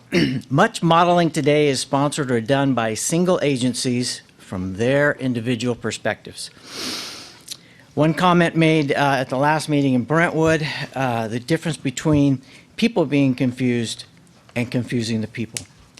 So what I'm asking you, you guys have already addressed much of this, not charging you, is to be transparent, to be clear with recommendations you're proposing. Economist Jeffrey Michael, director of Center for Business and Policy Research at the University of Pacific, is quoted as saying the Delta tunnels are conspicuously absent from the U.S. Treasury Department list of major recommended projects final list. Mr. Michaels points out that the tunnel's economics don't work. It amazes me that anyone still believes public officials who say the tunnels can be built without substantial taxpayer funds. While it has taken a long time, the media and the public are slowly catching on. Now, it appears that infrastructure consulting firms working for the federal government who have strong incentive to promote mega infrastructure projects recognize that the project cannot be financed as claimed by project proponents, and the overall economic justification is lacking, end quote. Key phrase here, the public is slowly catching on. One avenue that we tried was Proposition 53, which would have required voter approval for state mega projects costing over $2 billion in state revenue bonds. Governor Brown swayed the voters with the thought of taking away local controls of projects. However he slanted it, the public bought it, and the proposition failed. I'm still scratching my head on how he got the gas tax and the vehicle license raised under the radar to help pay for the bullet train. The last part of the bill says it can be used for public transportation. Dianne Feinstein was thought to be all for the tunnel project. At least I thought she was. But in Los Angeles town hall meeting, April 20th, she clearly states that she is not committed on the project. Mr. Thompson, at the last meeting, had some questions about some of the reports that he was presented. Different words that meant the same thing, but were different. Sorry, I'm almost done. Mr. Weinberg, in this meeting, said people get confused with planarese that the public doesn't really understand. My point is to be transparent. Tell the truth. Do not just change the wording to confuse the people. Thank you. Dry. Thank you for your time on this task for the betterment of the Delta and the people of California. Thank you.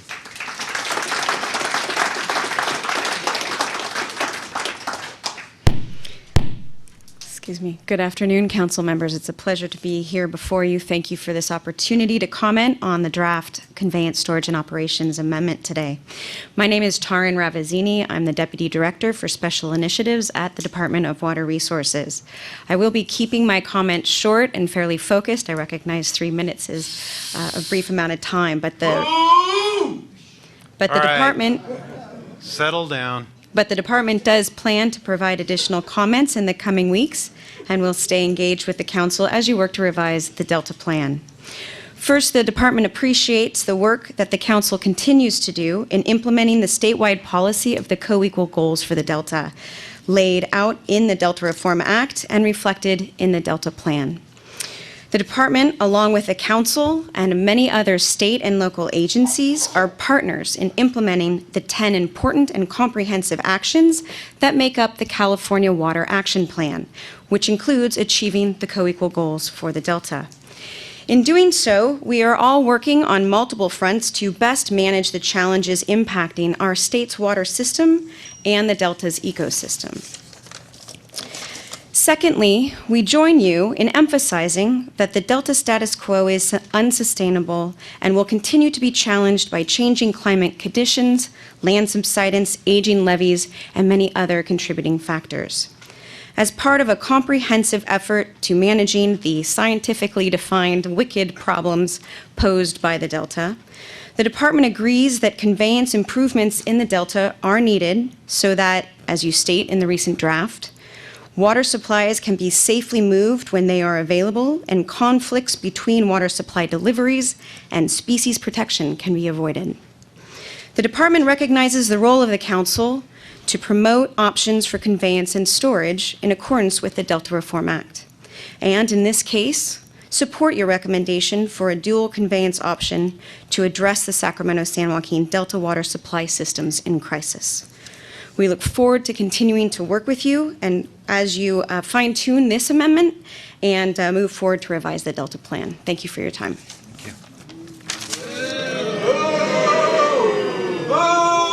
Let me just caution the audience. The hallmark of our March meeting was a respectful response to everyone, regardless of their opinion. I want to encourage you to continue that theme of respect. Please. Next up. Joseph Rizzi. I'm an inventor. I sent you all, or you all have a handout of mine. I was here at the last meeting. I disagree with about the fact that there isn't a silver bullet, like I keep hearing over and over again, that there is no way of fixing it. I have given you the opportunity to actually read how to get it fixed. There's actually 3 bullet points that you need to make sure that you're actually dealing with. One is to stop killing the fish. If you don't let the fish into the Clifton Court forebay, they don't get killed. You take both your water exports, and you take them and you get them from Clifton Court forebay. That was what I was talking to you about before.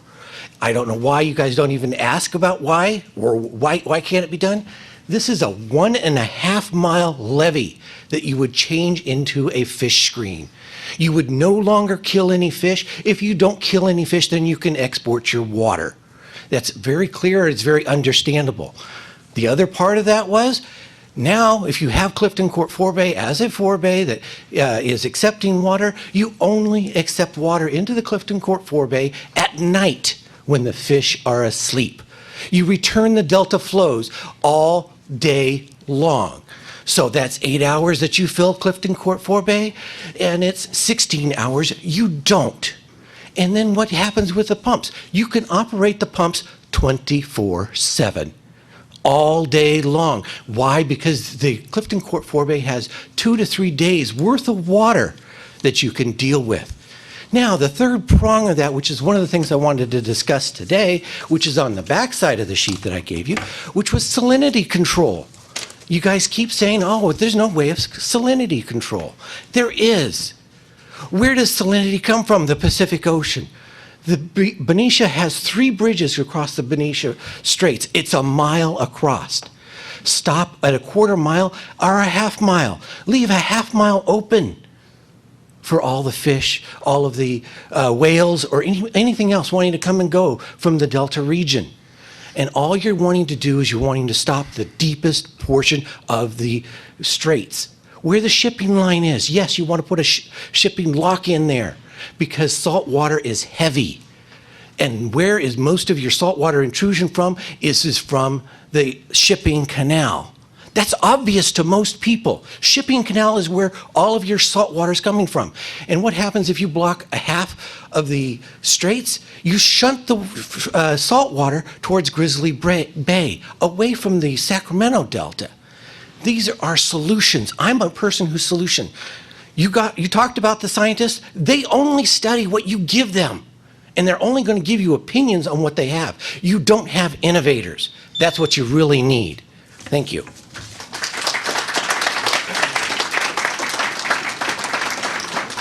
Good afternoon.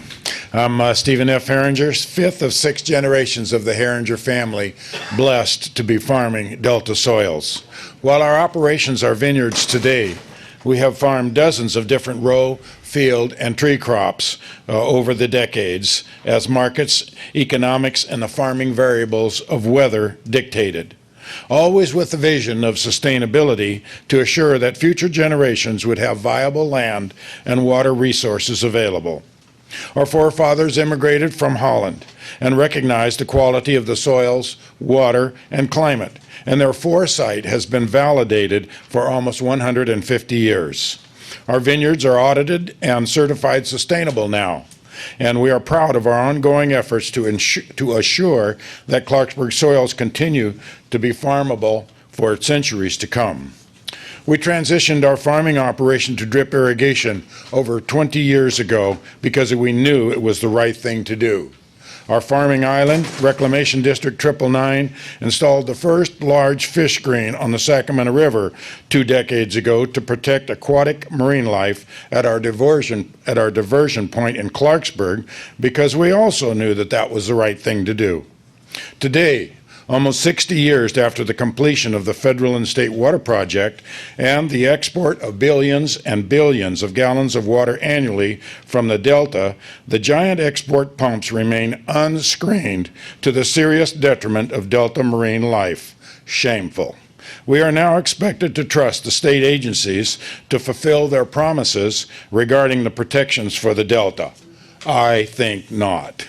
But it's a new century now, and there are new big ideas to ensure water reliability for our Southern California and Central California Valley residents. Are we going to trash the North Delta with huge infrastructure projects, millions of cubic yards of tunnel muck, a 2 decades long construction project that decimates the Delta, produces not 1 gallon of new water, degrades the water left in the Delta with increased salinity, and offers precious little hope of restoring the faltered ecosystem? The California Water Fix is widely recognized as primarily a conveyance project that jettisoned significant actions of conservation measures that were contained in the BDCP as they were proven to be unachievable and unobtainable. Our huge disappointment with this decade-long process is that no other options have been truly vetted. The Delta Stewardship Council is charged with protecting, restoring, and enhancing the Delta ecosystem. Your mission statement documents that the co-equal goals of the Delta shall be achieved in a manner that protects and enhances the unique cultural, recreational, natural resource, and agricultural values of the Delta as an evolving place. Changing the Delta plan to promote the California Water Fix will not accomplish that. Thank you.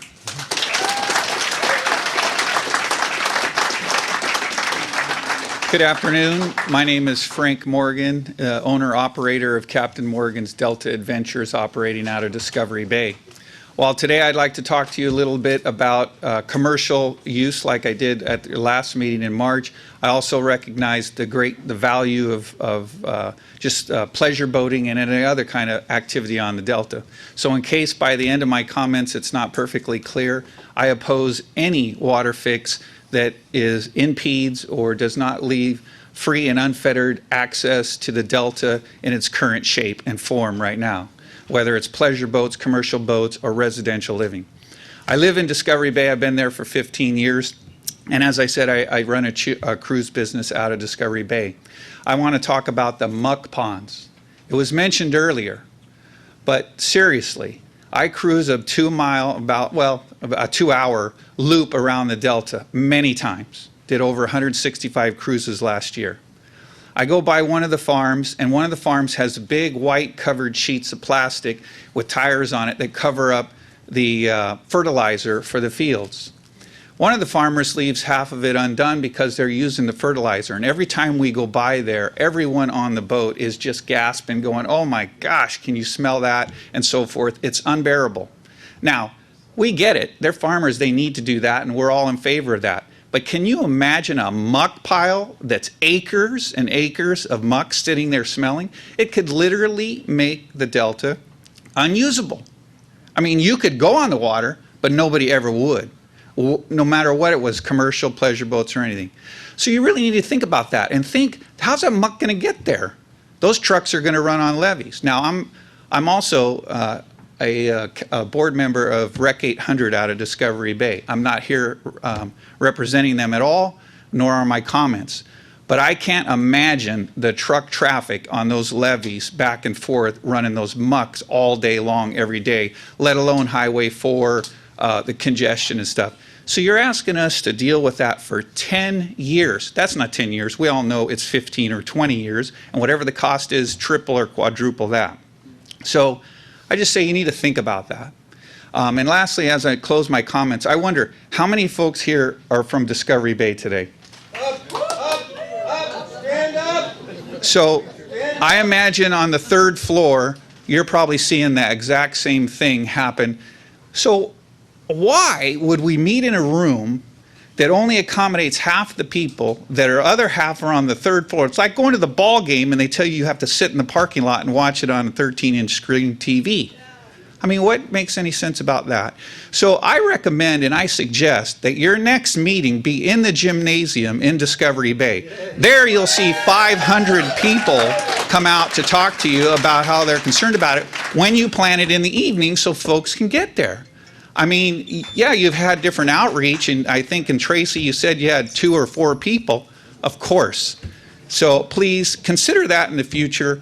Also, as a last comment, in the interest of providing better information, and one of the council members here said, and I was impressed by your comments, how it changed your view when you talked to the farmer and you saw the delta. Well, I'm here to offer every one of you and your staff a free ride on the Rosemarie that's higher than the levee height.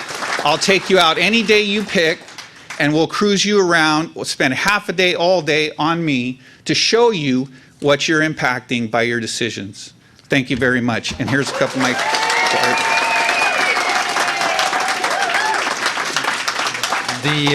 The next six in the lineup: Roger Mammon, Bob Wright, Dan Mont, Bill Peace, Scott, excuse me if I'm mispronouncing these names, Scott Botruff, and Jan McCleary. Those are the next six in the lineup. And we have Ted Jenkins. I'm Ted Jenkins. Robert T. Jenkins is my full name. I moved to Discovery Bay in 1973 when my daughter was an infant. Now she's 44. And I was an electrical engineer in Silicon Valley. I cooked the chips, worked for Gordon Moore my whole career. I'm a Caltech alum and trustee member. And I'm following a couple of impressive speeches, especially the one about some engineering solutions. You talk about a lot of science and how the science is and everything else. That's important. It's very important. But the other thing is the solution's going to come from an engineer or engineering, and they have to be crafted according to the science. Some tremendous ideas here. So I say that's important. My personal opinion is that I'm totally opposed to the tunnels. They're way too expensive for what we get. I heard the committee with the presumption of that's built into your process, and that is balancing these couple of things. I would just ask you to review that, because I think the value proposition of doing that is inappropriate or insufficient of the total benefit that we get out of the project if it's done that way. So think about that. The tunnels, in addition to being expensive, don't make any incremental water available. Basically, as we've had a lot of discussion about, they take fresh water above the Sacramento sewage plant, which, by the way, in Sacramento, we recycle all of our water. Goes back in there. There's been a recent project to get the ammonia out of there, and this all goes downstream and is useful. This is sort of a historical result, but anyway, that was done. So as a consequence of that, we end up with saline intrusion, stagnation, lower quality water for East Bay Mud, who takes their water out of the Delta and drinks it. Better priorities would be, I think we need more storage in California. We're talking about rising temperature. Snowpack stores most of our water. 60% of the California water comes from the Sierra Nevada. 75% of the Delta water comes from the Sierra Nevada. With rising temperature, we run the risk of running out of water in August. The other thing is a little bit different idea, but a lot of countries in Europe have flow control to deal with rising tide. I would say flow control at Carquinez Straits would be a good idea. We don't need a big saline lake between Pittsburgh and Stockton. So anyway, my 2 cents. Thank you. And if you find that your comments have been covered before, it's adequate to say, I agree with so-and-so and If I remember If- that, yeah. I'll be sure and try to do that, sir. Thank you. My name is Ray Hartshorn Rubio. I live in Discovery Bay. Thank you so much for your time. I appreciate your efforts in going out and talking to people. I prepared a written statement, however, I have a couple of questions. I was kind of confused as to why there was no discussion in this meeting regarding how much water is currently being sent down to the south, nor how much these new conveyance methods will send. It kind of concerns me because I know of a case in Brentwood, a farmer raises walnut trees. He has a walnut grove. They have long tap roots. Well, the root has reached down sufficiently far enough already to strike saline water. The trees are dying. He's having to bulldoze his orchard. And this is occurring as I speak in Brentwood right now. So that, to me, makes it really important how much water is already going down and how much more are we going to send down if there's already saltwater intrusion into basically the ground in Brentwood. Science is only as good as the scientist. My concern is he's influenced by the questions as well as, I don't want to be crass, but who pays him? The other thing is I didn't hear anything about conservation, permanent conservation, recycling, a little bit about recycling, but anything our entire state can do to permanently affect how much water we use. Again, thank you for your time, and I just want to read my statement. 390 words. That's about the number and the tool I get to try and to reach into your souls to save my home, save the Delta's precious waterways and its many wildlife inhabitants. 390 words to combat American corporate greed and political machinations designed to benefit the few at the cost of the many. I have lived in the Delta for 20 years and in Discovery Bay for 11 of those years. I raised my 19-year-old son there. I built a church in Brentwood that served the community as a multi-purpose facility and childcare, and I plan to retire in Discovery Bay in a home that I managed to save just barely from the financial crisis in 2008. You may remember that when our country, even the world's economy, almost went down in flames due to, once again, American corporate greed. Tell me, how do I, a middle-class woman, stand against a class of people who are billionaires willing to influence politicians and potentially destroy an entire ecosystem just to get more water to make more money? What makes them so special that they can destroy my small town community, the most fertile farmland in our country, and eventually an entire ecosystem, simply so they can make a few more bucks? Why isn't a net worth of $1 billion already enough? Research shows your recommendation in favor of the Delta tunnels will do the opposite of what the California Water Code 85054 states. You cannot continue to take from the Delta's natural resources of water and not expect even more encroaching of seawater. Eventually, you will take your own source. But it won't matter to the few billionaire farmers and developers when that happens. Just the thousands of us little guys like me who will lose the retirement value of their homes and potable water, and the fishes, birds, and the land which will cry out in vain. Who is to blame? Who is to blame?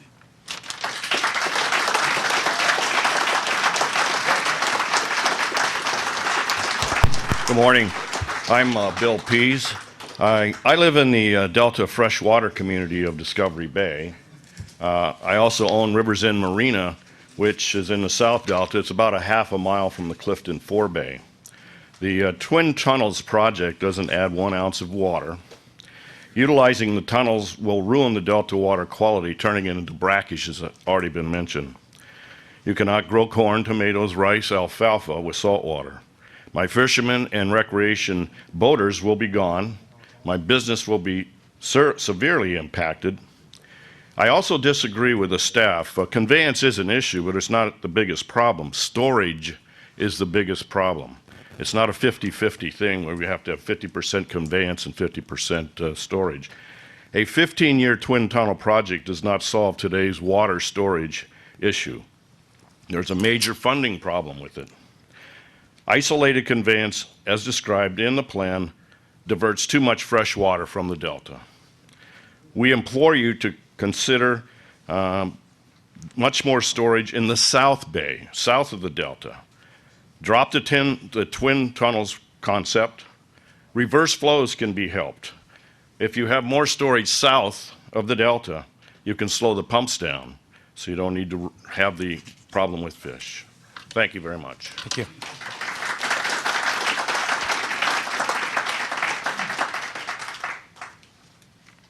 Hi, I'm Scott Bottorff. I'm a member of the Pipe Fitters Union. I don't live in Discovery Bay. I live near Knightson. on a small farm dependent on the delta for its irrigation and the groundwater supply. And I've learned a lot today, and I've learned a lot from all this process. But just to be short, something that came to mind today on the bus ride up, I read a quote. It's a quote, not my opinion. Those who cannot remember the past are condemned to repeat it. So I heard today this insurance at trust, and I heard a lot of the water projects over the years, but I wrote this down in reference to the Owens Lake project when they ruined a lake and turned it into a desert. And I believe these people that are proponents of the tunnels operate in the same spirit of the people that facilitated that. So, good day. Thank you.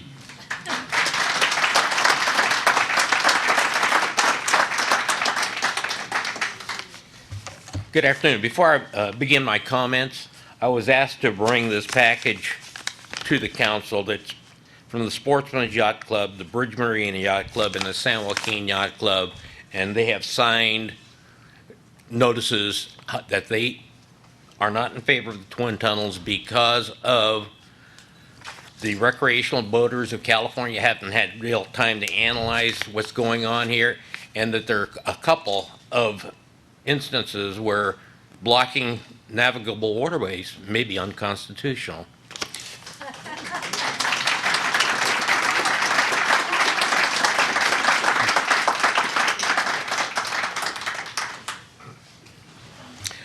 Good day, Chair Fiorini, members of the council. My name is Roger Mammon. I'm Secretary of Restore the Delta. I'm President of the West Delta Chapter of the California Striped Bass Association.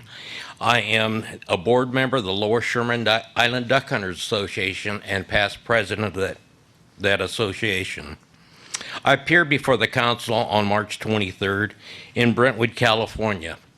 At that time, I pointed out that the people assembled in the room were not confused about what dual conveyance meant. Today I am before you to say I am confused. I'm confused about what happened prior to the construction of the water projects in California. The people of Northern California made sure that it was placed in the water code that only water that was surplus to the needs of the Delta would be exported. What happened to that law?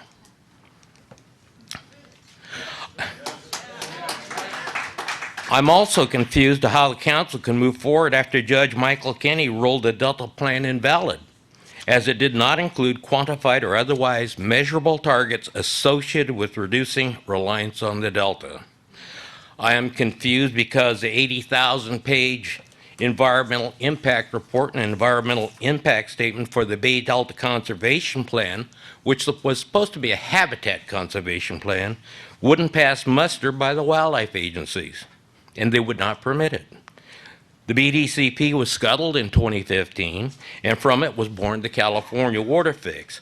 How is taking a habitat conservation plan out of this system and dual conveyance making things better? I'm confused as the Delta Stewardship Council doesn't seem to be concerned about the Delta and everything associated with it. I'm confused as why a comprehensive review and analysis required by the Delta Reform Act hasn't been completed before making California Water Fix the preferred conveyance option. I am confused as the Delta Reform Act 85089 prohibiting initiation and construction of a new conveyance facility unless exporters have made arrangements to pay all costs. Why is such a plan even being considered unless there is a funding plan? I'm confused as to why the Delta Stewardship Council would endorse a dual conveyance plan when the proponent's own water fix economic analysis in November 2015 indicated it could not be completed without public subsidies. It bothers me that the analysis was not made public and was only discovered by a Freedom of Information Act. Were they trying to hide something? I'm confused as to why the Delta Stewardship Council would even consider dual conveyance when the cost-benefit analysis by Dr. Jeffrey Michaels shows the water fix costs are 4 times greater than the benefits. I'm confused as to why the council would consider a dual conveyance estimated at $15 to $65 billion. All that money will not create one new drop of water. It'll ruin the lives and livelihoods of people living in the Delta, not to mention the potential extinction of salmon, steelhead, and sturgeon. How is it that a sturgeon, a fish that has lived for 250 million years, could be wiped out in a matter of a decade with this conveyance plan? I'm confused as to why the council will adopt a plan whose construction would take 10 or 11 years to complete, turning a rural agricultural area into a 24/7, 365-day industrial area. Has the council considered the damage heavy-duty trucks and equipment would do to our narrow Delta roads? What happened to the Delta as a place? I am confused because the Delta Reform Act establishes state policy to restore the Delta ecosystem, including its fisheries and wildlife. The National Marine Fisheries Service scientists and peer review makes it clear dual conveyance will likely drive salmon to extinction and will harm other wildlife. I am confused about the council's interpretation of co-equal goals. I cannot find one positive aspect for the Delta. It appears co-equal goals means we get a double shaft and the people in the South get the water. Thank you.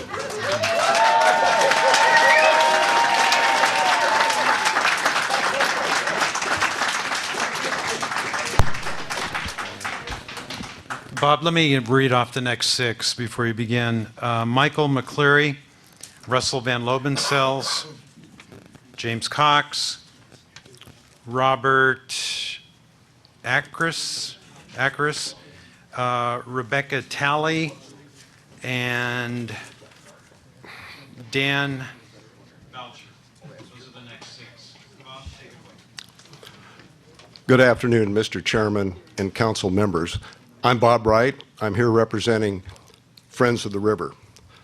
Sometimes one person and one statement gets to the heart of the matter. In Brentwood, one of you, Council Member Skip Thompson, said the Delta plan should be done as a whole. That says it all. What you're trying to put up in the front of the things you're going to be doing is conveyance, separating that out from the other parts of the plan. That's the last piece of the puzzle. That's not the first. You've heard comment. You've discussed it. A couple of you council members have discussed that this is a complicated problem.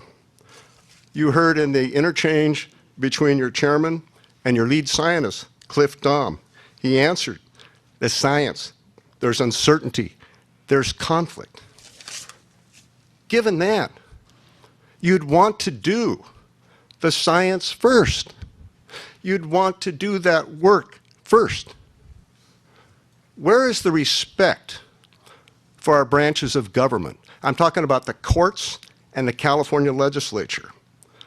There was a court order we obtained last summer requiring this council to revise the Delta plan to include quantified or otherwise measurable targets associated with achieving reduced reliance on the Delta and restoring more natural flows. We pointed out in our letter that we issued to you Monday. He read the Delta Reform Act. Judge Kenney of the Sacramento County Superior Court read the Delta Reform Act. Those provisions come right out of the act. You filed an appeal. What you should be doing is complying with the judge's order and doing the things he told you to do before you start saying, well, we want dual conveyance. Through Delta conveyance won't work. Or I guess you could await the outcome of the appeal. But this rushing forward, like you're doing now, pulling conveyance out of everything else and dealing with what should be dealt with first, that's going right in the face of our courts and our California legislature. And that we've asked you to stop. We've asked you to not go forward on conveyance at this time and instead do the work first. The California Environmental Quality Act guidelines talk about substantial evidence. You're supposed to rely on that, not argument, speculation, or opinion. Here's what you say in the clean draft of your plan at page 12, lines 3 through 6. Although physical improvements to through delta conveyance can complement an isolated conveyance by providing additional fish protection measures, sole reliance on improved through delta conveyance is unlikely to result in achievement of the co-equal goals. That is not substantial evidence. That is not science. All that is argument, speculation, and opinion. You just need to step back and do the work first. We've heard a lot of talk from the staff and several council members. We can't stick with the status quo. The status quo cannot continue. I believe. Can we have a volunteer who's filled out a card give up their 3 minutes for Bob? I will. David Beach. Just try and summarize. Yeah. But of course, we sat here, you said it was going to be an hour and a half. It was over 2 hours listening to a one-sided advocacy in favor of what you're doing, and it would be nice to have a few minutes to present the other side of the story.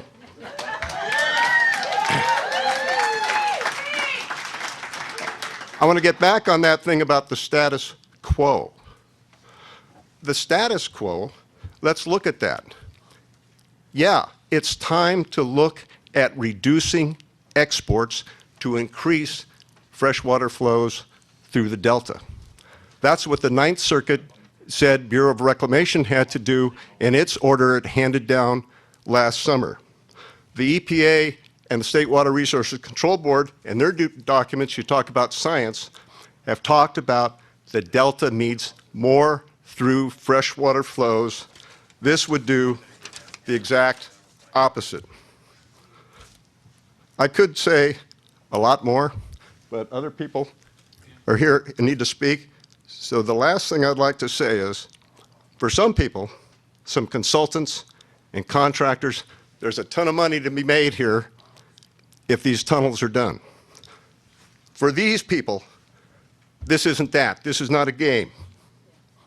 This is their lives, their homes, their businesses, and their farms, and that deserves you taking more time, setting aside this plan amendment on conveyance, and having the hard work done first before you make a decision between either dual conveyance or sticking with through Delta conveyance. Thank you.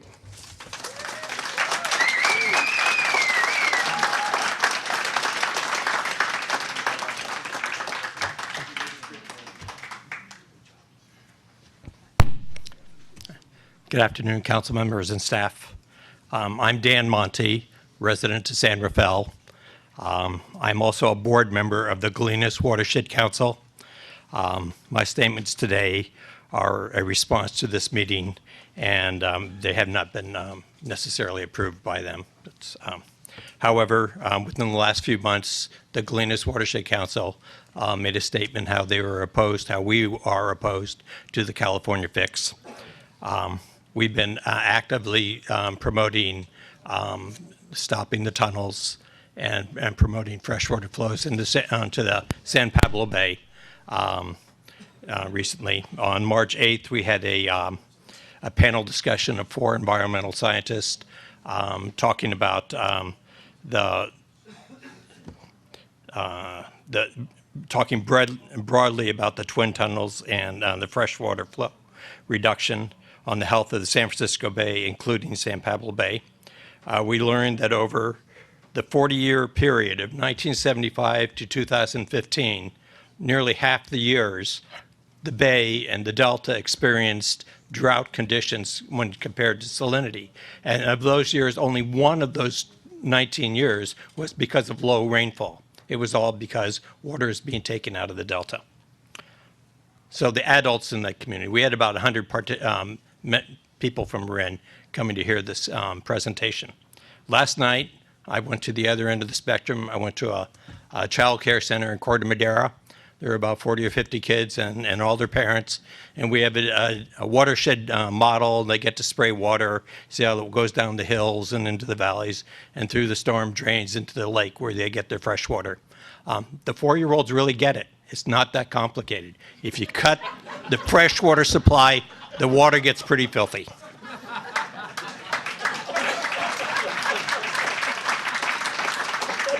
The California Department of Fish and Wildlife determined that 50 to 60% of unimpaired flow should remain in stream to protect the habitat and the species. Thank you for your time.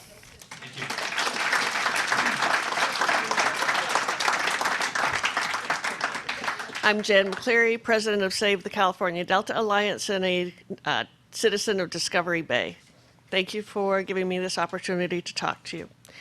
When the council came to Brentwood last month, the South Delta citizens turned out en masse to make it clear that the Delta tunnels will devastate the community. Both the 11-year construction project ripping up and destroying scenic waterways, the boating would be totally blocked, plus the aftermath of the not fresh, brackish, polluted water that would be in our bays, behind our homes, through the waterways. You heard poignant stories, descriptions of what are near and dear to our hearts that'll be taken away, and you heard our grave concerns about our economy and our home values. And also that we requested meetings be in our area. At times people can attend at least bigger conference rooms.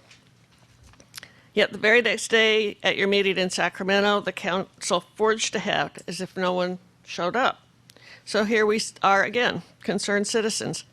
Now, it sounded today like some of the council are listening. I like the wording on a lot of the amendments that are the changes that were being put in the amendment.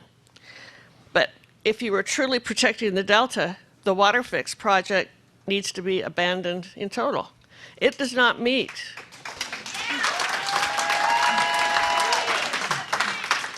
It does not meet the document that you had talked about, protecting the communities. It's 180 degrees off. So it's hard for me to understand how you are continuing on this path to approve conveyance. You say conveyance doesn't mean the Delta tunnels or the water fix, but it's the only thing out there that anyone is looking at. So to me, I think that you're really saying the Delta tunnels. The opening remarks from the Brentwood meeting, in fact, said the current system of exporting water is clearly not working and that the water fix is needed to fix it, was the statement. It reminds me of a father the situation reminds me of a father whose teenage son asks if he can borrow the car. The teenager roars onto the freeway, redlining the car over and over, and then bang, the engine is blown. The Delta's like that. There's a maximum amount of water that can be removed from the system before it breaks. And the prior speaker alluded to that, but let me take one. I mean, the chart clearly shows that if you look at the average 5-year trends of water exports, they've been going up and up and up. And the chart below that shows the effect of salmon. And a couple of years after it hit the 5 million acre feet limit, the salmon started to decline. Is that my beep?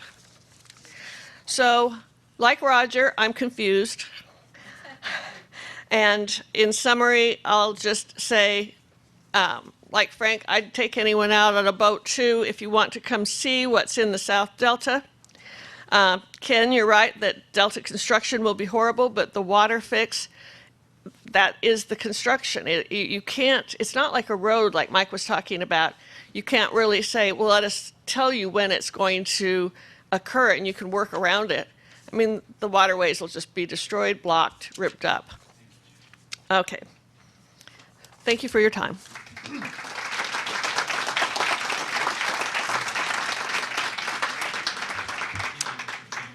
Pardon me? Yes, I am. I'm the other half, Mike McCleary. I'd like to thank the DSC. We have seen a lot of incorporated things incorporated into the plan that are appreciated. There are a lot of still very generic things that concern me. For example, page 20, line 11 uses the word impacts on terrestrial species. I can't tell whether that includes Homo sapiens or not. So it would be appreciated, if that included things like impacts on recreation, impacts on property values, and that they will be mitigated.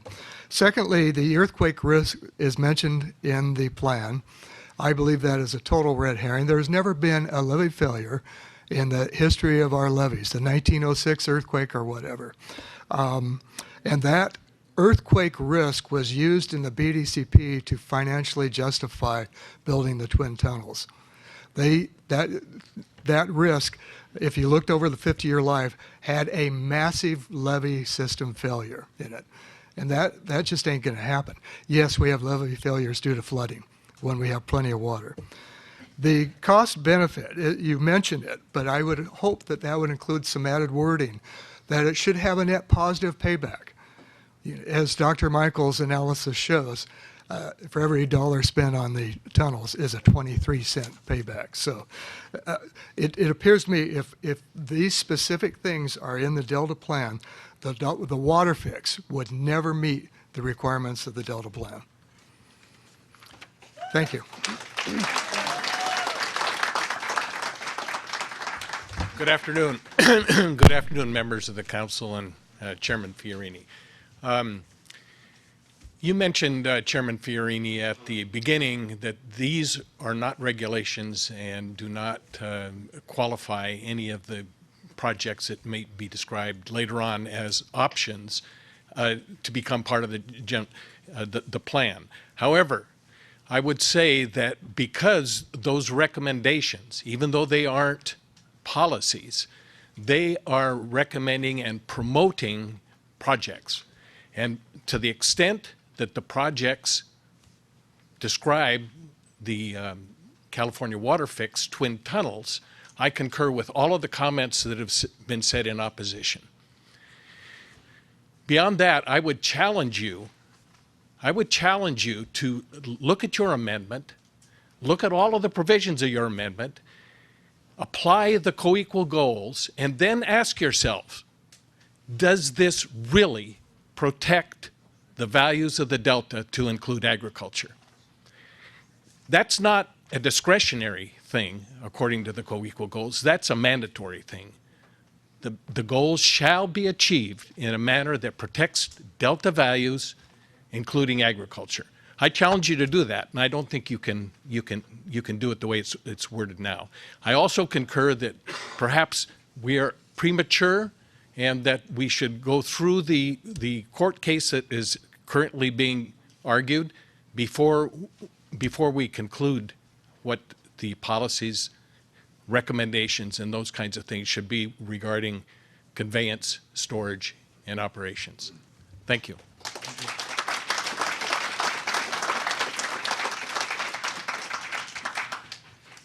Good afternoon, Council, and good afternoon, Chairman Fiorini. Thank you for this opportunity.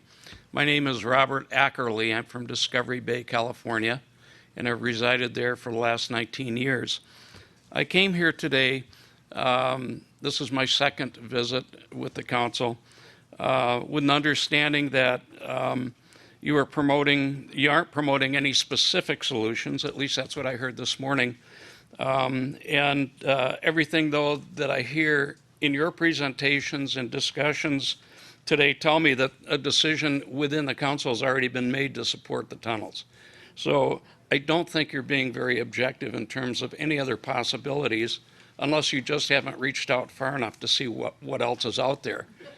I haven't heard anything about desalination plants at $1 billion apiece. We could build 65 of them for the amount this debacle is going to produce.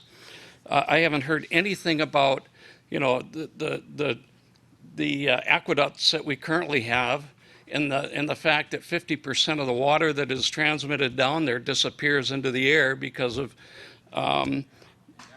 evaporation. Wouldn't that be a cheap fix to cover the aqueducts that are going down there so that not so much water disappears in terms of that evaporation? But it caused me to think of the name of this unit, the Delta Stewardship Council, and what does stewardship mean? What does a word actually represent? Stewardship, at least on the internet and other sources like Rand McNally, is now generally recognized as the acceptance or assignment of responsibility to shepherd and safeguard the valuables of others. As a steward, if you were a CEO of a company, or in our case, governor of a state, you try to leave the company or the state in better shape for your successor than it was handed over to you by your predecessors. I don't see that happening here right now. I hear you pushing forward with this solution, with this water fix. And is it going to leave our Delta in better shape than when you guys came on into your positions? Be honest with yourselves when you look at that and try and determine whether in fact you're doing the right thing here. Supporting the twin tunnels and allowing Delta gates to be put in place to divert water doesn't seem to be very good stewardship, in my opinion. So I urge you to look deep and to do the work as others have said, and hopefully come up with solutions that make sense. Thank you.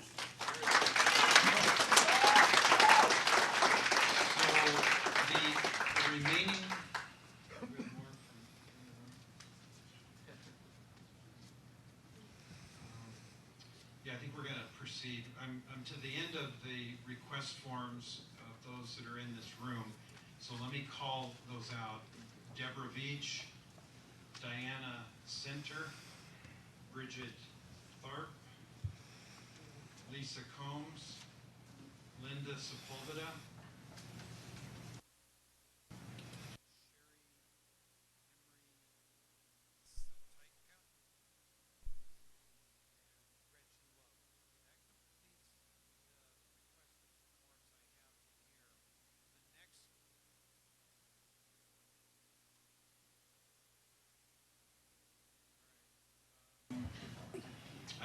this is all I've got.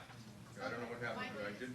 On my behalf. Well, you can just fill out another card and just add it to the queue.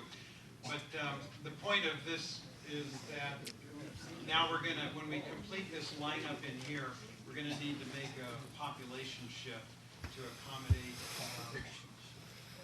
Pat, how do we have 20 or more from upstairs or outside?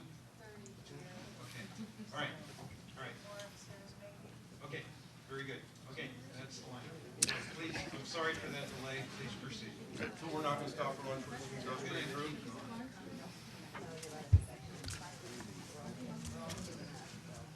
Right here.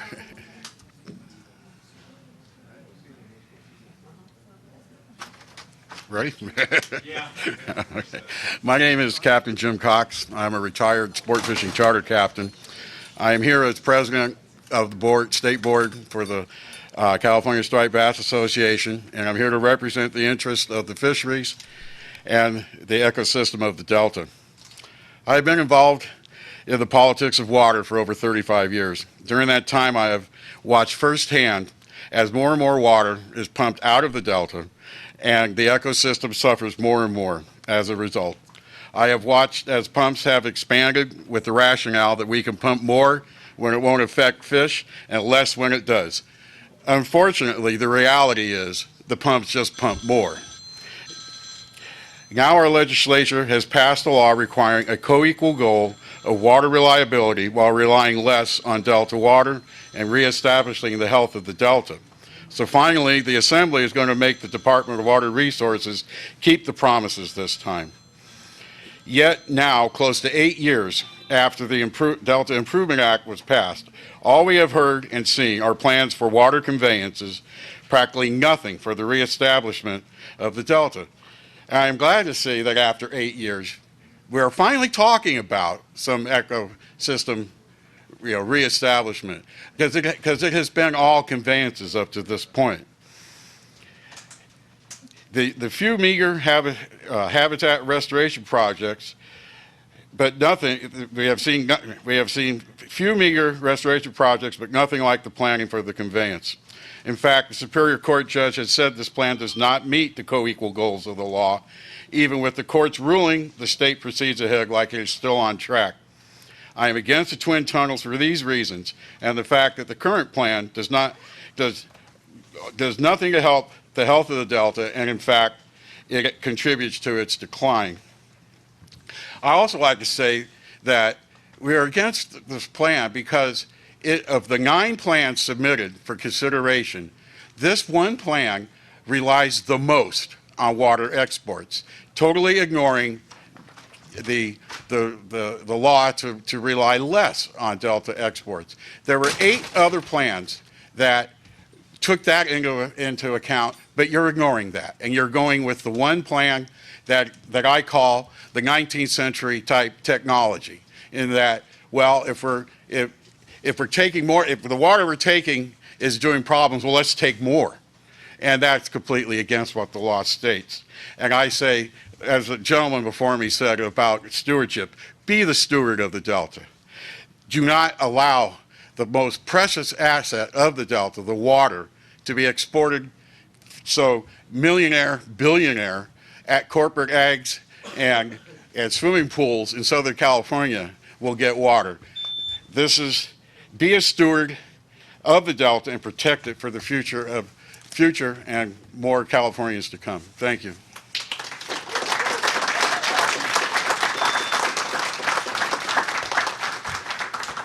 Hi, my name is Dan Bacher. I'm editor of the Fish Sniffer magazine, which covers sport fishing in Northern California, Oregon, Baja California, and Nevada. And I've written hundreds of articles about the tunnels over the past decade. And in fact, our paper was founded in 1982 when we defeated the first tunnels plan, the peripheral canal at the ballot box. And here I am again opposing this same project. But in all the research and writing that I've done, I've distilled the problems with the tunnels down to 3 major points. And the first one is that the Delta Tunnels plan as proposed is the most environmentally destructive and environmentally unjust project in California history. A joint letter by Restore the Delta and the Environmental Coalition Coalition Justice for Water, they point out that the terms environmental justice, human right to water, and anti-discrimination can't even be found in the reviewed Delta Stewardship Delta Stewardship Council documents. Now, I looked over the recent ones and I couldn't find them in there. I may be wrong, but I still can't find any reference to environmental justice, anti-discrimination, or human right to water, which seems to be in violation of a number of laws, including the Human Right to Water law that passed through the legislature and was signed by Governor Brown several years ago. As Colleen Sisk, the chief and spiritual leader of the Winnemem-Wintu tribe, said at the March for Science March and Rally in Sacramento on April 22nd, the California water fix is the biggest water problem that California has ever faced. Second, this tunnels plan, which you are incorporating by evaluating conveyance in the Delta plan, is based on the flawed assumption that taking more water out of a river or an ecosystem will somehow result in the restoration of that river and estuary. Number 3, I would like to ask the members of the Delta Stewardship Council if they can give me one single example in U.S. or world history where diverting more water out of any river estuary has resulted in the restoration of that river or estuary. In fact, I will give you my email. Okay, it's Daniel Bacher, all lowercase, at fishniffer.com. And if you can find where this happened someplace in the world, Europe, Africa, Latin America, please send some information, some links about that project to me. But I don't think there is one. Sorry. And thanks for letting me talk to you here today.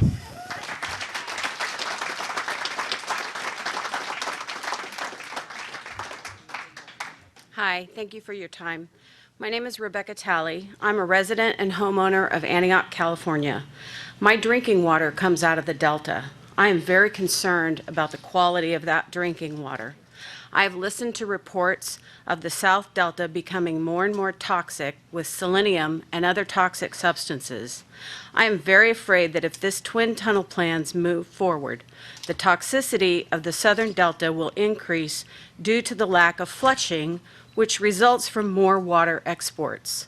This could result in more toxins in our drinking water, requiring more filtration and possibly relocating the pumping facility.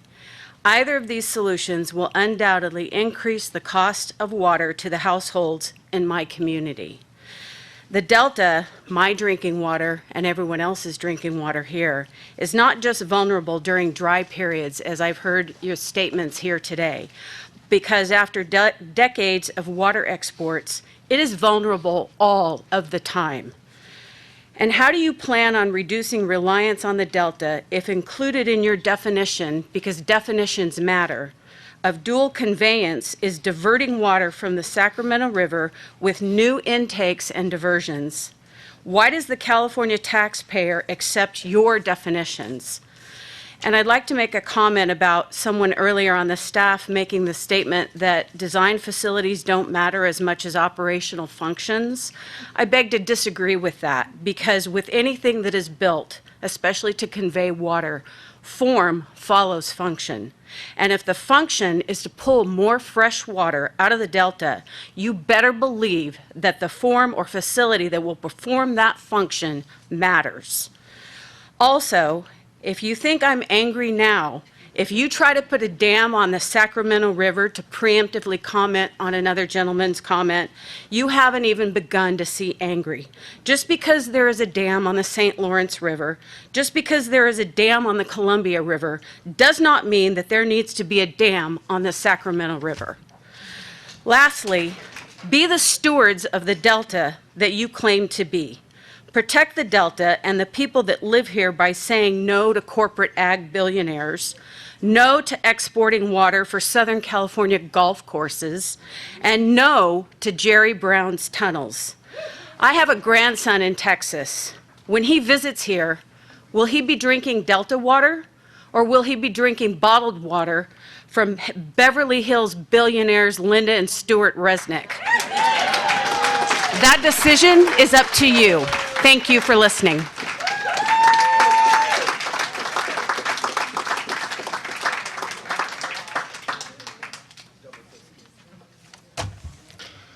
Good afternoon. My name is Michael Brodsky. I'm speaking on behalf of Save the California Delta Alliance. I would like to take about 10 minutes, and I have 4 people who are willing to give up their 3 minutes, so you're coming out ahead overall. Michael, do you have anything new to offer? Yeah, it's all new, and it's things that some council members who haven't been in this process as long as you haven't heard, and I think it's important for them to hear it. 3 minutes, Mr. Chairman. What? 10 minutes. 10 minutes. 10. We don't care. Maybe the 4 cards that he's going to use are up here already. Yeah, they are. They are. They've already turned in their cards. All right. Let's see how it goes. So who are the 4 that are Deborah Beach. volunteering? Deborah Beach, okay. Diana Center. Pardon me? Diana Center. Lisa Combs. Diana Center. Okay. Linda Sepulveda, okay.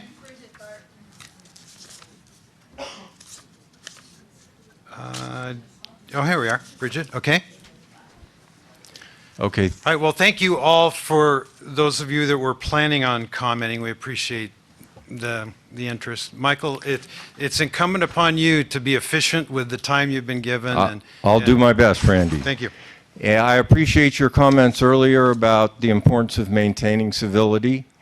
Those were well taken. I'd like you to understand, though, that there's a lot of frustration. And the frustration comes from the fact that the Delta Stewardship Council was created in large measure to address one problem, which is the way we export water from the Delta harms the Delta and makes our water system unreliable. Your charge is to address that problem.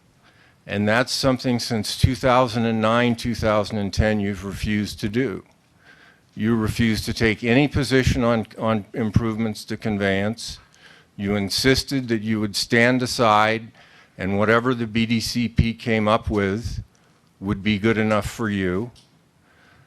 You lost a lawsuit on your claim that you were allowed to do that. You've appealed it. We'll see how that comes out. The BDCP then failed. It failed to qualify as an HCP. And so now you're rushing to put a policy in place that will allow that failed BDCP to be built. And CWF is the BDCP. It's alternative 4A of the BDCP.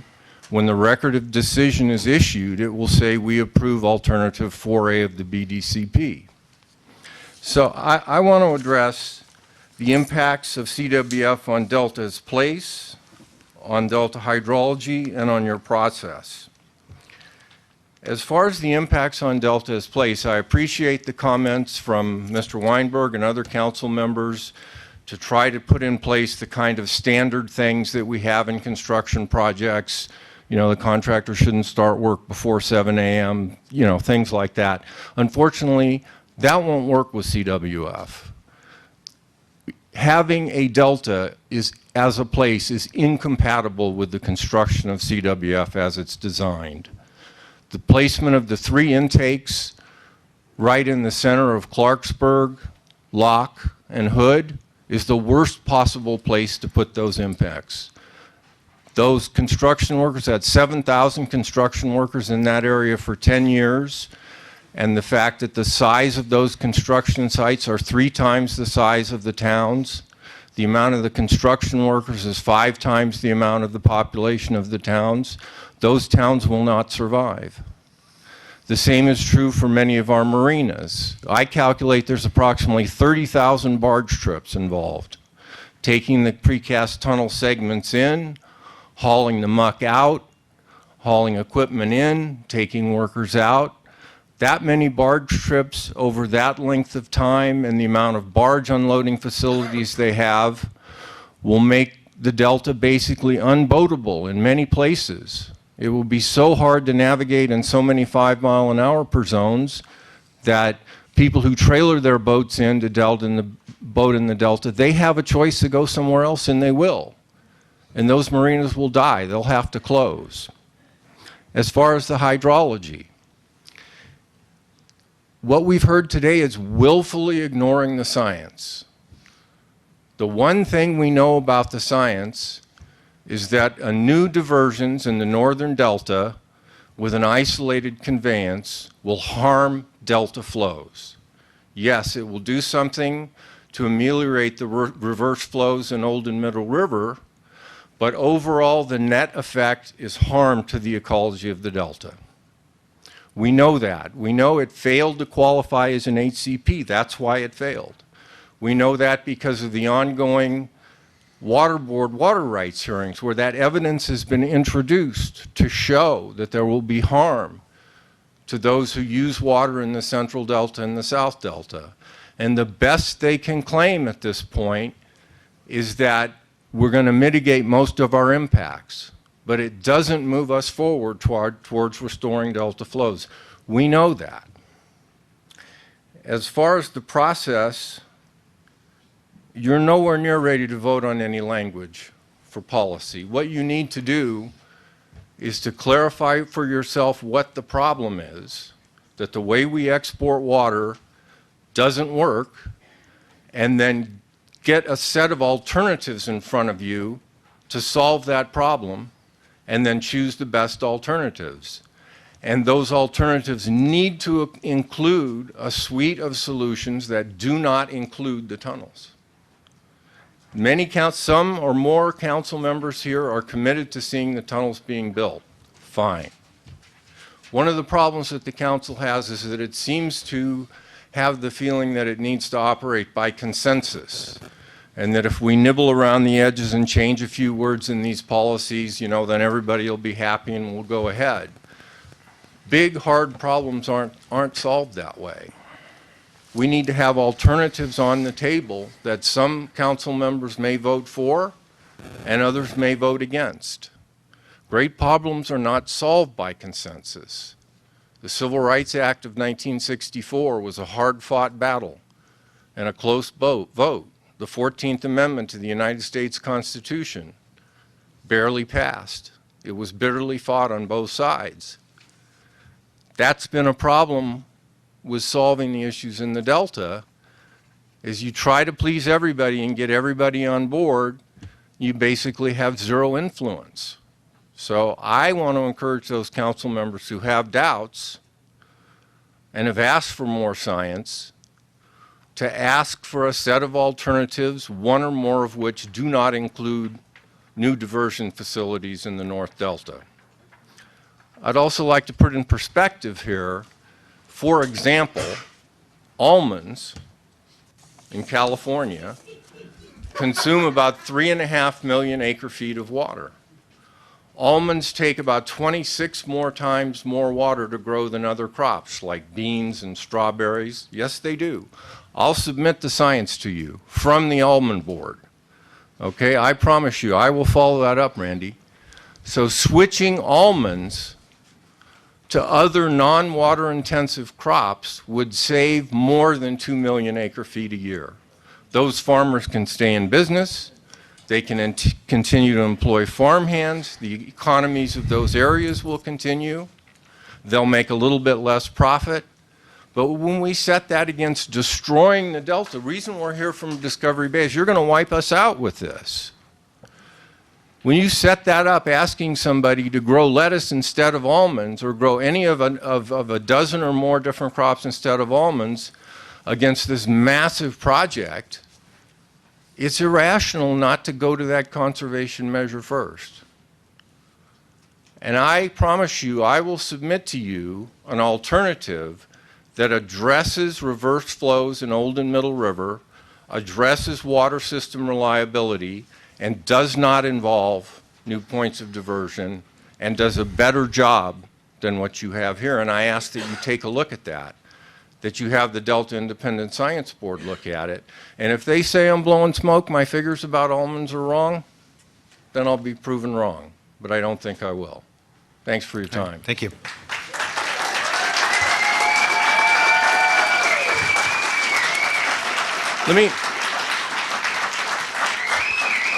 I forgot to say one thing. I'm not against, and we're not against all conveyance. The point on page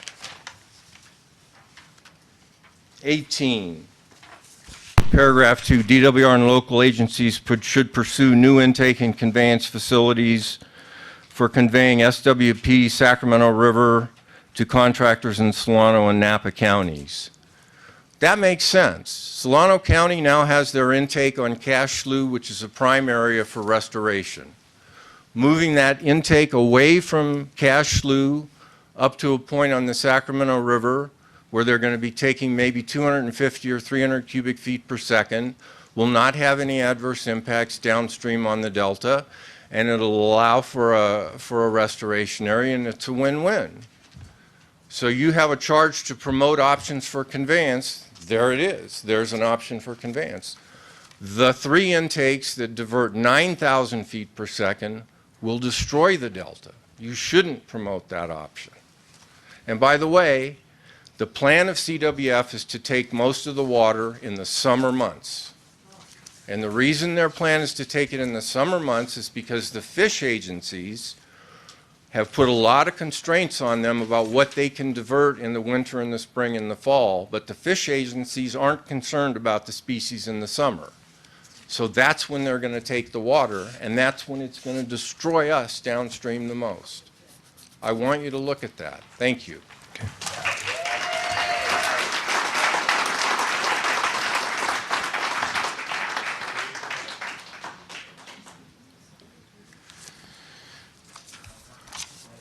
Okay, I still have two more names from people that requested to speak who are in the room.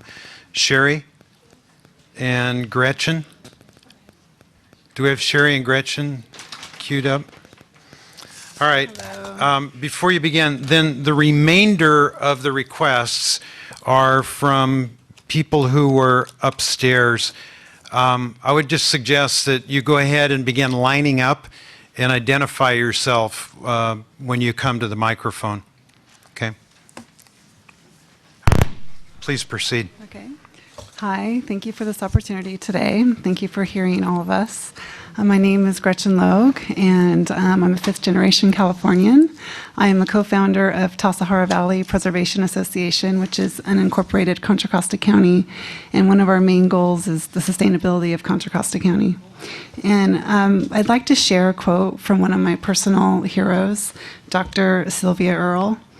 And the quote is this: "Even if you never have the chance to see or touch the ocean touches you with every breath you take, every drop of water you drink, and every bite you consume." That's the end of the quote. The ocean has been described as Earth's blue heart, and we all know that a critical component of the human heart is blood flow.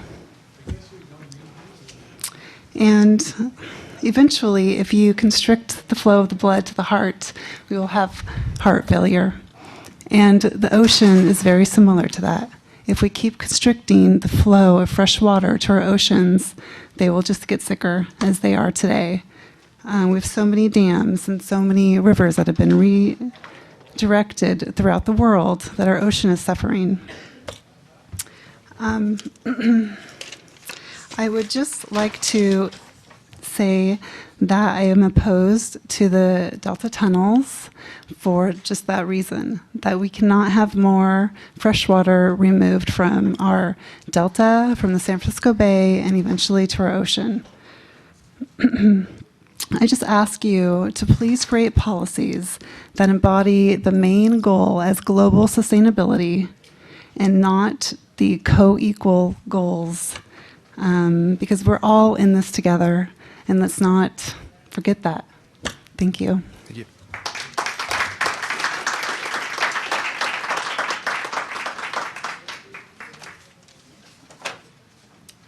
Hi, my name is Sherry Emery Kitka. I'm a native-born and raised Californian that started water skiing and boating and fishing in the Delta when I was about 8 years old. And after many years of cherishing the family traditions of seasonal use of the Delta, I developed a sense to save lives, because I nearly had a near-drowning experience from someone who didn't know how to swim, and made that quite a mission. I became a lifeguard and a WSI instructor for the city of Stockton for more than 9 years, and an additional 5+ years overseas for Raytheon Services of Nevada, in a very remote place in the South Pacific on Johnston Atoll. I grew to know and live with RTO units, reverse osmosis units, in the South Pacific of Johnston, and learned to appreciate quality of water. But it was a surprise to me as I came home 15 years later, trying to leave the world a better place on a very specific mission. It was all top secret at the time, to come home and find my water in my backyard quite literally deteriorating and appallingly degenerated. It's not my profession, but it's my passion. I work hard so that I may thrive at the center of my universe, which is now as a common boater with the Port Stockton Boaters of Stockton, and also a dock walker to help educate average people who get their new boats and want to explore. Anyways, I have a small island out there with a group of people that we cultivate and maintain and educate folks that have little to no knowledge of the Delta and wouldn't know otherwise without the opportunity to know someone such as me. It's in their backyard, and it's quite revealing and surprising that oftentimes people don't know that, but I find that probably relative as to why someone like this council could get away with things that they don't know, because it's better to their advantage, obviously, but not to ours.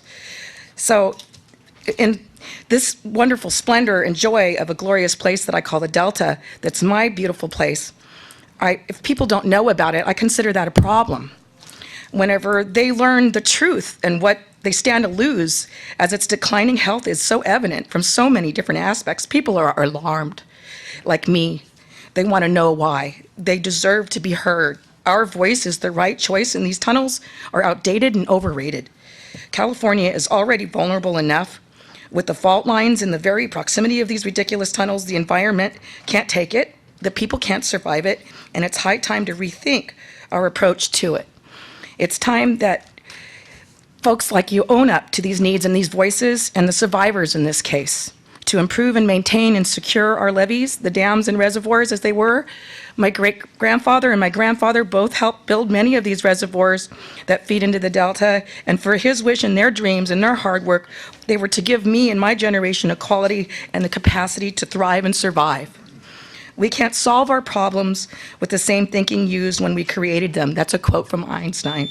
I may not be a genius, but I believe and I implore you to implement the more modern ideas that we have available to us, such as RTO units, and maybe even, quite frankly, another estuary on the southern part of the state so that they can maintain and survive and thrive as we do, using such a tool as the Delta as a learning area and a classroom outside of the classroom so that people learn to appreciate their environment and take better care and concern for their basic needs.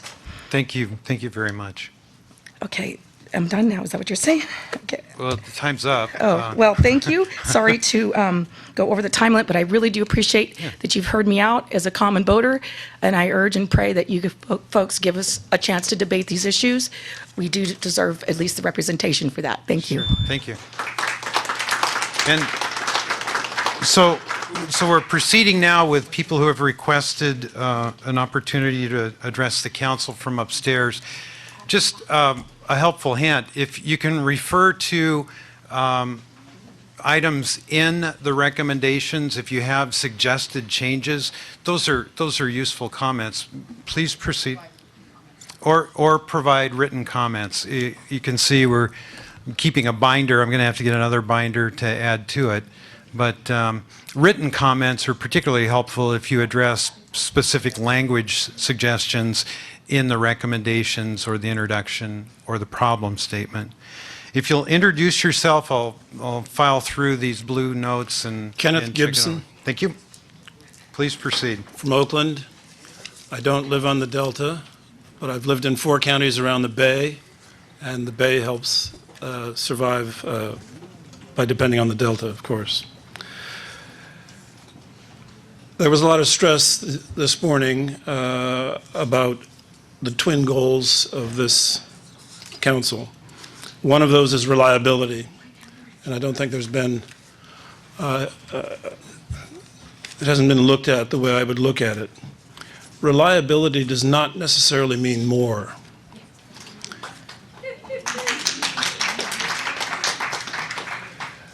The water contractors could be required not to have to accept more than their allocation. That would be reliable. You don't have to take more than the allocation, but you can take less if less is all that's available. So that would be a reliable thing for them to look at. They don't have to build a system that will take water from the Delta to where they are if it's more than 4 million gallons a year, acre feet.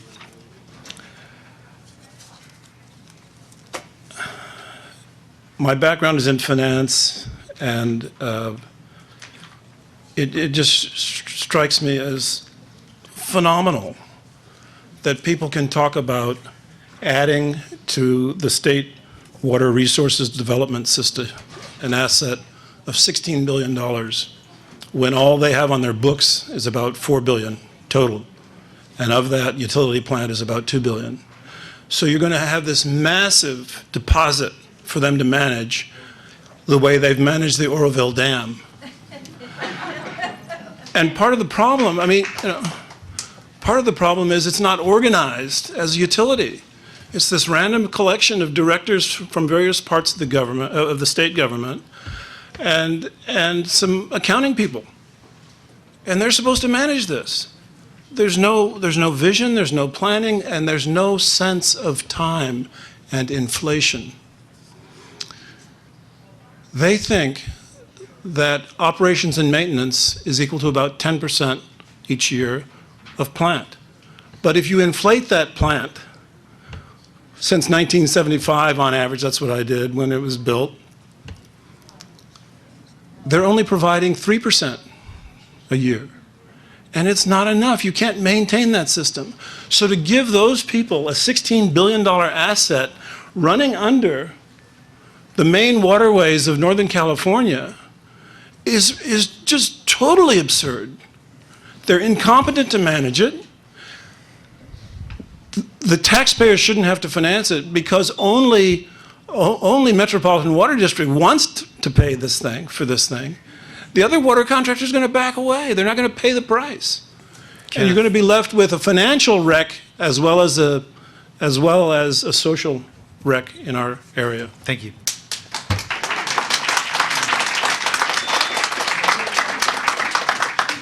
Please proceed. Carol Fields, I'm from Berkeley. I've been in the Sierra Club for 50 years, sort of rejoining and relooking at this, and I'm getting a terrific feeling of deja vu. I don't know about you. Looking at this is some quotes from the Sustainable Water Plan for California Environmental Water Caucus, September 2015. And that caucus includes Indian tribes and fishermen and the Sierra Club and other conservation organizations. And it says, in 2000, from CalFed's Ecosystem Restoration Program, quote, the more water left in the system, i.e. that flows through the delta into Suisun Bay and eventually the ocean, the greater the health of the estuary overall. There is no such thing as too much water for the environment. Does this sound familiar? This is starting to sound real familiar. Recent court-ordered water export limits that protect endangered fish species, the continuously deteriorating earthen levees of the delta, and the potential adverse effects of climate change on water supplies combine to make delta water supply reliability very uncertain. We can certainly say that now that we've had some drought. They note that delta outflows have been reduced on average by half. Cut it right in half. With major causes being export pumping and upstream diversions, this situation provoked the threat of federal intervention in the 1990s. Well, we know we won't have federal intervention right now, but we certainly can note that we were in that situation. I don't see how much has changed. California increased its outflow, but not enough to restore the delta's ecosystem or prevent further declines. State policy to reduce the delta water supply reliance and presumption is that no more than 3 million acre-feet in all water years is prudent. EWC's members believe that a number at or near this level should be used in planning with or without tunnels. And this is the point about the water management here. Water allocations exceed the normal year's water availability by a factor of 5. Changing the water infrastructure will not solve the problem of a shrinking delta water supply, and so forth. It mentions suggesting that people south use less of this water. I would suggest you take the money that could go to these tunnels and start helping out Plan B, which is sitting right here, and Restore the Deltas report of March of this year, which tells you how much water can be saved, conserved, millions of acre feet. Thank you. And we have to put money into that. Thank you. Technical assistance and money. Thank you very much. Thank you. Next up. Before you start the clock, I'm standing here, I'm watching you. You guys have been sitting here pretty much solidly since 9 o'clock. Let's do a 7th inning stretch, please. I think the desire is to proceed. So All right. I would counter by saying, be succinct, and we're here to listen. I'll be succinct. Thank you. Timed it. My name's Bill Reese-Knight. I'm from Stockton. Stewardship means to protect and grow. The tunnels will degrade the water quality of the delta. This has been shown in study after study. Water is sent south for agriculture in greater and greater amounts every year. This month they drove I-5 down the valley from Stockton to Bakersfield and back up 99 with crossovers in between. The southern section of the California Aqueduct appears to be at capacity as of yesterday. Saw much land once in annual crops 20 or more years ago. It's now in permanent water-thirsty crops. Saw a few thousand acres now covered with dead trees, presumably because of poor water rights and a poor economy. Those folks with poor or junior water rights are screaming through roadside signs that the drought and lack of water has been politically and artificially contrived. To be a good steward of a limited resource, one must ensure the scarce resource is wisely used. Huge amounts of plantings of nut trees have replaced cotton and tomatoes over the last 25 years. Depending on the crops involved, the water difference can be 25 or 50% more to twice as much for some trees and tree crops. Trees are a crop that will need that level of water for 30 to 50 years. Cotton, tomatoes, and such are annual crops that need to be chosen at most a year before planting and often only 6 months ahead. I recommend that the Delta Stewardship Council work with California Air Resources Board, Department of Water Resources, and other agencies to realize a plan for crop management. It may be too late for those acres now in trees, but a lottery system can be used going forward to manage an allotted amount based on land coming off of permanent production. The amount of acreage allotted for the permanent crops should be based fully on water rights and a sliding percentage of acres managed. Think Resnick and Boswell. I can't say for certain, but based on the permanent crops I've seen planted on the west side of the San Joaquin Valley over the last 40 years, agriculture has likely increased water demands by 30 to 50% and mostly offset by reduced use through better water management practices that have been adopted for other crops. To declare that an additional conveyance, currently the Delta tunnels, would be a significant deviation from the concept of stewardship, which is a protection and its management. By proposing and promoting the Delta tunnels, there's a major conflict of interest. Like any organization that creates rules, policies, and polices those rules and operates or develops something covered by those rules, conflicts will occur. There's less evidence the Delta Stewardship Council is independent and impartial with each step forward.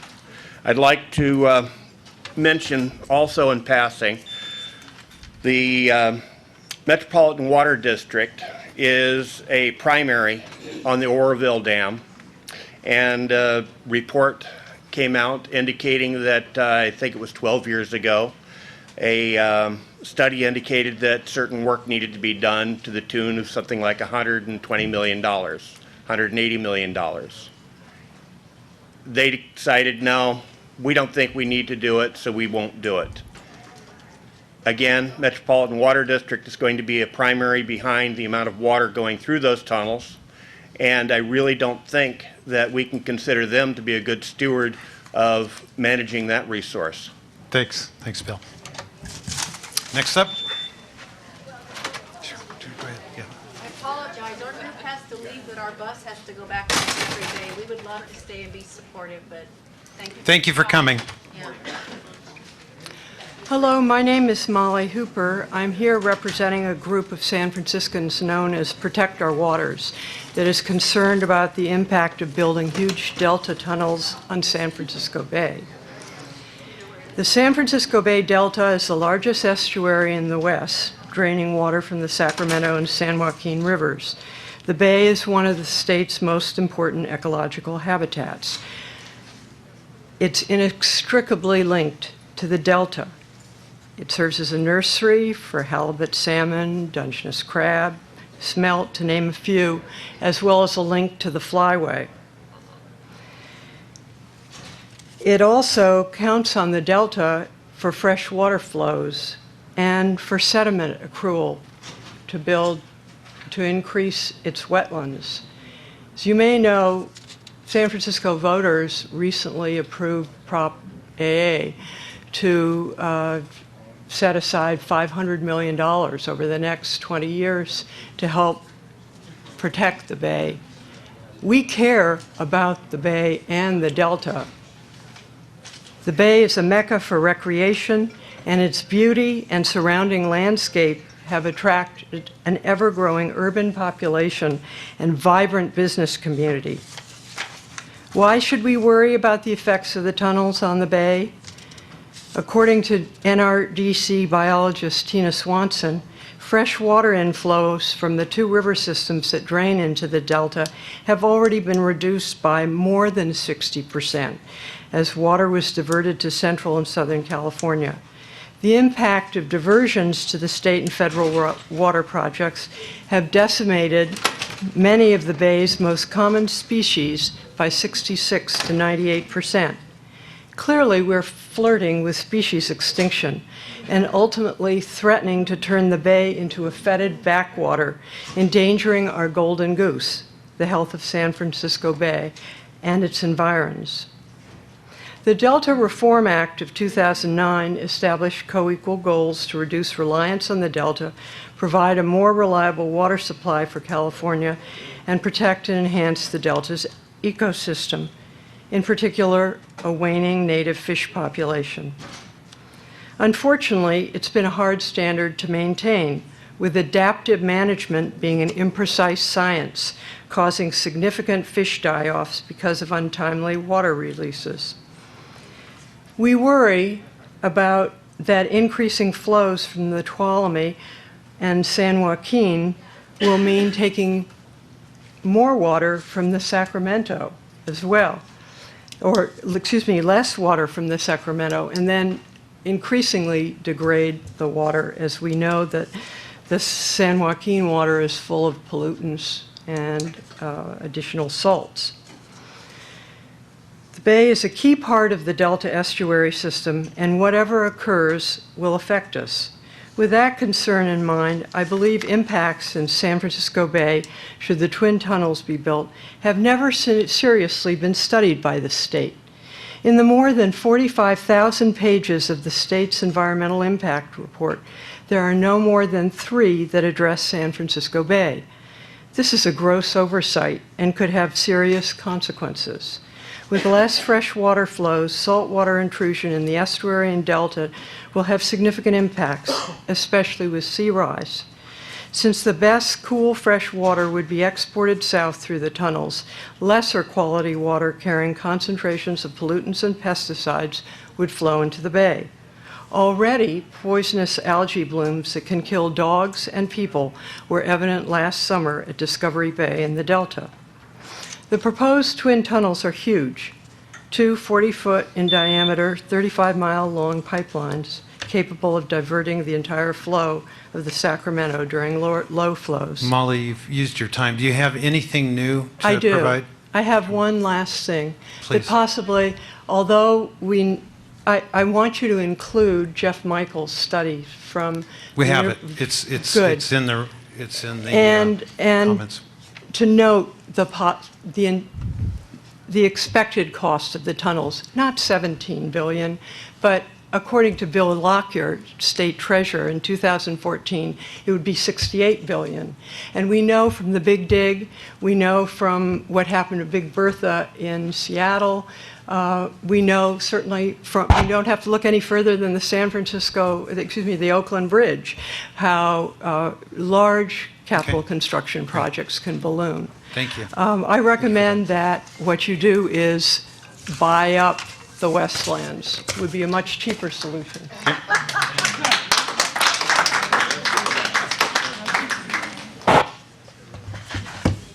Hello, my name is Ernest Tuft. I'm on the steering committee member of the Friends of the Smith Canal in Stockton, and I've been a waterfront property owner since 1999. I'm also the owner of Tuft Trucking, an agricultural export company that transports produce from California to New York City.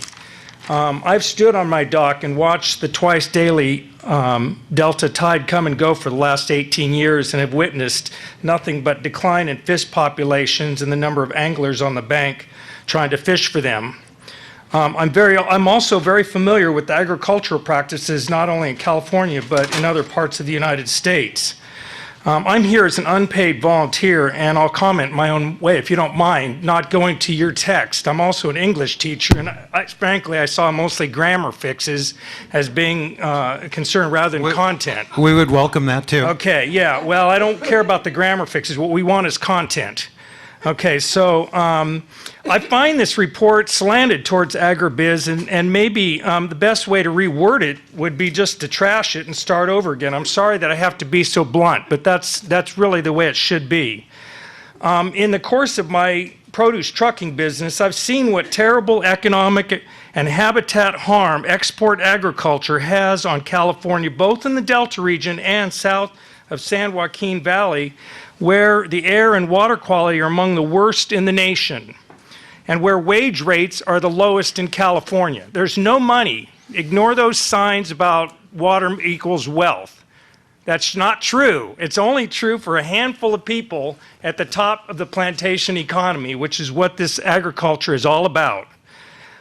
We've heard over and over in these reports code words that signal the board's support for this immigrant and low-wage industry agriculture that's owned by a handful of billionaire farmers in the West, particularly in the westland regions of Kern County, where the Kern Water Bank is located.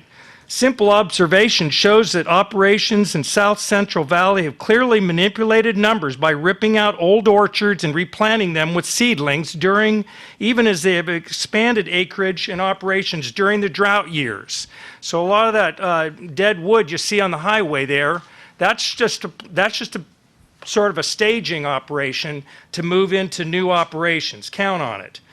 Also, it's interesting that throughout the drought years, the LA Metro Water District has controlled, controls the California Aqueduct and has kept Pyramid Lake full at about 90%. It was the only reservoir kept at that level throughout the drought year. Well, I wonder why. But the Southern California residents don't demand this, really. So this expanding water storage and conveyance system that's been talked about is really an expense that's paid by the taxpayers. Can I have another minute, please?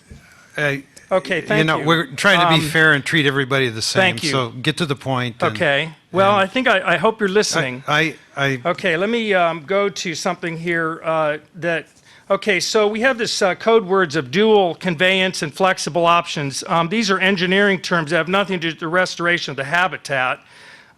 There remains much that's unknown about the fish science, but this timeline that you have in here shows a remarkable history that's unmistakably associated with decline in fish and animal populations.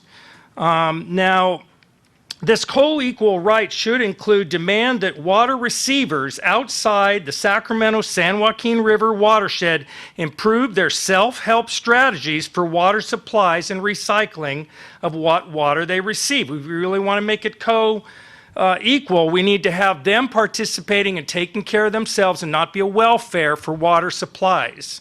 So there was no discussion of this desalination plants in San Luis Obispo, which could certify. There's zero discussion of recycling or water capture within the watersheds turned flood control projects of Los Angeles, Santa Ana, and San Diego rivers. These folks down there, they're not interested in eliminating the coho salmon in order to have another carrot stick on their table. They are completely unaware of this meeting today. If you have more comments, please submit them in writing. And okay, well, I don't know how to submit. Can I do it electronically? Sure. Was there a deadline to get it done today? No. Okay, well, we'll do that also. Please look forward to it. Great, thank you. Thank you.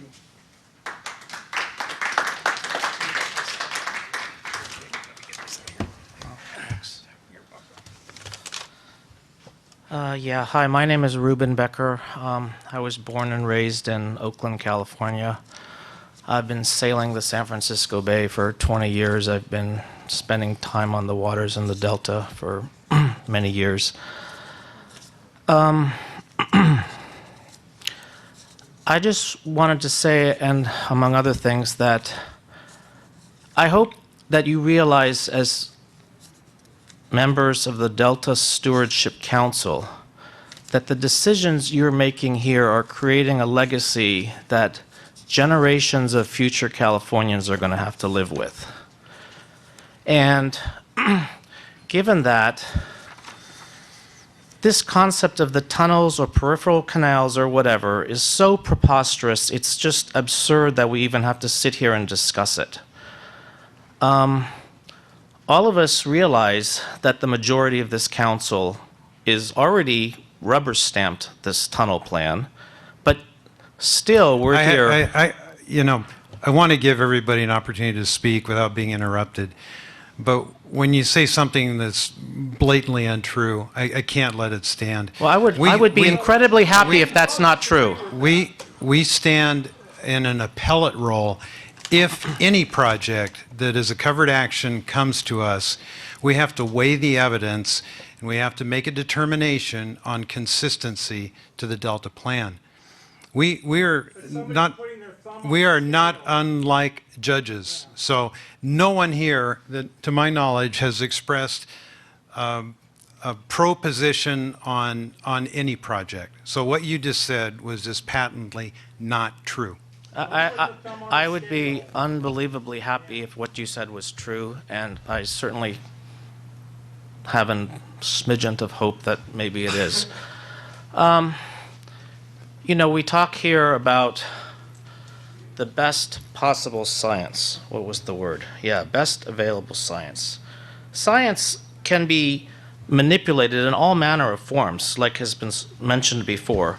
If you want scientific reports, Barbara here will be happy to give you endless reports of peer-reviewed studies and things like that, completely disproving all of the facts that you've presented about how the tunnels is basically the only solution. Please submit them. Okay. We talk about reverse flows on the San Joaquin River. This is a huge problem, but it's not a problem that you take the dike with a little hole in it and you start nailing another 2x4 to it. There's a whole system of water rights and everything from top to bottom that's completely broken in California. Why are people taking water they don't need and selling it to somebody else just for a profit? That just doesn't make sense anywhere along the lines. But trying to go and fix that problem by sticking two 40-foot tunnels in north of the delta and then claiming that your co-equal goals of helping the habitat when you suck all the freshwater flow out of the delta is going to be achieved is just preposterous. I'm just going to go through my list here. Well, I talk about being a native. I don't know how much extra time you want to give me. I'll give you another minute. I ate up quite a bit. Yeah. I sailed on the bay. Growing up in the bay, you cross the bridge, you smell the sewage from the treatment plant. Oakland treatment plant there, every day at low tide or medium tide. These are things that are getting fixed. We used to dump our garbage on the shore of the bay. The Marin County headlands are not full of houses, thanks to people's vision for what future generations we're going to have to live with. When I sail the bay now, there's dolphin in the water. This is a recent development in the last 5 years that had never happened in the previous 20 years I've been sailing. Likewise, I can tell you, I told you in Brentwood already about how the delta was falling apart. So I won't rehash that. But please, please think about what legacy you're going to be leaving to my kids, my grandkids, and everybody else in the future. Great, thank you.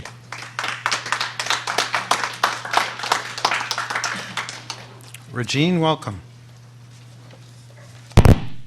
Hello, Chairman Fiorini, almond grower extraordinaire. My name is Regine Reynolds. I live in the South Delta, 1 mile north of Old River and 1 mile east of Middle River. I'm really, really familiar with reverse flows in Middle River. I spent some time on the board of directors of Restore the Delta. I'm a farmer's daughter. I wish Pat Jostin hadn't left because he and I worked together 25 years ago to push a sewer off of Roberts Island. I was active in the peripheral canal issue. So I've been around this water stuff for a long, long time. I won't even take a full 3 minutes. I was asked to let you know that upstairs on the 3rd floor, the room was just as full as this, standing room only, in case you didn't know. You've had a lot of people here today and a lot of things to listen to. I appreciate that. I agree 100% with Barbara Berrigan-Perea, Bob Wright, and Roger Mammon in the comments that they made, so I'm not going to rehash that. I want to address trust briefly. The calendar, or the list of events that's pretty well articulated in this report, includes Decision 1641. That decision had safeguards for the Delta in a drought. They were there, the standards were there, and they were all violated in the recent drought. We have no level of trust in the Delta now for the governments that are supposed to protect us. So you cannot be surprised at the sort of the lecturing that people have done today. And then I'm going to close with an idea for your addendum. You want to simplify your problems. On page 19, under B1, evaluate, design, implement new or improved conveyance, I would suggest that you lead off that any new or improved or operated conveyance facility, whether in Delta or isolated, shall not result in any increased salinity anywhere in the Delta. Thank you for your time. Yeah, and thank you for that specific recommendation. Okay. Hi, my name's Doug Olson. I took the day off from work today and drove over from Monterey to talk to the Delta Stewardship Council. I'm hoping that that is not as ironic as it's starting to look. You talked about minimizing the construction impact. There's an easy way to do that. Don't build the tunnels. They'd obviously destroy Clarksburg, Cortland, Hood, Locke, Walnut Grove, and all the farms in between. We don't want the Delta to become the next Mono Lake. The tunnels will degrade the water quality and will damage designated critical habitat for salmon, steelhead, and sturgeon. Decreased levels of dissolved oxygen downstream of the tunnels would be unavoidable. None of the problems the Delta has can be solved by sticking two $50 billion straws into it. If you really want to stop the reverse flows, turn down the pumps. Corporate farms in Bakersfield are not co-equal. Thank you. Kim. Oh, I got one more thing for you. The law that gave you your charter requires all projects to be compatible with the Delta Reform Act. The tunnels meet none of the 24 criteria. 0 for 24. You don't just fire the coach, you sack the front office.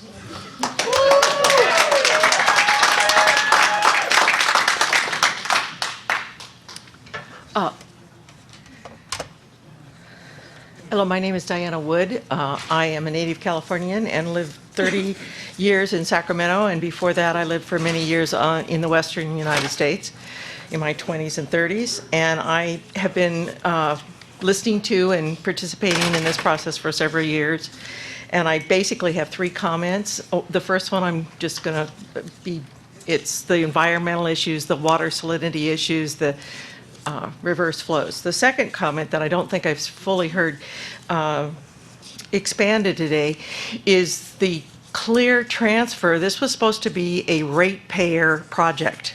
Ratepayers being the water districts and eventually all those homeowners and small businesses that are going to get water bills in LA and San Diego that are going to go up and up and up. And now we're hearing talk of this getting transferred to taxpayers. Well, that is state and federal taxpayers, and that's not being clearly differentiated and talked about. And this is getting pushed by ratepayers when in fact it's going to end up being taxpayers. And as a student of Western Water for the last 50 years of my life, I know that when it gets transferred, those irrigation projects get transferred to the public, they get extended out for decades in terms of payment and don't really ever pencil out. So in reference to that and the financial issues, corporate agriculture is private. It has taken on private risk, and this is a capitalistic country. We believe in private risk. We believe in private profit. So why are we, as all of us who use water and need water, whether we're human communities or natural communities, having to defend their right to not lose money because they chose to put in orchards that take constant water? When I grew up in Bakersfield as a kid, the west side of the valley was dry, and we all knew there was no water source, and we all knew that the soils were bad. Now, we're supposed to be supporting their profit based on that. Okay, so the other piece I want to say, I'm nervous, is I'm also a grandmother, and I take that responsibility very seriously. And I think we have a responsibility, all of us have a responsibility, to try and work to leave this planet in no further degraded place than where it is now. And I really appeal to you, to your obviously some of you are probably grandparents, and we have a responsibility to the future and to the future's future. And to just destroy it and destroy all the natural components of that, it is not okay. It's morally not okay. So I want to thank the board, the science board, in terms of all the work you guys have put in terms of research and development, but I am passionately opposed to this plan. Thank you. Thank you.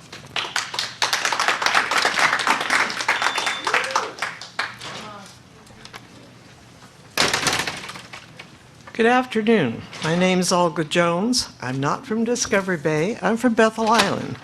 I may not, Mr. Chairman, have anything new to say, but I can guarantee you it comes from a passion of someone that's lived and played in the Delta all my life. The thought of the twin tunnels brings me to my knees. The fact that you would take so lightly the destruction of such a unique piece of the United States. This is not just a California issue. That would be very arrogant to destroy the Delta. There are so few deltas such as ours in our country. The tunnels will bring no new water. You will not be providing more water, just a quicker way to get the water down to Central California. Yes, they have agricultural, but ask yourselves how much of that was taken from dry, arid land and planted in the last 20 years. The water shortage is not a new problem for California. Build storage, not the destruction of the Delta. Years ago, we abandoned building the Auburn Dam because of environmental issues. Now you're willing to throw out the environmental issues that affect the Delta. Use that money wiser. Do not try to tell us how great it will be for the Delta. You are risking all the unique wildlife from both above and below the water. The tunnels will affect us. Excuse me, I lost my place. The flushing of the greater San Francisco Bay is going to be affected. It will slow down. How can you be so very selfish? Yes, it is taking from one to fatten the other. The farmers chose to plant almond trees, high water usage, knowing we have a water shortage. Now you want to reward them with stealing the Delta water. Do you care in the least bit the destruction for all time such a unique piece of the United States? How many deltas can you account for? I remember the destruction of Owens Valley, all in the name of water.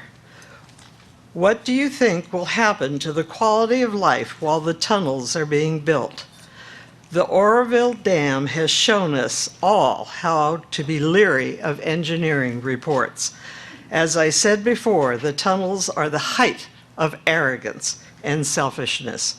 I am in my 4th season of my life. However, my grandchildren are just beginning to learn to love and play in the Delta. Leave our Delta alone. I would like to enjoy the Delta for the time left me and know that the world will be enjoying the beautiful Delta when I'm gone. Thank you for your time. Thank you.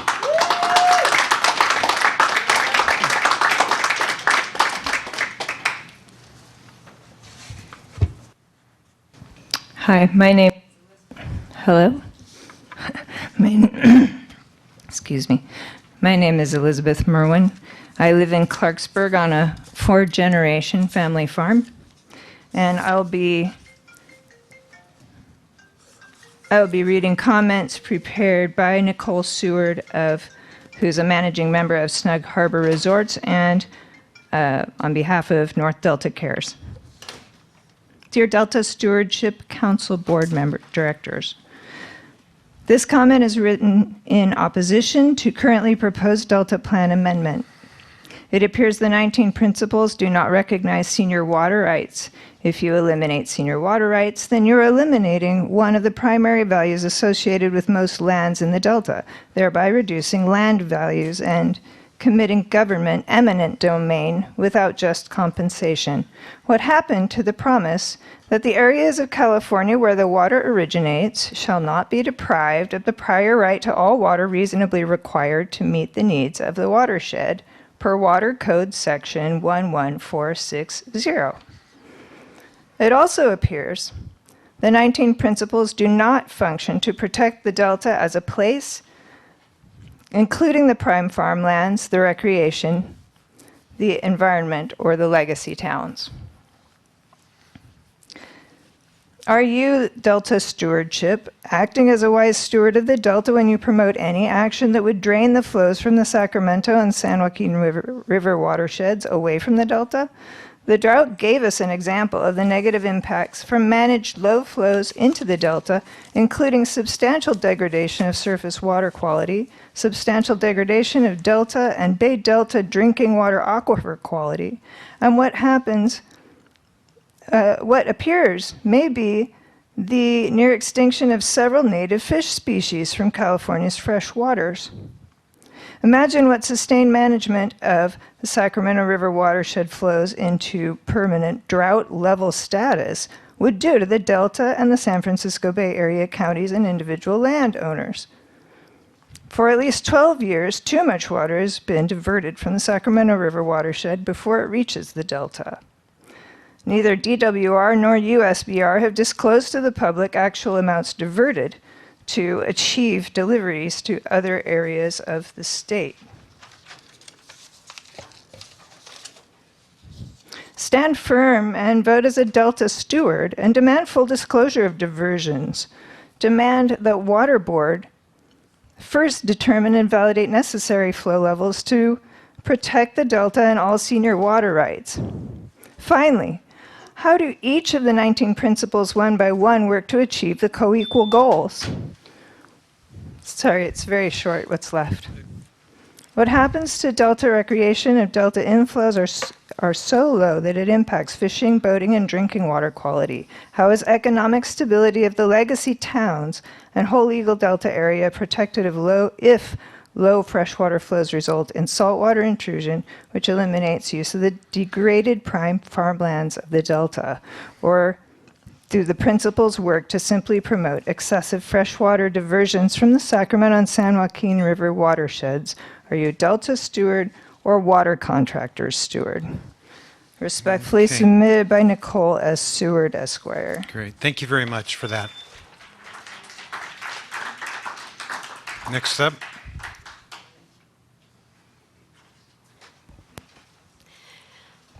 Good afternoon. My name is Cheryl Cox. Many others have spoken eloquently and factually to the science and environmental factors that do not support your current amendments.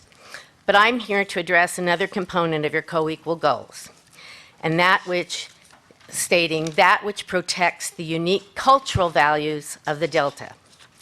My husband John and I are Delta residents. We own Rosebud Rancho, a 150-year-old Victorian home located on Highway 160 between the Delta towns of Freeport and Hood. Our home is listed on the National Register of Historic Places. Rosebud is historically important both due to the architectural uniqueness and her architect, but also to William Johnston, her owner-builder, who came as a 49er seeking gold in the mines and instead found black gold of the rich Delta soil. Johnston was not only a prominent farmer, he also was a founding member of the Grange, as well as a state legislator, and eventually he served with distinction as the California Senator Pro Tem. He was deeply involved in riparian rights during California's settlement days, and surely must be rolling over in his grave at the proposed destruction of his homeland. When we moved to the Delta and purchased Rosebud, we became part of an amazing community of hardworking people and legacy communities and towns. For the past 30 years, we have restored our home with the attitude that we are merely the caretakers of this magnificent historical home. And we have always believed it would be here for generations to come. But now, California Water Fix proposes to build Intake 2 just south of our house. And they've identified that there will be permanent surface impacts. I love all the words that they use, which strictly means that our house will be torn down, taken, of course, for pennies on the dollar, and torn down. Last year, when we objected to the tunnels based on the destruction of our home, they recommended delisting our home due to lost integrity as a way to negate mitigation. These are the people you are aligning yourselves with, people who have ploys like this that they apply. We assume that the delisting ploy was because it was offered by someone who has never seen our home, someone who learned that a fire occurred 2 years after we bought it. If they had researched further, they would have known that the painstaking efforts of dozens of craftsmen, millions of dollars, and the dedication of our architect, Bob McCabe, not only led to the recertification of our home in 1992, but it garnered the Award for Craftsmanship in 1993 from the California Preservation Foundation. I ask the Council to honor your role as stewards of the Delta. You can't do this by writing these amendments or changing shoulds to shall. Please don't leave the door open for projects like California Water Fix to demolish our home and destroy the California Delta. Thank you.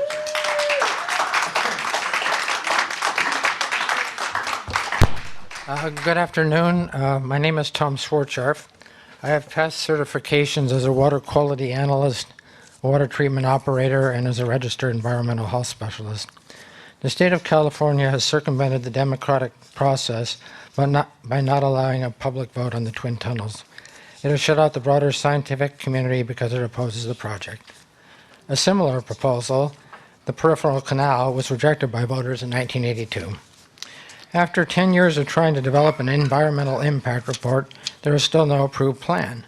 Although the plan fails to reflect in the field realities, it has been expanded to over 50,000 pages. That alone is a huge red flag. The faulty premise that dewatering the Delta would magically restore it is erroneous. To quote researchers and Delta experts, Drs. Lee and Lee, there is no Delta in the world that has been restored in this manner. Though previously labeled the Bay Delta Conservation Plan, there was no intent to restore the Bay or Delta. This became more evident when Governor Brown dropped the $8 billion restoration portion of the plan.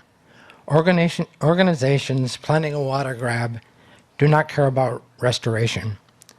The Twin Tunnels project has wasted time and money for the state, the water districts, and the environmental groups who have opposed it over time. Hired hand contractors have gotten fat on the project, even though they have failed miserably to produce anything of value. Water districts that have already paid $250 million for the study are left holding the empty bag. Further evidence of poor planning is the gap between what the state says it will cost and outside economic predictions. The cost would certainly go up over time. The range of $15 to $60 billion is unworkable. Work performed so far could have been used to build a more sustainable statewide water system. Environmental protections for the plants and animals that make California the most biologically diverse state in the country must not be compromised. The collapse of the iconic native salmon populations is just one of many reasons to extend protections, not eliminate them. The strategy so far seems to be based on confusing the public with a slick public relations campaign combined with false hopes for the opposition giving up. Giving up is not going to happen. I will not give up. I also know that the groups opposed to the project are not giving up, despite Governor Brown telling everyone to just shut up. That only sharpened our resolve. Thank you for your time.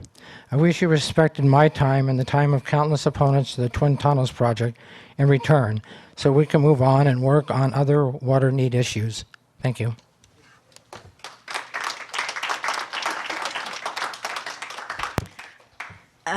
Good afternoon. My name is Teresa Hardy. I'm here with people from the San Francisco Bay. You've heard some people talk. I'm a member of the Sierra Club. Ken spoke to you about finances. Carol talked to you about water use. You just heard from Tom. Tom's been working in the field of water for years. He has been to your meetings. He has written letters. He has written emails for over 10 years to oppose this. Ken talked about the importance of including local government and community in the decisions once you've reached your conclusion. This community is telling you they don't want the twin tunnels. That's their input. I went to the Brentwood meeting and I spoke to you as an educator. Reuben, who is a Native American, spoke to you about legacy. There's another woman here who spoke to you as a grandparent. I'm speaking to you as an educator. There are books that are being written now about the environment and children. There's one that's called Ways You Can Help Save the Planet Before You're 12. Another one, One Well, The Story of Water, Need for Protecting and Conserving This Limited Resource. I'm sure your mental acuity is getting really drained by everyone speaking. But there's another one that's called Where Once There Was a Wood. I would hate to see future generations read a book where once there was a delta. This was written by Denise Fleming. What children's author is going to write about that? When you have a whole community. I went to the last meeting. I came from the Bay Area and there wasn't even a seat. I got here early today and I was put upstairs. You didn't see all the people holding up their signs that would have really given you an impact of how people feel in this community. I know I'm over. I'm almost finished. Your job is to preserve resources and protect for future generations. That requires wisdom and compassion and listening to your community and listening to people like Tom and scientists and people who know finance. Thank you. Thank you.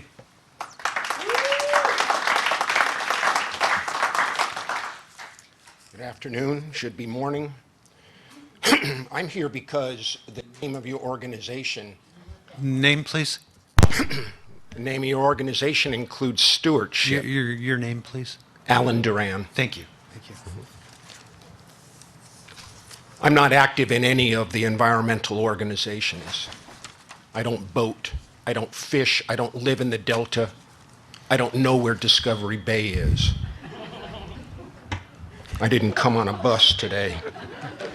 I don't really even understand the arguments. I mean, it's over my head. 45,000 pages, give me a break. That's not something that I can do. I can't come in here and say paragraph such and such a thing. What do I know? I know what I read in the press. I know what I read on reliable internet sources. And what it tells me, it seems, that from an outsider's perspective, that the scales have been tipped in the favor of commercial enterprise at the expense of the environment. That's the way it feels out here. And maybe, you know, there's 37 million people in California, so 1 million here in the Bay, you know, we got to get the water down south, so maybe they don't really care. And by the way, we're not saying we're going to take more water out of the Delta. We're just saying we're going to build the capacity that could be used to take more water out. Well, correct me if I'm wrong, but a variety of fish species have been brought to the brink of extinction. And so maybe you guys would say, well, that's the people who operate these things. That's how this happened. You know, since 2009, apparently we've had co-equal goals, but for the last 4 years or 5 years, we've had a drought. The Almond Board says that every year, every single year, we plant more almonds. The financial interests at stake here are against those of us who are in favor of saving fish. The fish can't get up here and speak, and so that's kind of why I came here today. Well, there's co-equal goals, but not co-equal implementation. Last I checked, almonds were not in danger of going extinct. And I think that you guys need to realize that there's a whole lot more federal government, state and local government, and other interests here who are pushing a solution that is fundamentally flawed. And from what I understand, what I've heard, is that your report, which should be looking at a whole variety of solutions, is focused on another conveyance mechanism. My time is up. Thank you for that. Unless you protect the environment, I'm just one, I think, of millions of people who are not going to support your actions. Thank you for your time. Thank you.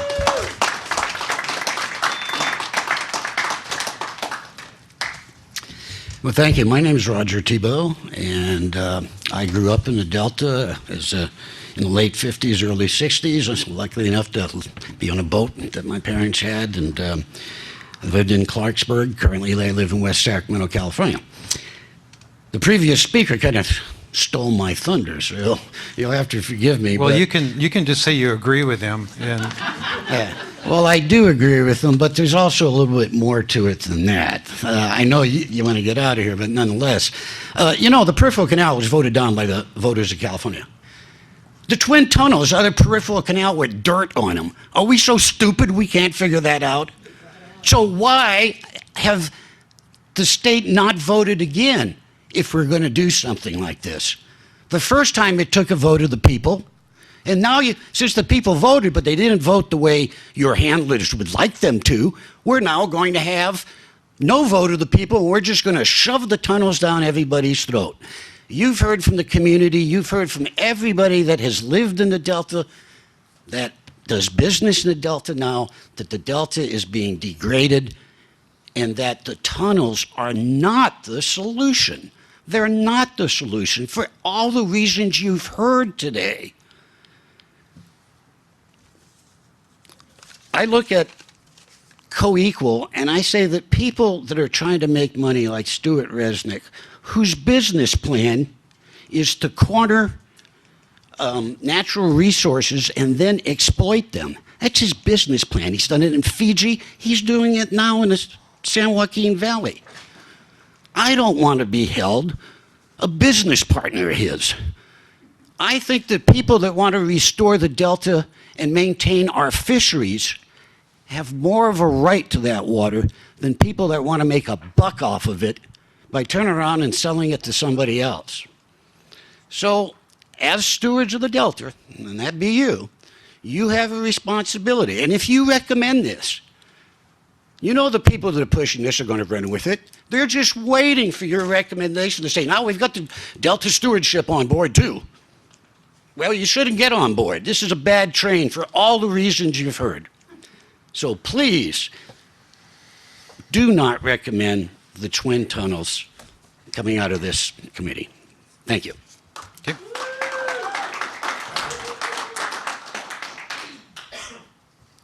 Good afternoon. My name is Lauren Korth. I'm here on behalf of Assemblymember Jim Frazier, and I'll be reading a letter from the Assemblymember.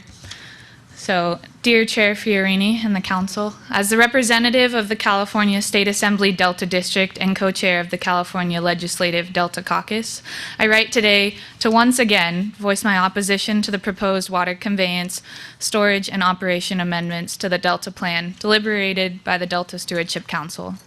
Although there have been changes to this proposed amendment since the Council's meeting in Brentwood last month, I find these changes to be inadequate and assert that the preeminence of the co-equal goals of the Delta Plan must be upheld. I proudly represent the 11th Assembly District, which spans across the California Delta region from the far reaches of the Sassoon Marsh to the communities of eastern Contra Costa County and the historic legacy communities of the Delta along the Sacramento River.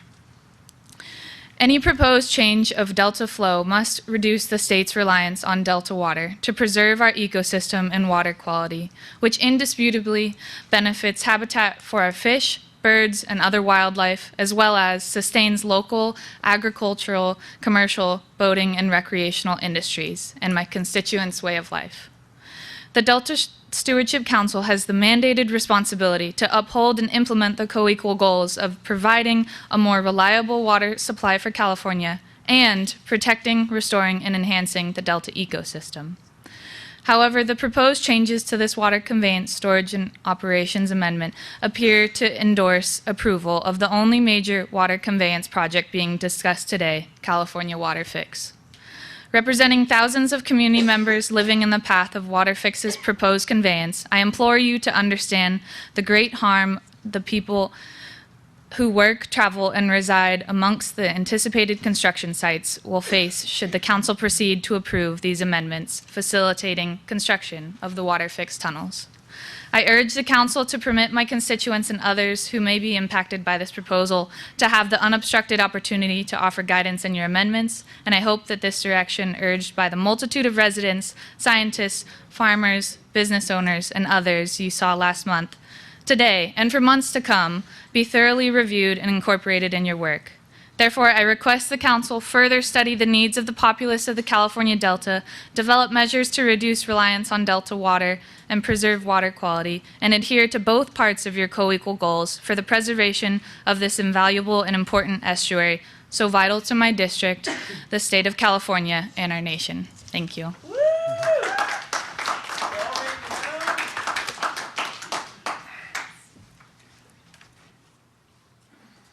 Hello, my name is Nikki Chan. I am from Stockton, California, and a community educator with the Little Manila Foundation. We represent the Filipino American community in San Joaquin County, and we have historical roots tied to the Delta as our ancestors first came to this area. I just also want to point out, the lack of people of color in the space. There was about, 200 people here today coming up, showing up, and about 10 people of color in these two rooms that we had today, especially seeing the reflection on the panel. Where y'all at, where the colored people at, just want to give a heads up there. We as Filipinos can trace back to a lot of relatives in Stockton.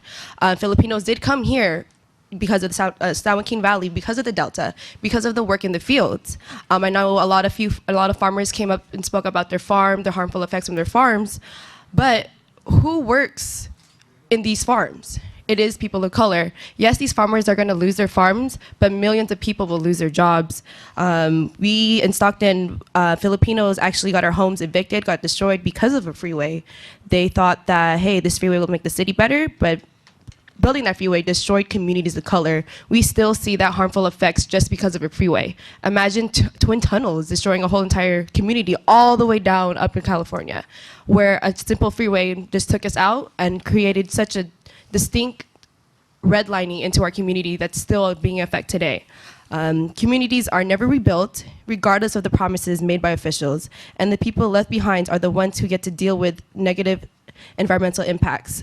In the case of the Delta tunnels, our community members will lose access to fishing areas, marinas, boating ramps. After construction, we learned from the environmental documents that our community members will be left with degraded water quality and contained fisheries. I know in Stockton, for sure, we have some of every single problem there. You know, we got it.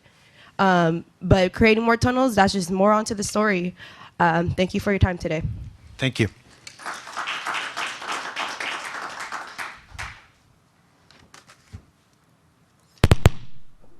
Hello? Okay. Hi. So to the Delta Stewardship Council. Your name, please. Oh, I'm getting there. I just wanted to address you all. So to the Delta Stewardship Council, my name is Ryan Camaro. And I just want to first start off by saying that as a 2015 Brower Youth Award winner for my work advocating for the Delta statewide, a California delegate in Paris and in Morocco at the United Nations Climate Talks, I'm a resident of Stockton, born and raised, as well as an activist working on coalition building in the nonprofit sector. My body of work has led me to trying to understand the complexity of the issues California faces, whether it's social, economic, or ecological, and it is from this frame in which I speak to you now. I find myself appalled at the Delta Stewardship Council's inclination toward approving the Delta Plan amendments, which would turn your organization's unbiased mission slanted to uplifting the status quo and falling prey to billionaire interests. These amendments are a thinly veiled illusion of a solution that ultimately means a destroyed, deprived Delta that hurts the residents and ecology of the region. I agree with Roger Mammon's comments about the cost-benefit analysis that has disproved the project as the right way to move forward.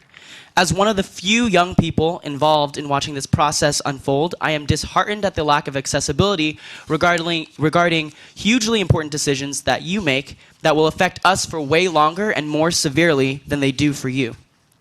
I work with a statewide group called the California Student Sustainability Coalition, and I want to really underscore that we are watching you at this crucial crossroads for our waterways' survival. Consider seeing yourselves as part of a global story in response to climate crisis and how you decide how our society goes, given our privilege as Californians where we lead the nation on environmental justice and innovative solutions. Are you going to maintain the status quo and be a pawn and irreversibly deprive a region to a resource essential to the state and to the nation? Make the right decision and reject the Delta Plan amendments. There are solutions aside from dual conveyance systems that exist. If you want more specific resources, you can check Restore the Delta's Sustainable Water Plan blog for that. I also want to say that you folks are the Delta Stewardship Council, not the Delta Stewart Resnick Ship Council. Thank you. Thank you. Barbara, welcome. Thank you. Good afternoon, Chair Fiorini and members of this council. My name is Barbara Daly. I live in the Delta. I'm a member and co-chair of a group called North Delta Cares that's located in the North Delta. And I'm also on the Delta Protection Commission Advisory Board, and I'm on the board of directors of the California Delta Chambers of Commerce. I've been going to meetings like this since 2009, gone to hundreds of meetings, and been involved in various aspects of what's going on here with our Delta. As I said earlier, I live in Clarksburg, and the intake number 2, which is the first intake that they want to talk about building for the Twin Tunnels, is right across from my home. So my well water will be affected. I won't be able to breathe the air probably for 10 years. I won't be able to stand the noise from the pile driving. Not only me, and I am starting to speak from my own perspective, but also my neighbors and the people around me, across from me. The lady who lives at Rosebud Ranch lives very close, and we're all going to be deeply affected. And this just keeps moving forward and forward and forward. We've talked and we've talked and we've tried to give you our perspective and ask for your understanding that other alternatives be considered. I can't add much to what everybody's already said today, but I can add one thing. After listening today, the changes that your staff has made to this chapter of the Delta Plan are only leading you, the Delta Stewardship Council, into a deeper reliance on the Delta's water. And I'll tell you why. Currently, well, let me summarize it by calling it dual conveyance. Dual conveyance is going to actually give you more reliance on the delta, because currently, right now, the alternative that's being considered is alternative 4A, and that's for 3,000 CFS times 3 by Clarksburg, Hood, and Cortland. Now, adding through delta conveyance adds another alternative. This is alternative 9 to the mix. This is the alternative I've been waiting to hear. When are they going to start talking about alternative 9? Today's the day.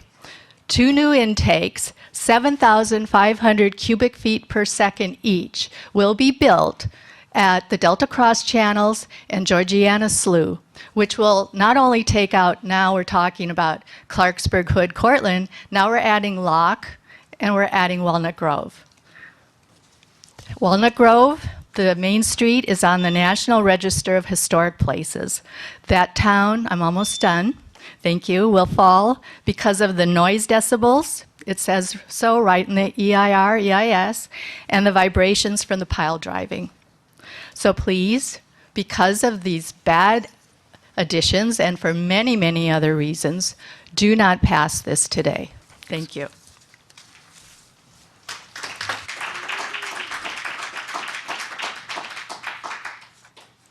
Mark, welcome. Mark Wilson, Wilson Farms and Vineyards in Clarksburg. Appreciated a lot of the comments that you made to refine your document this morning.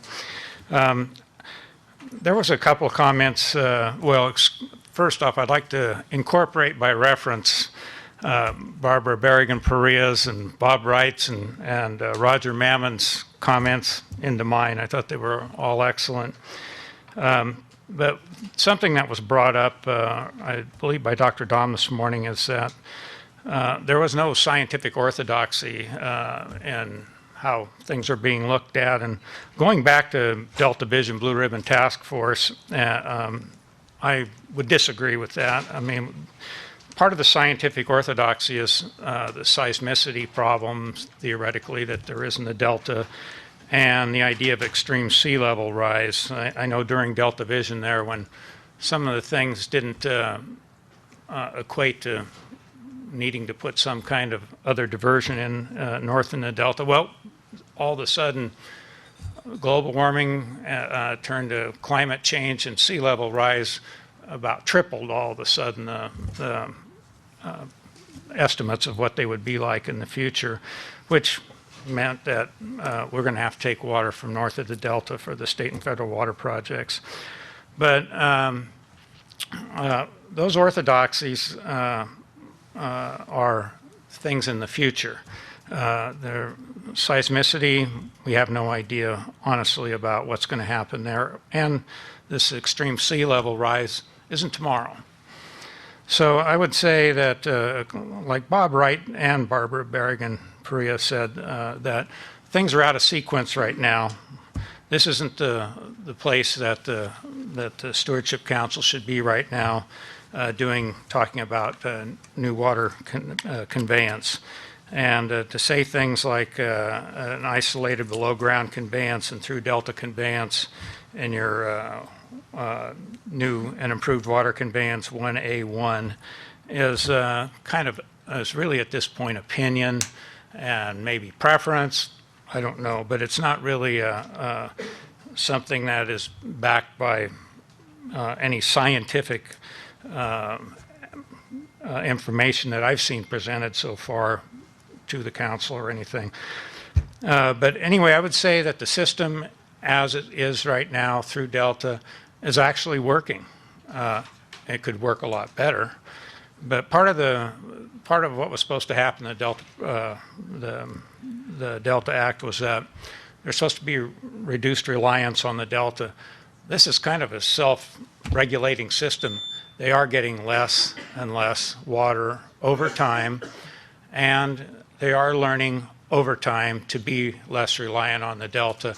And one thing too about storage, it's always talked about basically being on the tributaries coming into the Delta. One gentleman said this morning, we need more storage south of the delta. I think we can have real water supply reliability through the delta, but it's going to be less water. And then there's going to be times, which like this year, there's going to be a lot of water available. But we really have no place to put it, whether it's groundwater recharge, above ground storage, and so forth. I think the less damaging and the least expensive and most prudent thing to do today is let's wait a while and work with the system the way it is and try to make some improvements with the existing system so till we get more studies done. I hate that, talking about that, but others see some more options down the road, because I'm sure there's going to be some more options that are going to become available. Thank you very much, and thank you for the long day that you put in. Yeah, everybody's put in a long day. That reaches the end of the requests for to comment and address the council.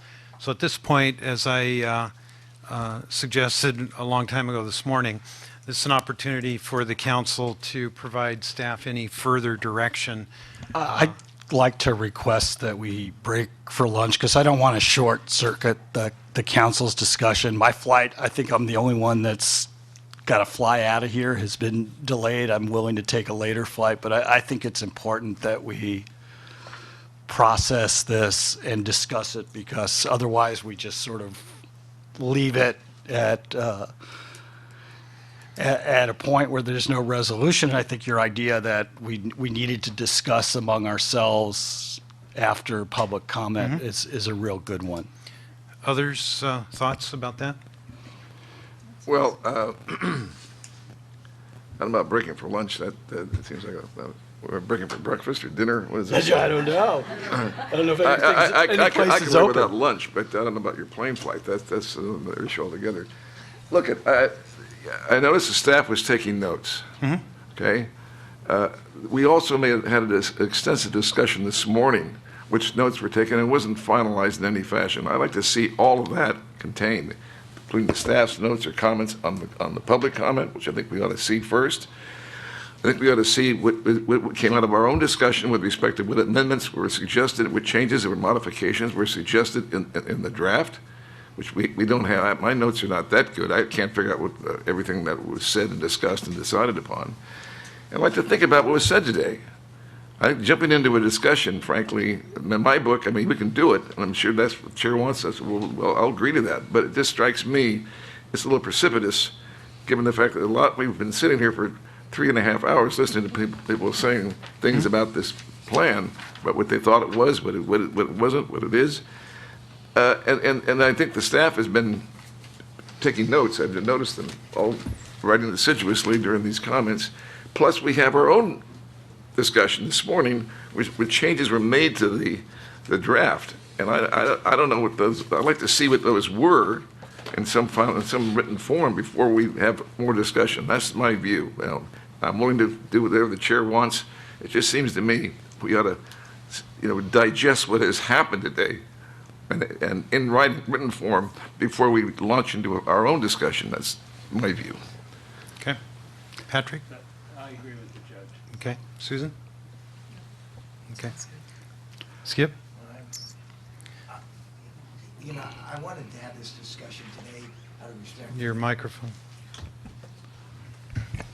I wanted to have the discussion today out of respect for the public, but it has been but I want it to be a robust discussion, and I can tell you how I feel. I'm worn out, and I don't know how my colleagues feel, but I have some housekeeping questions that may help me decide which way I want to go.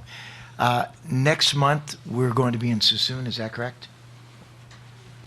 Next month, we're going to be at the Sheraton in Sacramento, I believe, but I'd have to check with the clerk. Okay, perfect. Because I was concerned about the venue. I want to ask Randy and yourself to have a venue large enough to accommodate everyone in the same room. Sheridan? Sounds like It's at the Sheraton. I'll have to double check to make sure whether we have access to one of the rooms, two of the rooms, however many, and I don't know precisely how many they hold. The ballroom. That's the larger one. So I can get back to you on Yeah, I think the that. intent was to find the largest space available. Because next month, as I understand it, we will be taking a action on this amendment. Is that correct? Next month, and actually that gets to the last two slides in the presentation of next steps, so maybe we should just go into that. Can I make one suggestion also? Sure. I was disappointed that Dr. Dom wasn't here. There was a lot of discussion about science, and I would like to see his comments on some of the things that were said, particularly in written form now that we have notes from the staff perhaps.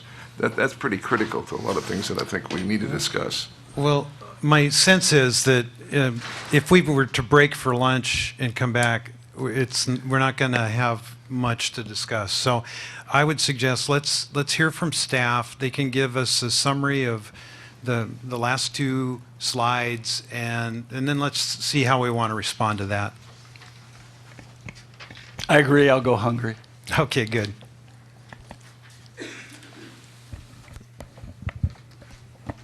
Okay, can we get the slides back up? Just the last two.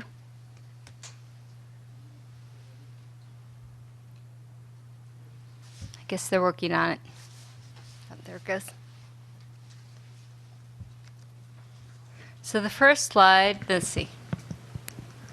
Well, does that slide say, what does the scientific community say? We're going to the slide that's next steps in process. That should thank be you. right there. So this slide is illustrating the process that we've gone through in this amendment.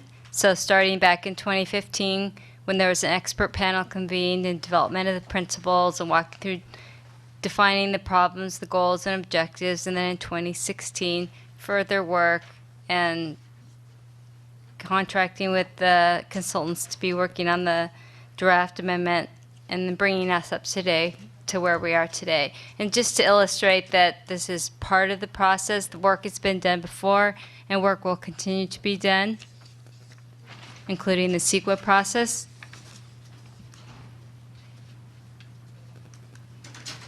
And the next slide just shows the next steps coming up. So as we discussed earlier, our intent is to take all the comments that we heard today from the council and the public, summarize those, come back with the draft next month that incorporates response to the comments. And although we may want to just provide you, would you rather have just a summary of the comments versus actual responses? Yeah, I think I'd like to hear a little bit more guidance on that. I mean, fundamentally, I heard things today that certainly get me thinking about changes in the draft, and not just from the council members, but from the public. Fundamentally, there are also things that I think the staff just disagree with, and I don't want to mislead people into thinking that major changes to some of the promoted options in the staff draft are anticipated to change. I think it would be misleading to say so. So perhaps it's better to just, kind of take that discussion head on and make sure that staff at least know whether if we bring back a revised draft that while responsive to comments in part may not reflect precisely what we heard today, is that going to be a satisfactory direction for the council or not? So, why not the next meeting, we gather up everything we've learned, we start fresh, we discuss it all, and then if we're ready to put on the agenda a vote, it would be the subsequent meeting. I think we need 2 meetings. A short discussion now, I don't think will be too productive. I appreciate staff has to wrestle with all that, but to figure it out and give staff advice that's coherent to you, I don't think that's likely to happen. But I appreciate they have a problem, and I appreciate you directly saying what they're going to do is their best professional judgment, incorporating what is consistent with what we've given them and what they've done. And it still may be controversial, and it still may not have some of the things that we heard or were recommended. And so we will have a chance, I would hope, at the next meeting to discuss that again, and the public can talk about it again. I just doubt that the next meeting we're ready for a vote. And I agree with Patrick's comments. I was prepared to make some additional comments, but out of respect for staff, you took a lot in today. Come back to us next month with a summary. We'll give it one last input, and I presume the following month we will be ready to vote. There's one thing that I think we need to address. I don't know, Jessica, this is what you had in mind, but there may be things that the staff doesn't agree with, and they won't change. I want to know why they don't change. In other words, I want some explanation here. Sure. And the public certainly deserves that, and I think we do too. I know that some of these things are not rocket science, but some of them are not just given to an easy answer. And I want to make sure that staff responds to those questions that were raised by the public that they don't agree with, or they feel is inconsistent with what our legislative obligations are in terms of what the legislature wanted. Fine, but I want to know why. Of course. Sure. Yeah. Ken?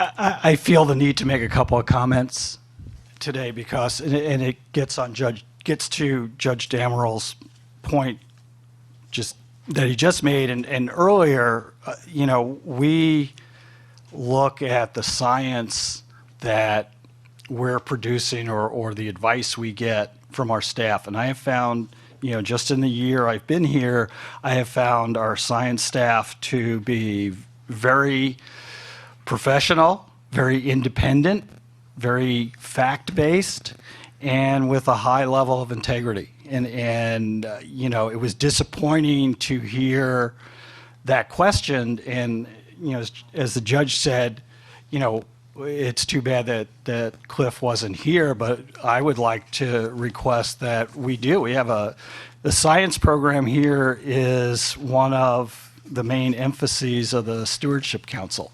And I think we need to have that discussion because some of what is being questioned has been looked at for 30 years and the same conclusions keep coming up. So we need to understand that and give our science staff the opportunity to input into us and tell us why they're making the decisions that they're making. Well, I would say that the science staff aren't necessarily making decisions. They're identifying studies that the planning right, but their input is crucial into making decisions. And I think we're hearing things that I've heard before over the years, and if we could sift through that, but I think we need to know where they are coming from and where they're, what they're comfortable with. And as I said, I think, we've got them and the Independent Science Board. I mean, it's hard to get anything better than that. And all we can do is use the best available information that we have.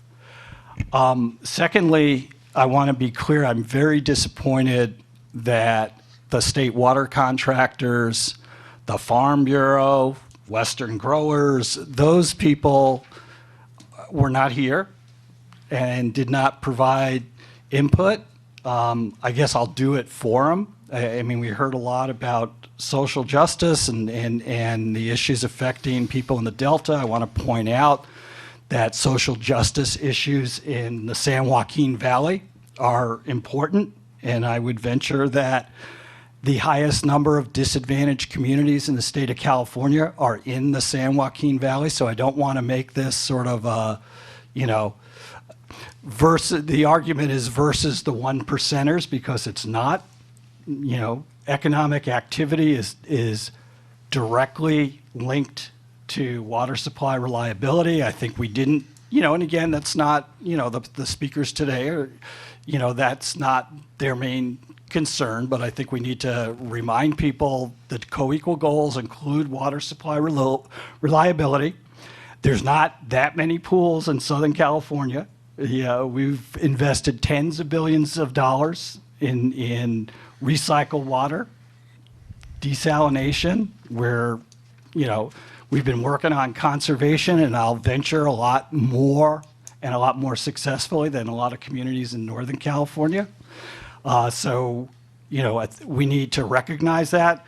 We're doing more, but we also need to recognize that we are trying to balance. I think we had this discussion, someone made a comment that we shouldn't try and seek a balance. I think our whole purpose is to seek a balance, and the co-equal goals are the co-equal goals. We can't just say one of them is what we're focused on, and you know, I know that's where the legislature is because I just went through my confirmation process, and they wanted to know, hey, what if you can't do both? Are you going to do one over the other? And the answer is, well, no, we have to do both because that's what they mandated us to do.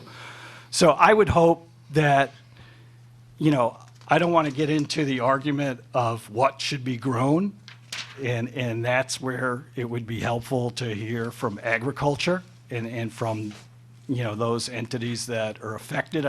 That's really why I didn't want to wait till next month, because I think we heard a lot of things that, you know, I think they reflect one point of view, and it's valid, but also I'm very uncomfortable with making this, you know, again, this is all about the 1%ers taking all the water from here, and that's not the case. And this, you know, our role is to do what's best for the state of California, and it's important to do that. And I think the contractors, these are their constituents. They need to be heard, and it's disappointing that they aren't here. So that's it for me. Okay. And to Ken's points, San Diego Water Authority did some wonderful things with not a lot of water, desal, reuse. And that's one of the areas that I was a bit disappointed in, is that there wasn't enough discussion about reuse or stormwater capture. It was all about, and I know it's about conveyance and storage, but we ought to be thinking more broadly about how we can, because there's no more water. I mean, what we're doing here is not creating any more water. It's moving it from one part of the state to the other. And why don't we think about if we can capture stormwater or reuse or desal? What does this look like in the mix? I would say it would be an option that we should be considering. But to simply focus on a dual conveyance, be it a single tunnel with through Delta conveyance, it just doesn't make a lot of sense. And then let me just, kind of a sidebar comment. I saw it in my county, and where a year ago a project was brought forward and county staff said this is a bad project. 6 months later, it was a good project. And what I say is sometimes we work so hard on a project, we're so invested in it that we can't let go, and we won't let it fail, even though it may not be the right project. And I hope, and I believe, because I've dealt with staff for a short time, but the interaction I've had is staff is very professional. They're trying to do the right thing. But sometimes we need to step back and say, you know, maybe I need to tell the boss this isn't the right way to go. And so I'm just, in that context, my colleagues, and I know there were some very harsh words spoken about the council, and I think I can speak not only for myself, but some of my colleagues who may be seen as less protective of the Delta. I think to a person, everyone is trying to do the right thing. You obviously disagree with what some of us up here say. I'm going to disagree with some of my colleagues, but not because I don't believe they're being honest and really trying to do the right thing, is they just see it a little differently. And I think my role is to try to convince my colleagues why we need to look more broadly at options instead of look at conveyance only with through Delta as well. So anyway, my thoughts. Look forward to next month.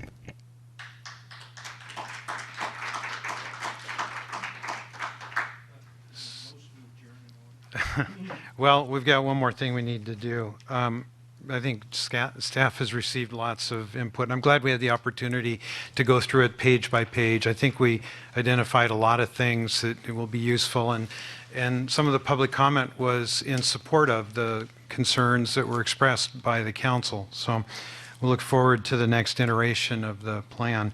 That concludes file item number 10. File item number 11 is public comment on any other matter that people wish to address the council about?